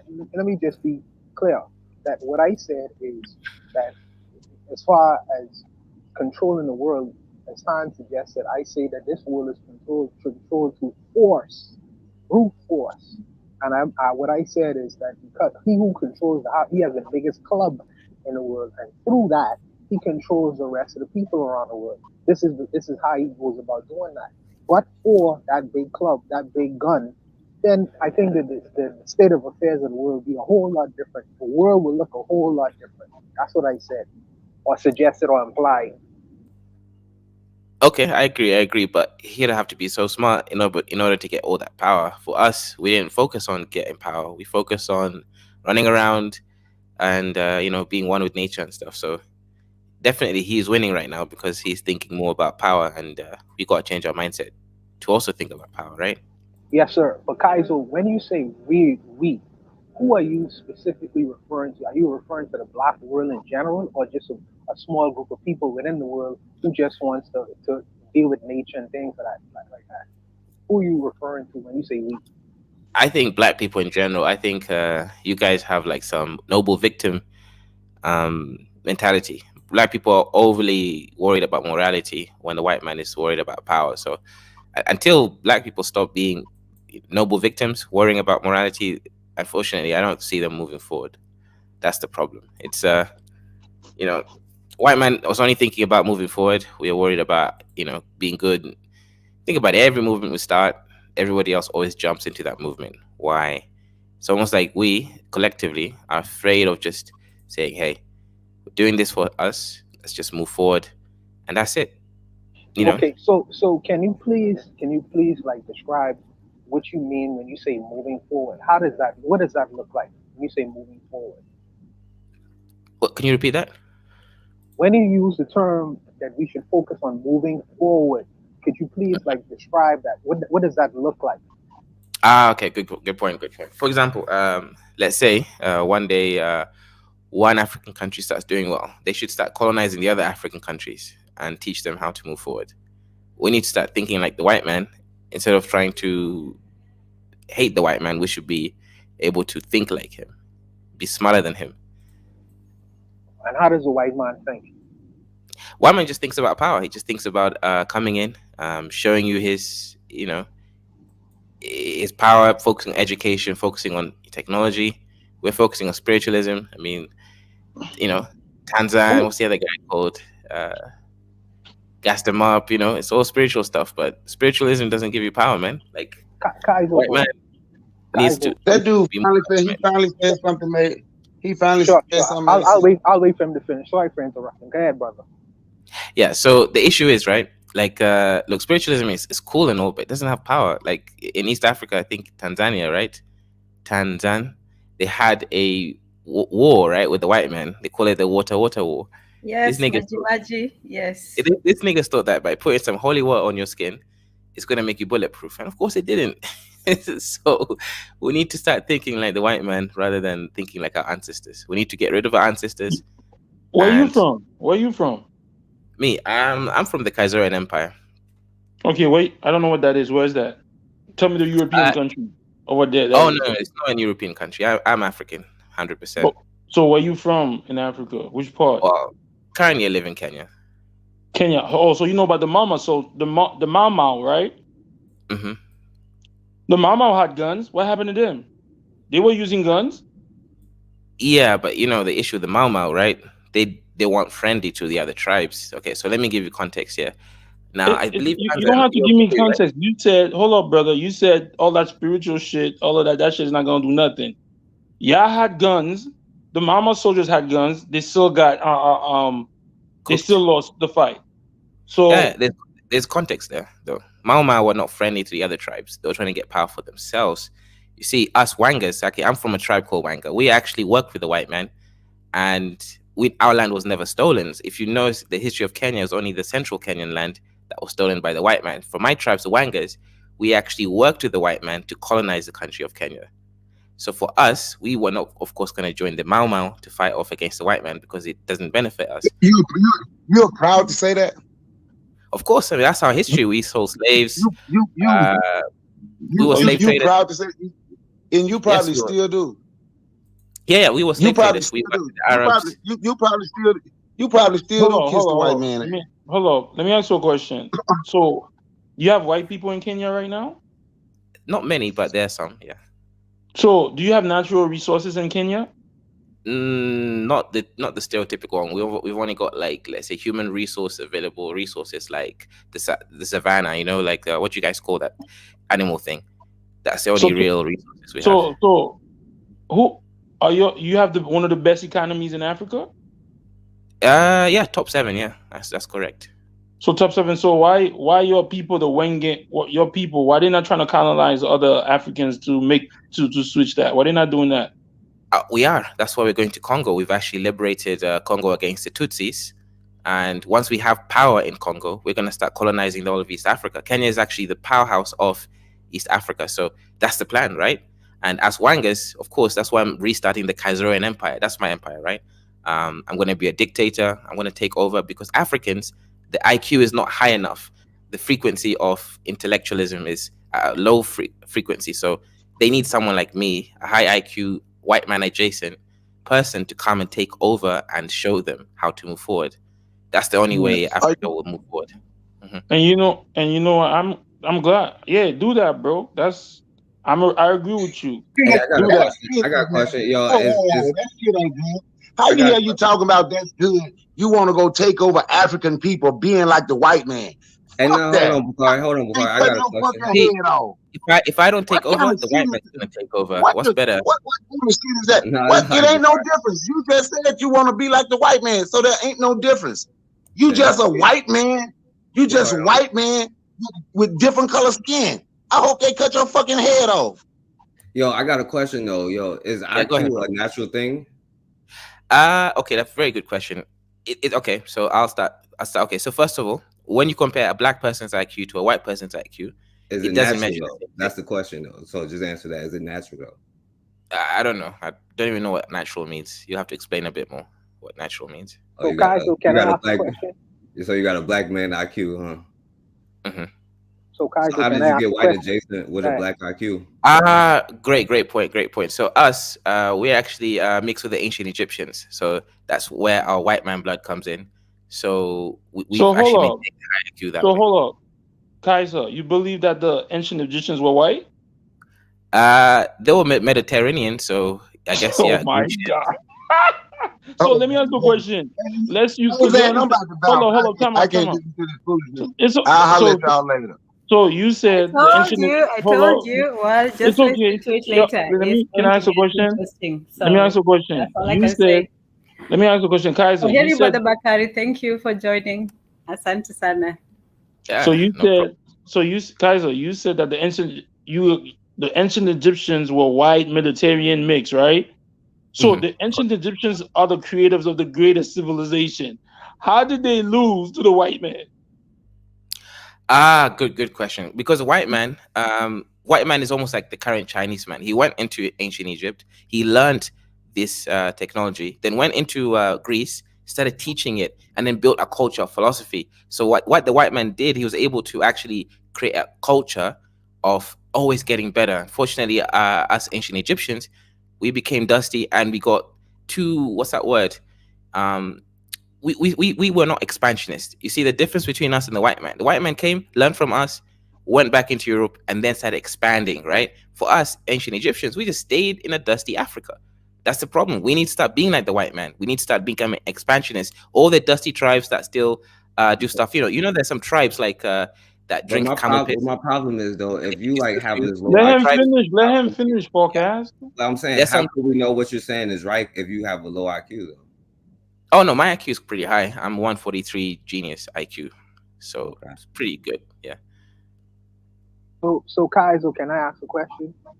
hmm You suggested that the black folks should get rid of the spiritualisms that they have because it's really not doing anything that's beneficial for them. Correct.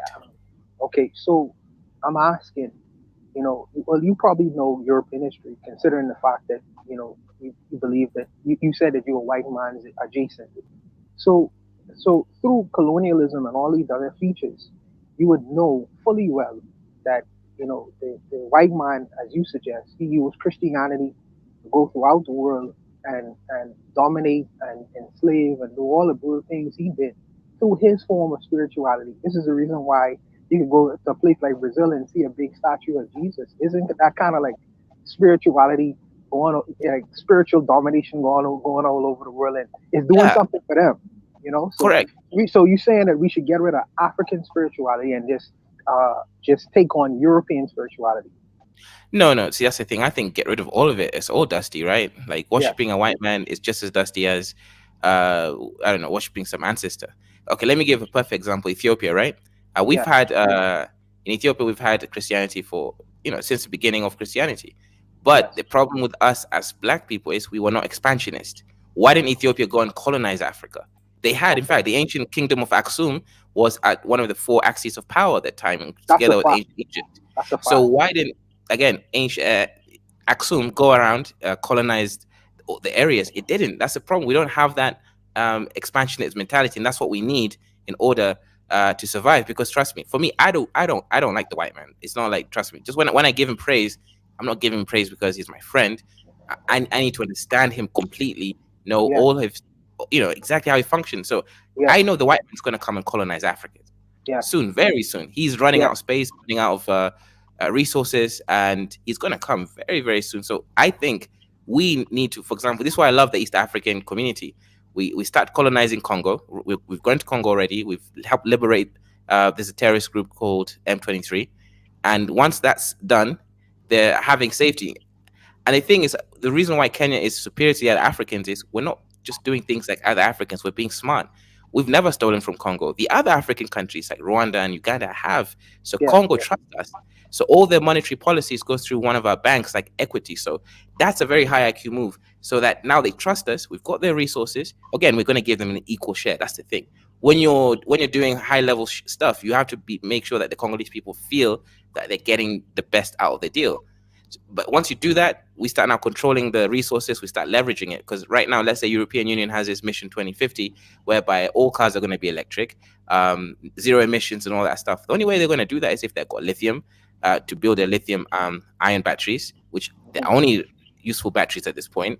They're going to need it for all the tech that's going to be very, very integral to the community. So we need to start leveraging what we have. Yes, yes. That's So the you only way. believe, yes, yes, yes. So you believe in you believe more so in East African colonialism around Africa, since you believe that East Africa is, or the East African countries are the most progressive countries within Africa. You believe they should just colonize the rest of Africa to basically go forward in Before you Africa. continue, let me just interrupt for a second.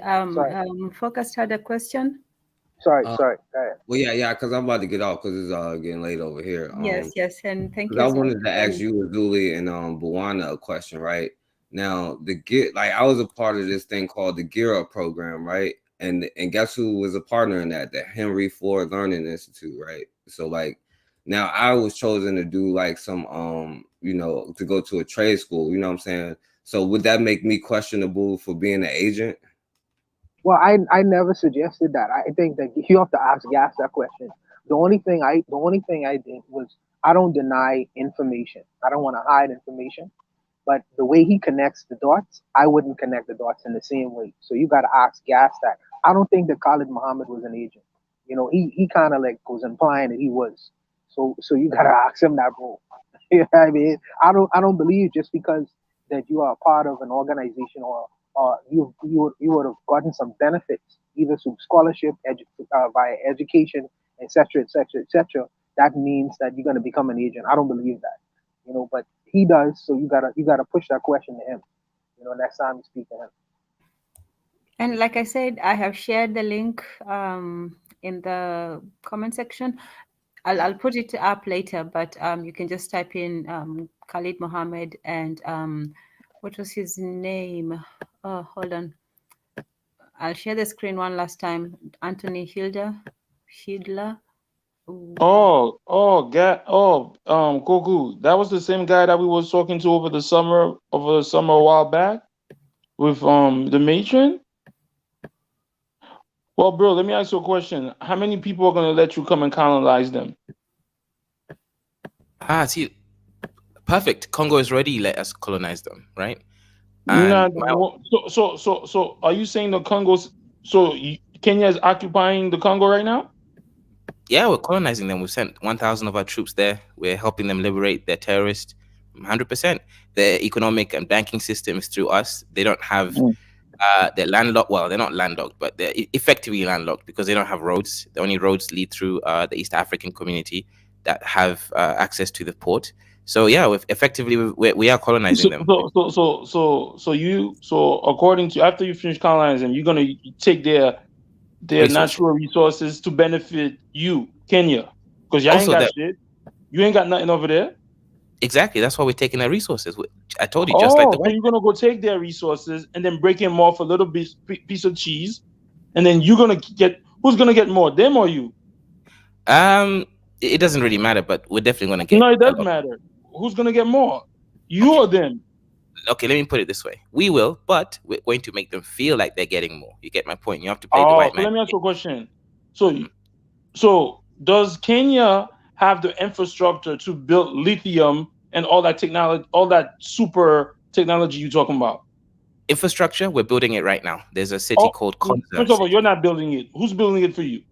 But you see, when you say we, it's irrelevant, right? Well, this no, white no, man. It's relevant. Who's building it for you? Who is? Okay, we're working with an American company. So you think?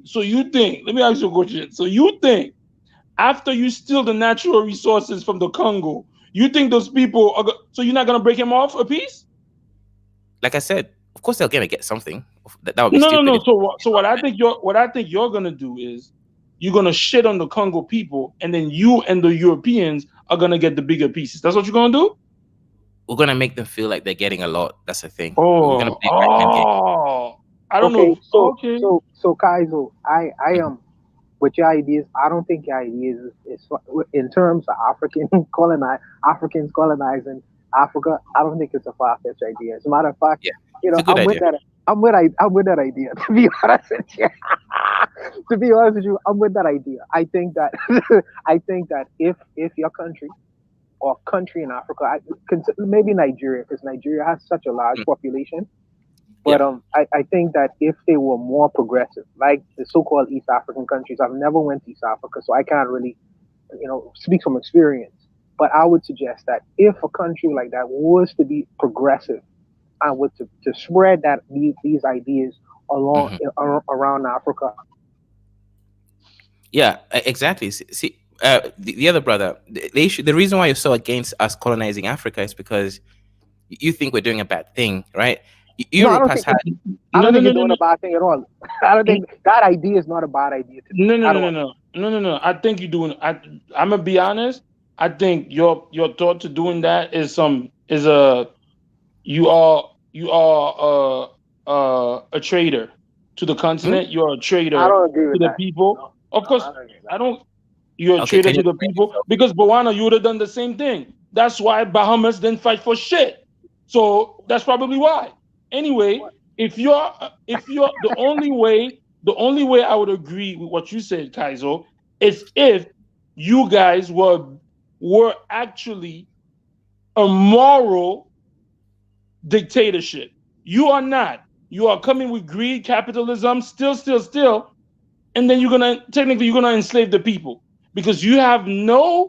You just said if the people, if the people, you're gonna take over the Congo, take their natural resources. Then I ask you, who's building the thing you're talking about? Are we working with the American with a company? Okay, so is the American company building that infrastructure for free? No, they want their PC. They want their piece. So that So means out of 100%, how much you're gonna give the Congo people? Maybe 15%. Oh, you're gonna give them 15%. So you're gonna keep 85%. How much of No, the because the white 85? man thought Hold on. get another How much of the 25. 85% are you gonna keep? About 60%. Then the white man takes like 25%. They're gonna. so guys, You're gonna. Your IQ is very low.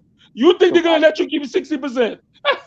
Okay, What do you mean yo, let, bro. right? so But you know Kaizo, what? Keep that in Look, Africa. Don't bring that yeah, shit to the Caribbean. yeah. So let me so explain. Kaizo, so Kaizo. Majority of this city is being funded and owned by the Kenyans, not the Americans.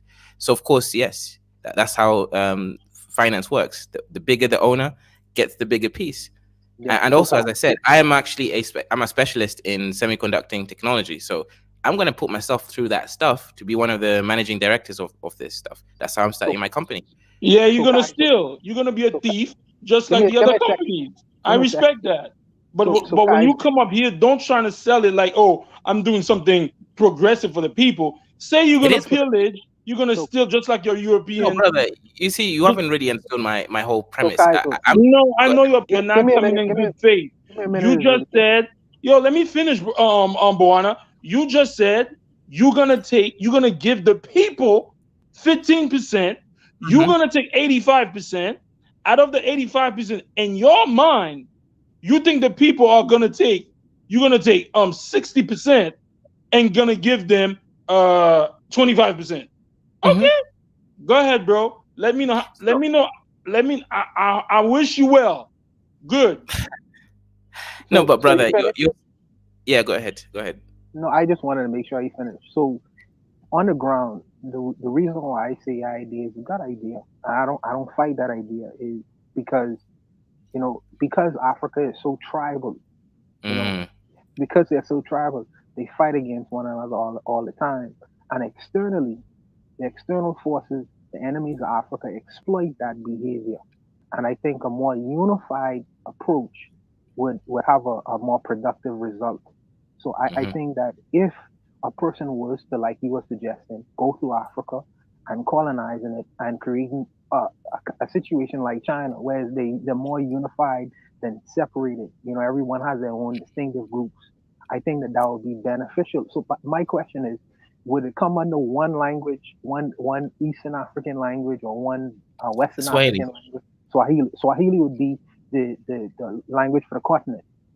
Right, the whole Okay. continent. People claim Okay. it's not Africa enough, and that's true. There's Okay. like 30% Arabic, but you gotta be practical. You Okay. can't just create a language out of scratch. Swahili's gone all the way from a dusty tribe in the Swahili coast all the way up to like interior of Africa. So it's spreading naturally. So Yeah. it's the only contender at this point. This idea that we're going to create some language. People in West Africa have a bigger issue because of Yeah. tribalism over there. Yeah. It's a bit, for example, the Hausas are one of the larger, group of ethnic groups, right? Then you also have, let's say, Nigeria. You've got the Hausas, you've got the southern tribes like the Igbos and the Yoruba, but they're all very different. You see, it's like if you notice in Nigeria, Nigerians actually speak very perfect English. In Kenya, people speak conversational English, but they're not great at English. The reason why is because Nigeria, they don't want to. If I'm Ijo, I'm going to speak Ijo. I'm not going to want to speak Igbo. Yes. If I'm Igbo, there's no way I'm going to speak Hausa. In fact, those are my enemies. But in Yes. Kenya, every tribe, the Somalis, the Kikuyus, the Kisis, everybody speaks Kiswahili better than English. Yes. So Yes. that's the point. Swahili has that catalytic effect that, again, we already exported it to Congo. Congolese people in the East do speak Kiswahili. Kiswahili, All yes. the armies of the East African community, again, speak Kiswahili. That means every time they go to a country, the people wanting to trade, because the armies are great trade partners with the locals, they have to learn Kiswahili. So you see how this whole process works. So now we have our own language.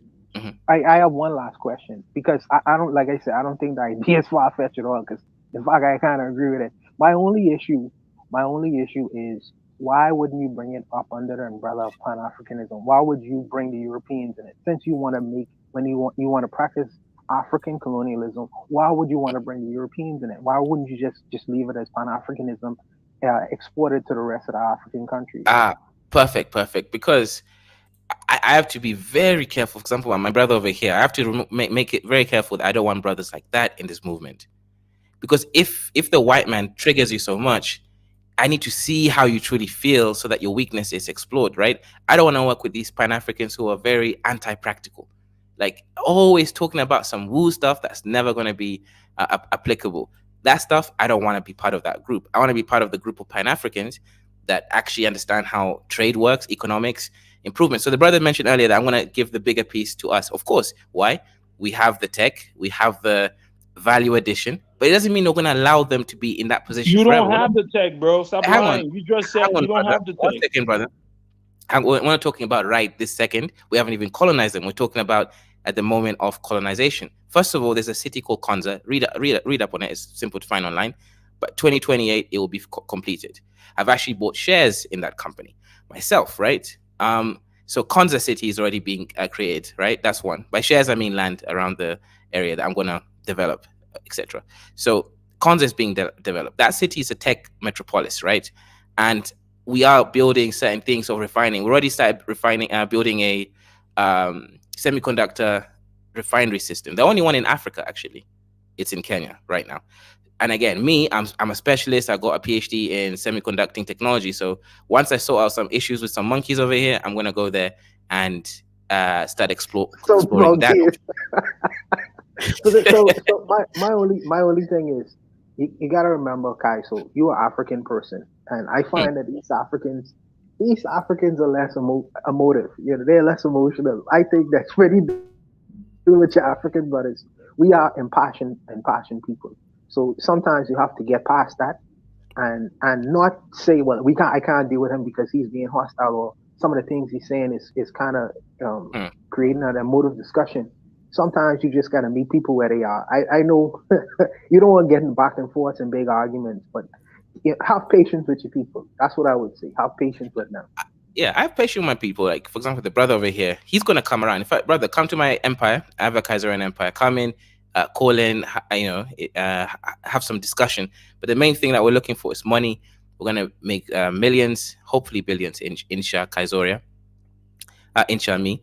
And if that's the case, that's how you get power, brother. Brother, power. That's how the world moves. Before you can start focusing on African morality. Now, I actually like what Tanzan is doing. There is a point here. You are supposed to have some people who do create the moral systems.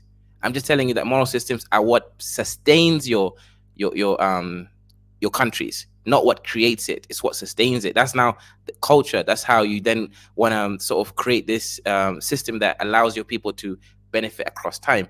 So there is a position for those people.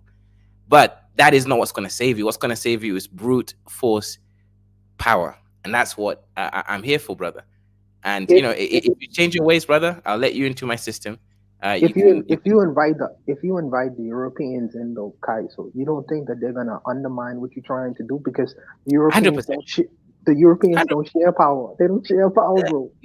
You're right, brother. You're right. But you see, we need to at least finish the city. We need to. You see, the city is just a proof of concept. Right. You get my point. Once we've built the city, we now know, okay, how to build one. Once we start managing it, start exploring technologies, again, we're going to make sure that we own the patents, majority of it, of anything that comes out of it.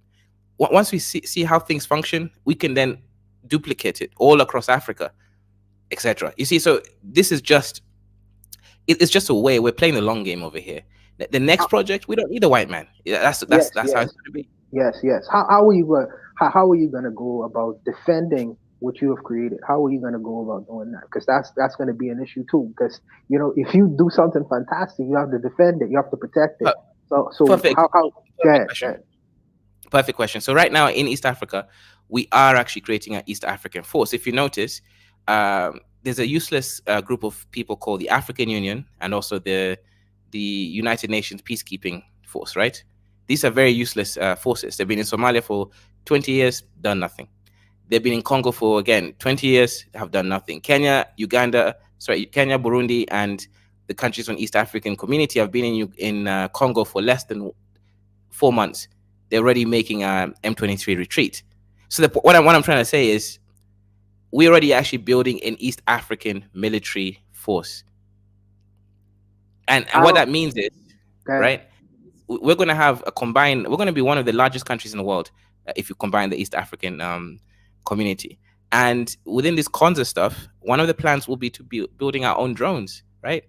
And this whole idea of having 500,000 soldiers on the ground, that's an old idea. Right now, what wins wars is drones, like ability to control robots from a distance, right? Actually maneuver tactical points. So we're going to be developing our own drones. We can't just buy them.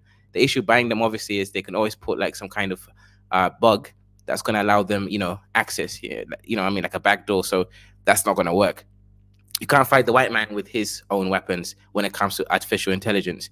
So that's now the future. Artificial intelligence. We're going to booty clap for the white man for the moment. For the moment. It's a long-term plan. We're booty clapping for the moment. Yes. But once we have enough power, that's it.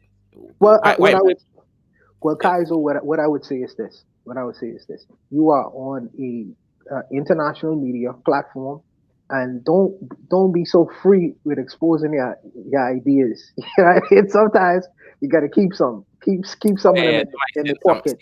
To get rid of me. But I don't. Some of your ideas, they seem reasonable. When you came in, you kind of like was doing a little bit of trolling and try to, I guess, to push some buttons. But I don't think that in terms of what you described, I'm not against that at all. I gotta say, and I'll check out your channel to see, if you could go further into it. But I would suggest not to really expose too much of it, if that's your real intent. So I'll stop there.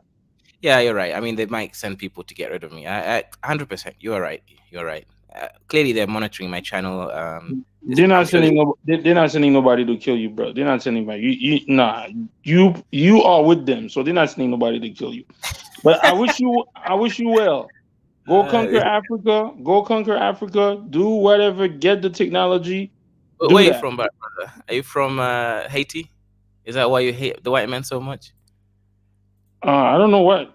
Doesn't matter where I'm from, but where I'm from, we did what you didn't do in Africa. You know what I'm saying? But keep it there, man. Hey, if you wanna go colonize, go do your thing. Too bad I might not be there to see the fruits of your labor. Oh no, we're finally gonna go to colonize the Caribbeans as well. Oh yeah, come! By all means, come. Yeah.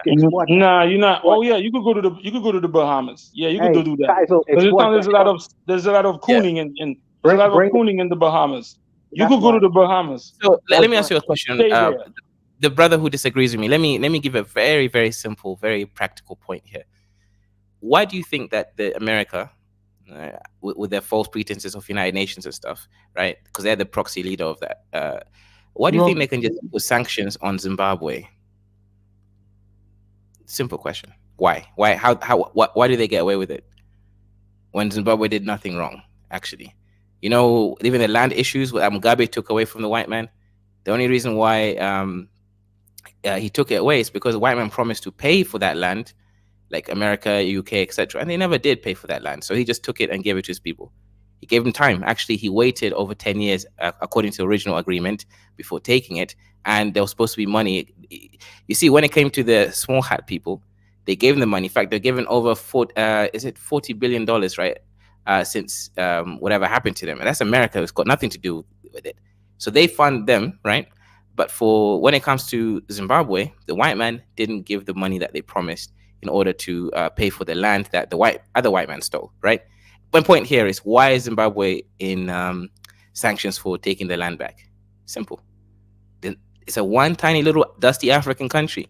Now, if Zimbabwe is under the Kaizoran Empire, do you think they'll be able to sanction them? Hell no, because we have leverage, right? Leverage of resources, manufacturing, value addition, batteries, and the things that run the world. The point is, African countries can't exist as small little dots on the map. They have to exist as an internationally tradable union that can leverage, right? Why do you think there's such a thing as lobbying? Why do you think there's such a thing as union groups? Because they have power, right? They have multiple members who then can put pressure to get what they want. My point here is, Africa cannot exist as individual satellite states. It has to exist, or at least majority of it has to exist as an empire. That, again, because we actually have, let's say in Ethiopia, right? They have a lot of potash, right? That stuff is used for fertilizers, right? Or even making gunpowder, whatever you want to say, right? The point is, all these resources have to be leveraged in a very systematic way. That's the only way you're going to get sanctions. I agree 100%. I agree 100%. Absolutely, Kaizo. I am not in disagreement with you, brother. My only problem with you is when you start talking like this, you just, try to conserve some of the things you're just saying. Conserve some of them stuff, some of the stuff. But I'm not against it at all. Yes, yeah, brother. well, So I'm glad you got a partner with Mr. Untouchable, but that's where it stopped. Don't come. So, brother, Don't what do you think. dislike Don't my idea? don't think. Don't come to the other rest of the Caribbean with that talk. We're not with it. Actually, you kind of sound Dominican. Are you sure you're not Dominican? No, I'm not Dominican. But I'm not Dominican. I'm Haitian. So so I knew it, right? See, I knew I was it. going to say, Zul, you don't have to say, people ask me all the time. I don't have to say where my tab is. No, but it doesn't matter what he told me. No, I knew it. You knew it how? You knew how? Didn't I say you're Haitian? That's the first thing I said. So what does that have to do with anything? I knew it. The dust Okay, was, okay. Since you know I'm Haitian, stay, and a lot of Haitian people might agree. Mud cake, or do you want to come and eat nice, beautiful chapati and East African food? You decide. Mud cake or East African food? Why would I want to come eat African food? Why would I want to do that? Don't you guys eat mud cake? What? Don't go there, man. Stop. Moana, let me hear the brother talk. Yeah, let's not start, slinging money and all that stuff. What you said? No, but I heard that you guys eat mud cakes. Is it true? If we eat what? Mud cakes. Yeah. What's the problem with that? Okay, definitely we have to colonize you, man. Like, if you're still thinking there's nutritional value apart from a few irons and minerals in mud cake, then you do need to. But you know what the funny thing is? Guess who's selling mud cake to people now? Who? White people are selling mud cake to other people, telling them that mud cake is very healthy. Google it. But you ain't got nothing to say to them. Look. I don't agree with. Oh, you're quiet. But this is what I'm saying, guys. You could do that. Stay over there, or you could go to the Bahamas with your other buddy right there. That think it's cool. Don't come to Haiti. Haiti needs us. I don't need. No, we don't. You know why? Because you guys are under. You guys been colonized. Let me ask you. Did you fight for your independence? The Kenyans did. Yes, correct. No, you did not. You did not fight for shit. You was written off like a tax you like a tax off. You didn't fight for shit.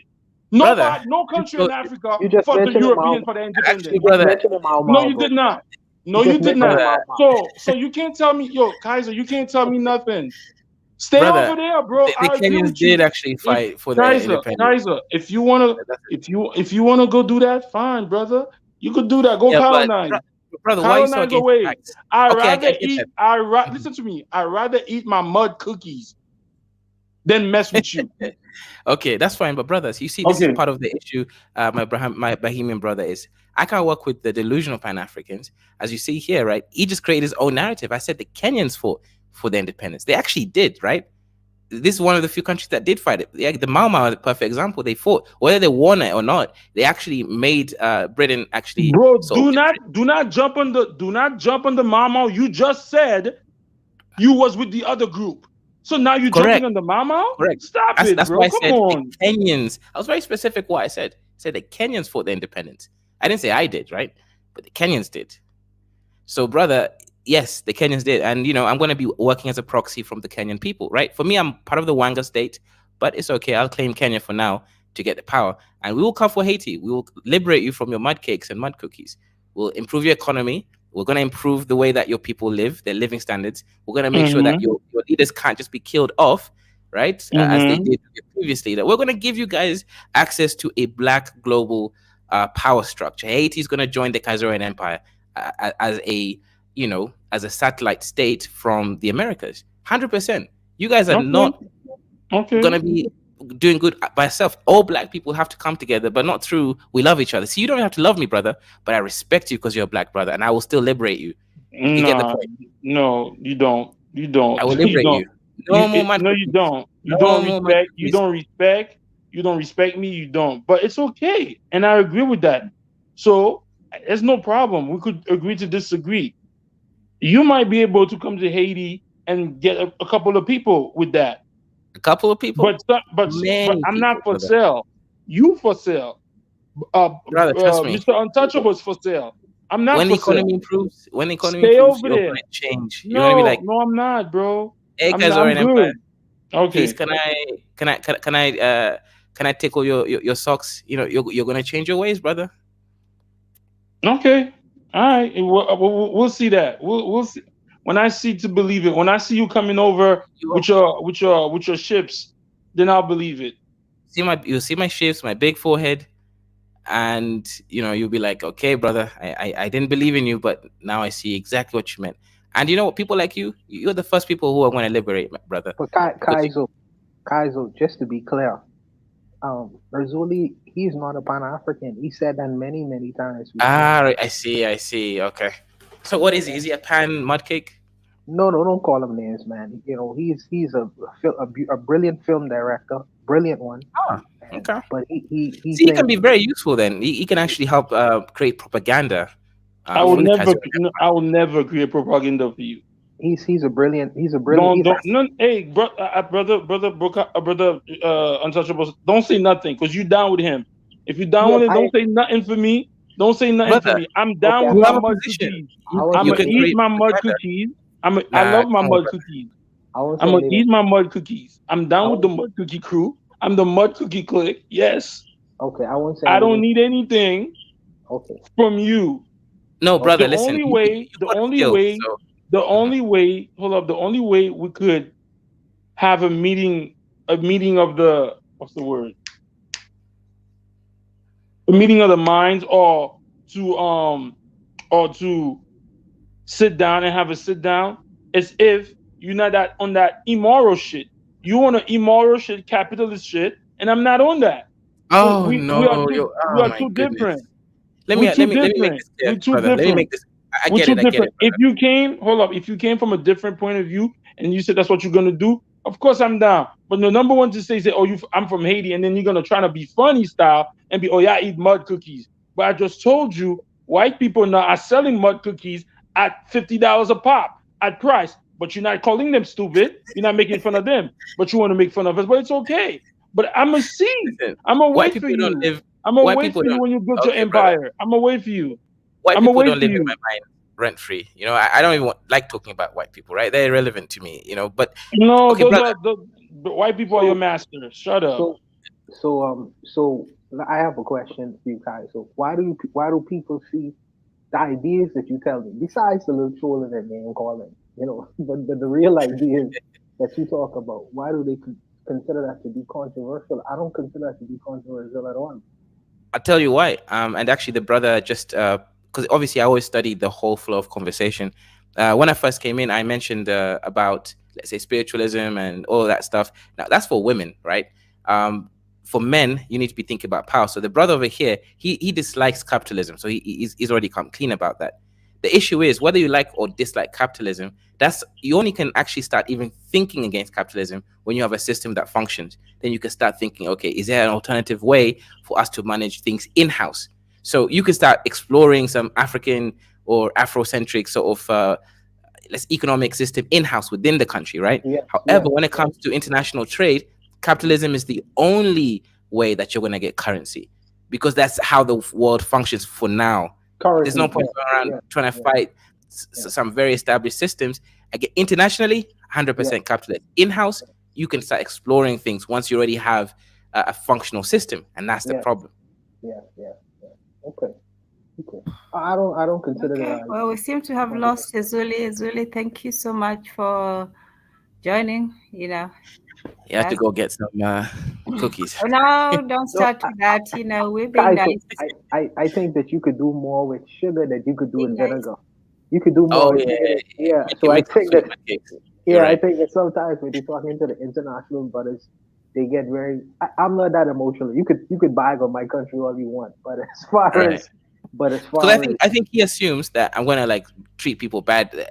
I've never said that at all. Right? Of course, it's to uplift people, right? But people have to be given discipline to work and build stuff. That's the main thing. We lack discipline. Even the IQ stuff is not that problematic, because that's going to increase while you increase education, stability, the ability. Once you have enough food, right? Instead of people surviving on non-nutritional food, people are going to be able to start thinking freely. They can now start to explore ideas. Absolutely. And then what's nutritional food? What's nutritional food? Okay, like nutritional food is. Okay, I'll give an example, right? You guys, do you have eggs in your country? No, we don't. We don't have eggs. Okay, so eggs is nutritional food. Okay. Do you have meat in your country? No, we don't have meat. We're vegetarian. I see. Yeah, that vegetarian is not nutritional food. You need to have enough iodine in your diet to improve your IQ. Iodine, you can get it from meats products, fish products, etc. How you spell iodine? How you spell that? IOIDINE, I think. Oh, you mean iodine? The shit that you get in salt. But okay, gotcha. The one that you get in sea, but you can't get. Oh, you have to get it from meat. Okay, all right, okay. Go ahead. Yeah, the one that can be processed in your body. Yeah, it's better if you. Well, the salt helps. Obviously, they put in the salt to help with the IQ. You also need a little bit of fluoride, but not too much fluoride. Otherwise, that's going to reduce your IQ. So we need to actually start restructuring and create like a proper nutritional food that's going to help our people. And we need to do our own research so that the food actually is relevant to our genetic type, right? Because right now we're listening to the white man's research, and that's not relevant to our body types. So the moment we have all that, brother, first of all, we want to make you fat and flourishing, like the South Africans. When you see a South African man, you see a big guy and he's got nice, fat, flourishing body. That's what we want for all Africans. I know this. You said when you see a man, you didn't see a woman. So I see where you leaning. Okay. I don't think people get his sarcasm, and I think that's what it is. I'm laughing because he just saying things to get us really upset, and it's just like you don't see. He's that not thing. getting me upset. What are you talking about? What are you talking about? You are getting upset at the man. He was getting upset at the man because the man mentioned mud cookies. He's getting upset at the wrong things, brother. Like, brother, listen, I love you, brother. It's no, just you don't. Stop saying that. You don't. Stop saying that. Anyway, I'm gonna go. I'll let you and you, Tan, and really fight it out, man. I'm not fighting. No, we're winding down too. Tantan, drop the link for the Kaizorians in the chat. Oh, okay, hold on. There's some Kaizorians in the chat. Tell them to come up. Okay. Yeah. The Brian, only rule is niceness. Like I said earlier, we insist. Brian and Jug, come and do your emperor, Yeah, Kaiser. let the Kaizorians rock, man. But good night, Tan. Good night, everyone. Good night, Willie. Good night, Good Kaiser. night, I brother. appreciate your Good night, conversation. Yeah. Brother Haguzuki. Thanks for coming on. All right, there we go. So, yeah, Azuli. Yeah, yeah. I'm. At least you I know don't the have. key. I don't have anything else to say. The brother said he's gonna conquer Africa and gives them electricity. Good. I agree. Do your thing, bro. I'm happy for Listen, you. we're already the darkest continent. Do you want us to remain in the dark? So we won't be able to see each other at night. So we need electricity, brother. You know, I mean, I mean, I mean, go ahead, man. You could do that. You could. That's since you said that's what you're gonna do, and Tenzin is down. Tenzin is not, Tenzin. You agree with him too? You, go give the whole. Then, you know, Go give the I'm whole just here Caribbean listening, you life. see that? You see observing, that? You see that, brother? hearing. Hail Kaiser. People are they're hailing me. These are my soldiers, brother. I'm creating an empire, brother. We're gonna come for you, and No, I just Okay. sit on the sidelines and watch and observe. That's all I do, you know. Nah, So, but there's a difference. When people don't want to be conquered, you have to respect that. I no, don't want to be definitely not. conquered. I don't want Listen, to be brother. conquered. Your I other don't people want to want to be be, conquered. so I will You go conquer them. conquer. You know what's gonna happen when you conquer people that don't want to be conquered? They will always plot to overthrow you. If it Really? doesn't happen in 50 years, if it doesn't happen in 100 years, it will happen. So go conquer the people that want to be conquered. The people that want electricity from the Kaiser Empire, want that technology, go to them. Go give it to the Congo after you steal the natural resources, only give them 15%. Go give it to the other countries after you steal them and give them only 15%. Then go to Bahama and make sure you look for brother Boana, because he want to sell out like you. Give So him, let me. hold up, and save him. But when you come to that small island called Haiti, don't. You could even go to the Dominican side. They probably agree with you. Do that. I just told you. Leave us. There's a language. Brother, There's I something. hear that Haitians are running across the border so that they can go to the more developed country of Dominican Republic. So, trust me, a lot of Haitians are going to join willingly. They're going to actually beg me to conquer them. In fact, I will Okay. leave Haiti as the last country to conquer, and I want them. I'll make sure that you guys beg me. Miss Nairobi, welcome. Karibu, Miss Nairobi. Karobo, Karobo, Karobo. Imakozi. Okay, Kaiser, this must be one of your people. Of course, this is one of my generals. So we're going to come and colonize you, brother. And we're going to leave Haiti last until you beg us to colonize you, brother. We're going to see Dominican Republic moving forward. You see, the difference between Haiti and Dominican Republic is Dominican Republic has admixture. That's why their IQ is better. That's why their country is doing better. No, he did not say that. How you doing, Tanzan? You beautiful lady. I'm normally just call you Brian. However, Oh, okay. You just call me Brian. Okay, okay. Welcome. welcome. How are you? Now, pretty good. How are you? Now, Queso. Now, are you coming to the Americas now? 100%. 100%. I mean, I thought you was all about Africa. Village. Now you're trying to get in our region and our states. 100%. I'm gonna find this guy's little village, and I'm gonna make I'm gonna have to take over, brother, because the Americas are our people. You guys are our people.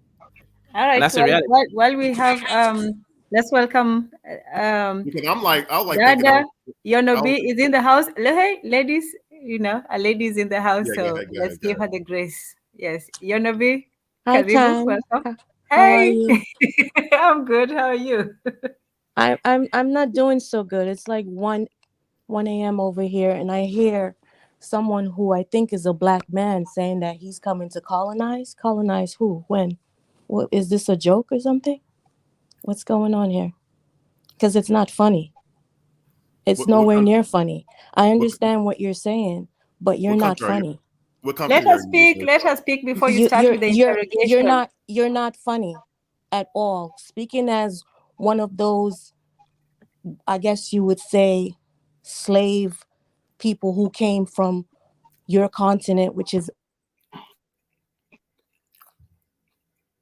not because your grandfather didn't get on the ship and mine's did, or great grandfather, whatever it is, don't give you the right to be talking out of your ass right now. And I feel that it's very disrespectful what you're saying. Okay? It's not funny. I understand that you want to push your agenda and you want to claim supremacy and whatever else you want to claim, but you're not funny.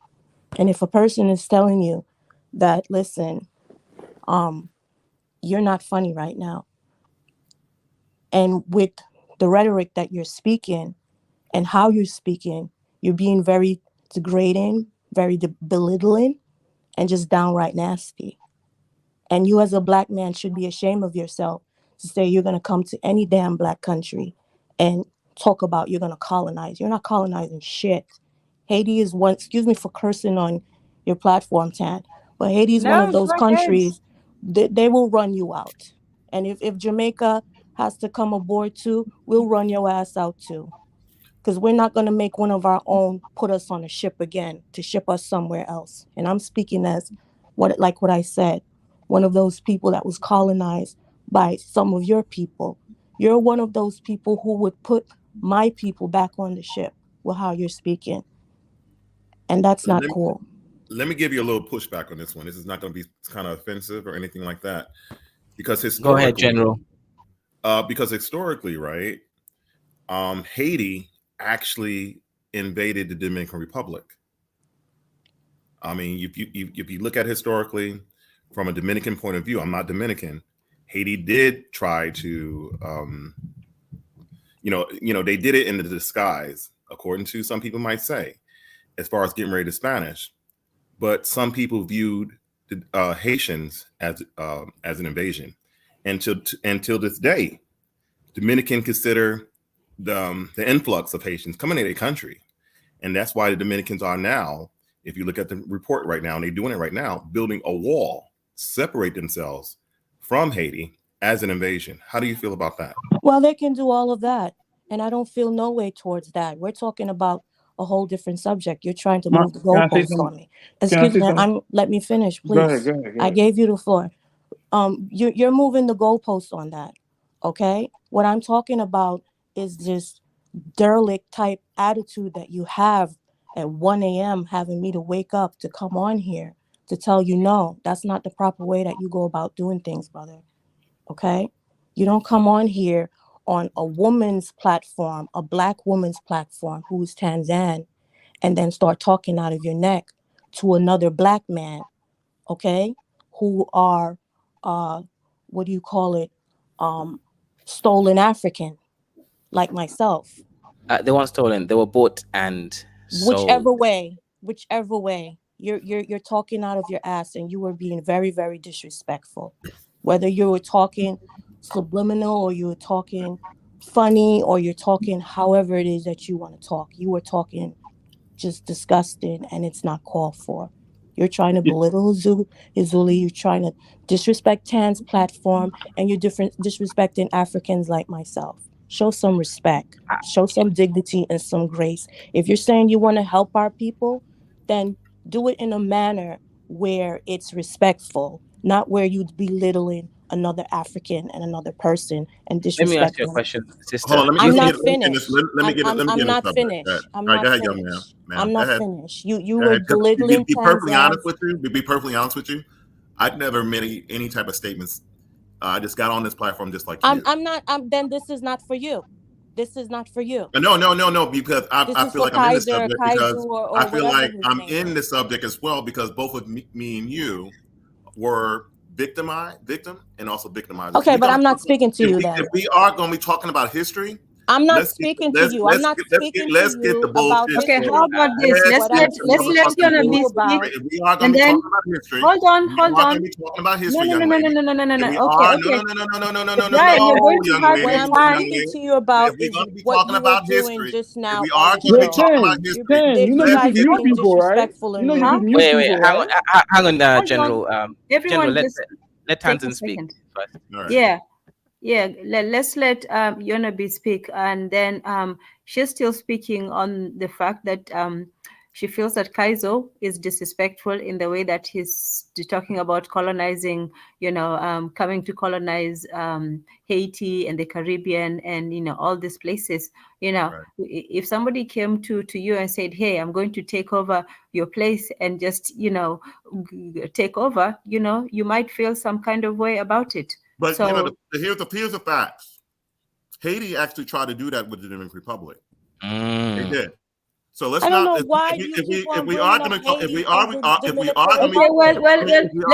talk historically, whether historically or not. Let's okay. Hold on, Brian. Just 1 second. 1 second. Just relax. Okay, so that might have happened historically. Somebody is doing this in real time. This is not somebody saying, oh, this happened and that happened. This is somebody coming to you right now and saying, I want to take over your country and this is what I'm going to do. Okay, so the person who's called slave catcher right now, I'm not going to get you in because I already know what kind of stuff you're going to just to be. Whether it's being reality is not going to happen or not, you're speaking on it as it will. You're being very delusional because you're now saying it's not going to happen. I never speak on that. That was another person who spoke. Okay, then I'm not speaking to you. Well, she was addressing Kaizo. So okay, so the person who has the name of slave catcher, Ja, are you all just going to come here and start talking about boasting about all the immoral stuff you've done? Like, oh yeah, we're proud of slavery and all that stuff. Because I can get that if you guys just want to be all inflammatory and all that, but nobody in their right mind would just say, oh, okay, so you have something, we're going to conquer you, and yes, we're just going to lay down and be conquered. Especially not Black people who've gone through slavery, who's gone through history. Whether you or not, people have this energy for white men, they certainly don't have it for Black people, and Black people don't like each other like that to certainly say, oh, okay, so this Black person wants to conquer me, let me. In fact, they will resist another Black person before they let even another white person come to them. Like, what are you talking about? Kaizo, you might as well just go bleach your face white and go in there as a white man and have a white proxy before another Black person will let them. I think they would let me. If I was white, they would let me colonize them easier. Yeah, that's what I'm saying. So all this talk about, oh, I'm going to do Black on Black colonialism. You're going to get away with bullying a few weak countries in Africa, but try that over here. Those Jamaicans will run you down. They don't play.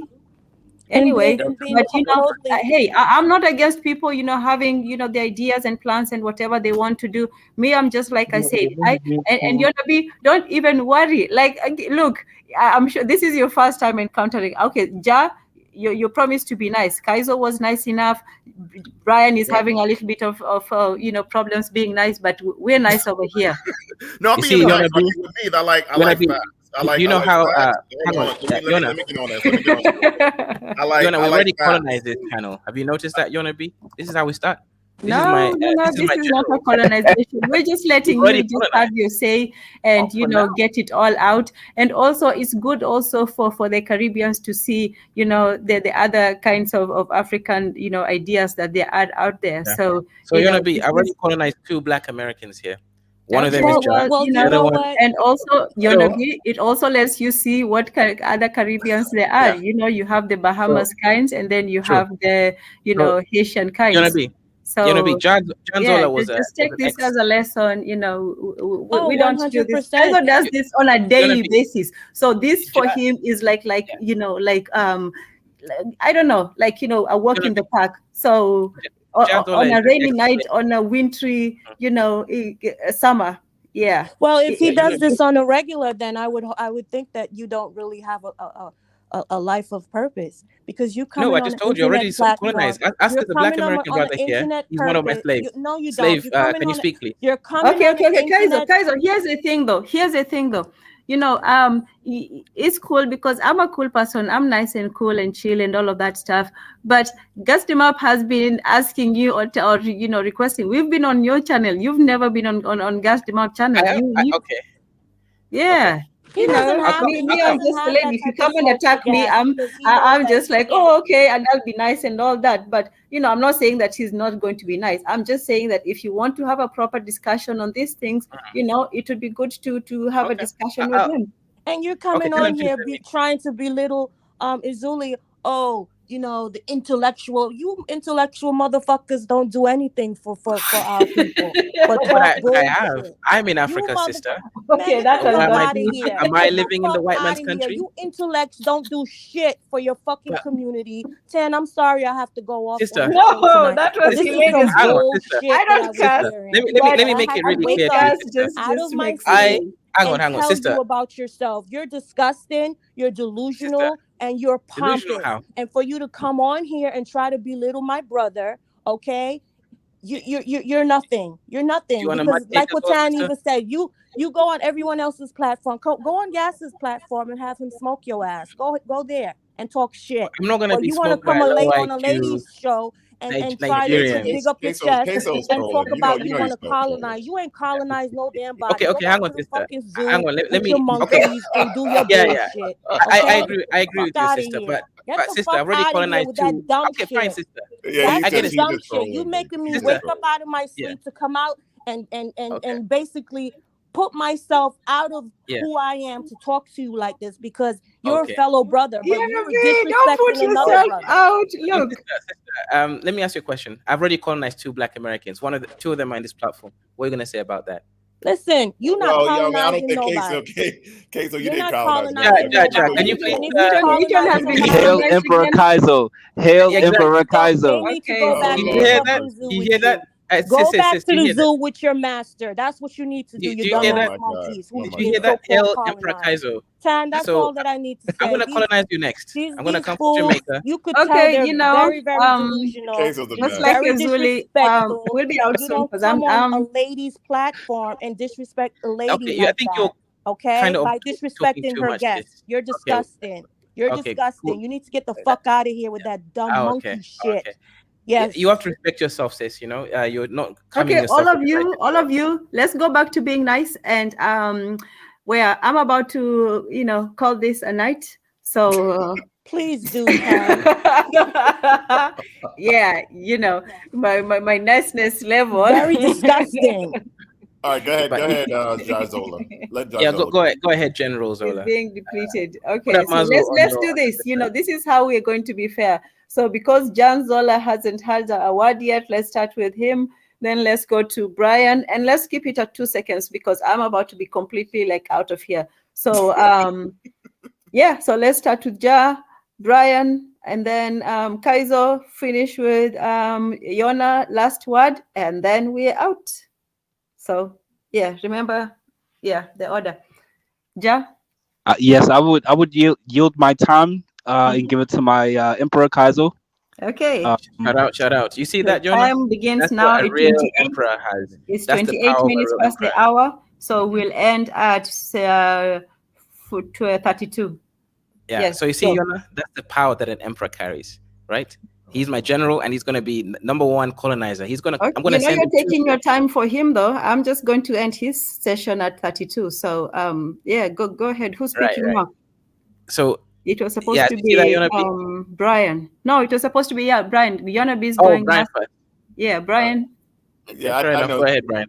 We all know how Queso is. He's trolling, but I just came here just to bring a little bit of historical context in regards to invasions and stuff like that, especially when it comes down to the history of Hispaniola, which is now the Dominican Republic and Haiti. In regards to who's, Queso is just joking with you, young lady. He's not thinking anything serious.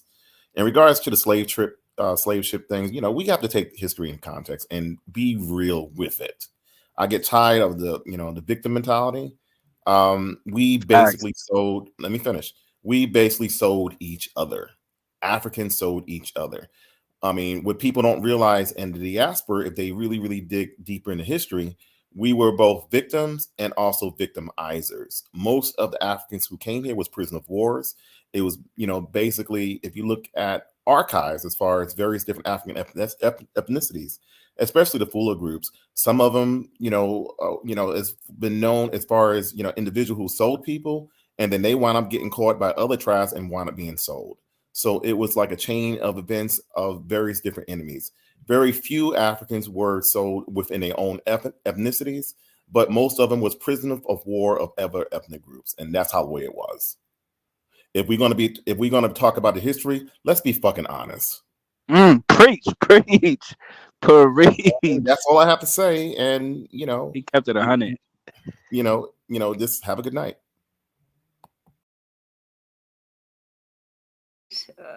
Thank you. I just call him Brian for your sentiments.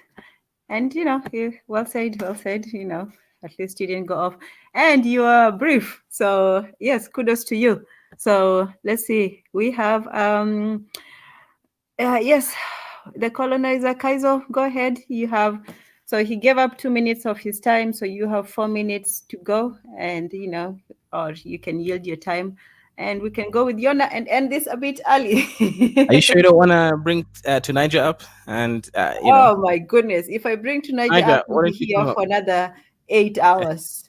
Yeah, I'm trying Yeah. to end So, this young early. sister, I want to give you some advice. First, I think you shouldn't show yourself as misbehaving like that. I carried myself with decorum. Look, Tunaja. Oh, sorry. See, now I'm calling you Tunaja. Kaizo, if you're going to have a last word, just have your last word. Don't go at somebody, on a personality. This is a conversation with just talking. Don't try to Correct, patronize correct, and correct.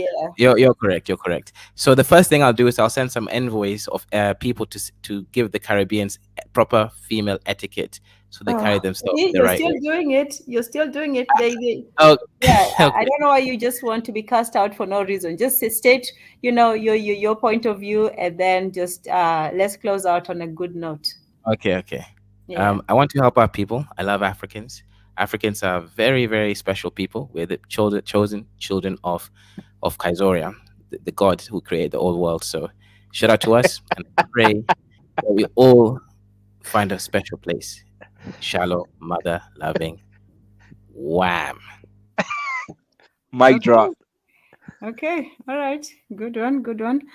My sister Yonabi, you have the last word, and you can go for as long or as short and as loud and as you have your say. Tan, I am so sorry. I came on your show and I disrespected your show, but No, you did not. I couldn't take it That, that, that, anymore. that behavior is normal for black Be quiet, I couldn't Kaizo. take Your it time, you're anymore. over. Where's the I mute button? couldn't Kaizo, take it let anymore to hear this Nemo that's out of water just cackling and talking foolishness. And I apologize to you, sir, that I lost it, but you were very disrespectful. You were being disrespectful to one of my brothers. Okay, and I'm not gonna have that. But okay, I see what it is. You're a whole cartoon. It's fine. Tan, like what I said, I apologize for disrespecting your show. Okay, and it was a no wonderful apology show. needed It was or a wonderful taken. show, Tanzan. I appreciate you, but I'm not going to sit back and have anybody disrespect you, yes, or easily. That's not going to I happen. appreciate it. Especially being that you're a female amongst all these males that's coming up here, and then to see another brother disrespect one of my brothers. No, I'm not having that. So I apologize to you, Tan, okay? I love you, sis. Thank you. Yona, do you see my name? It says colonize her. Do be Now you quiet, Kaizo. Kaizo, mute. He's a Okay, so Nemo. I'm not paying him any okay, mind. I see what he is now. He's one of those cartoon characters. It's fine. I get it. I get okay, it. yes. Okay, and with that, we'll close out as we always do with a prayer to the ancestors, a prayer of gratitude for giving us this conversation, for learning, for sharing information, for taking, consideration. And I hope you all, go back and think about some of these things and look up those things. Like I said with the original video, this was about the myth of the hero. We have to take and we have to be able to question the people who are in front of us. And we started with Dr. Khalid, and some things that they were put out there. Everybody has their own perspective. You can look at it and make your own judgment. There is no, one answer. You have to look in several places, but you cannot be afraid to look the truth in the eye, even if it's not pretty. So, and at the same time, as followers, you have to look at your leader.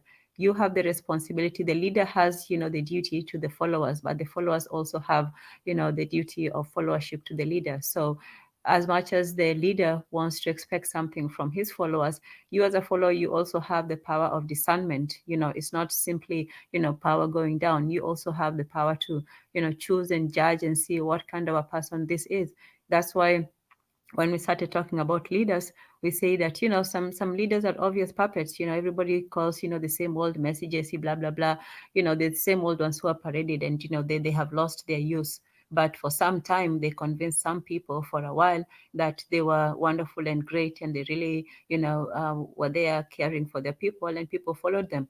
So, like I said earlier, the qualities that make a leader are very similar to those that make a preacher, that make a politician, that make a cult leader, that make a, just a charming person, a business person even, because you have to be able to speak to people, persuade them, sway them, convince them that what you have, is right and is better than what they have, and that they can put their trust in you. So, that's our responsibility as followers, or as people who, purport to follow people, even people in the past. You have to look at, what the ideas are, how you can make them better, and, who are they working for? They say, follow the money. So if you're doing your proper due diligence, always follow the money. If you're supporting a politician, who is, that person in the pocket of, who is, like they say, they pay of oil and gas.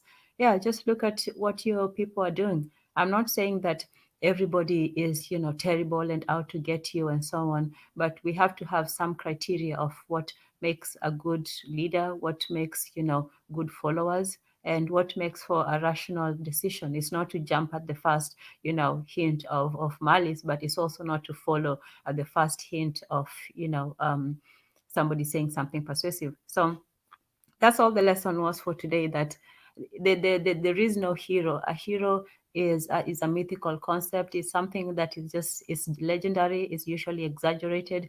Humans are simply that. They have flaws, they have characteristics that sometimes are good, and sometimes they take away from who they are. But we have to be honest about who people are, and we have to take them at their word. So I think that documentary is long, but it sheds a lot of light, and we might have another conversation about it after people have taken some time to review it. So yeah.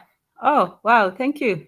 Yes, we are logical people. I would like to think so. We're even tempered, let's say. Yes, we're easy, chill people and all that. So okay, so once again, I like to close out, with the last word as a prayer to our ancestors for guiding the conversation, for giving us insight, wisdom, and especially today, patience. So thank you all for joining. Thank you to the ancestors, and good night. And thank you again to Sister Iona. Thank you for coming in and being a good defense. Peace, everyone. Oh, wow.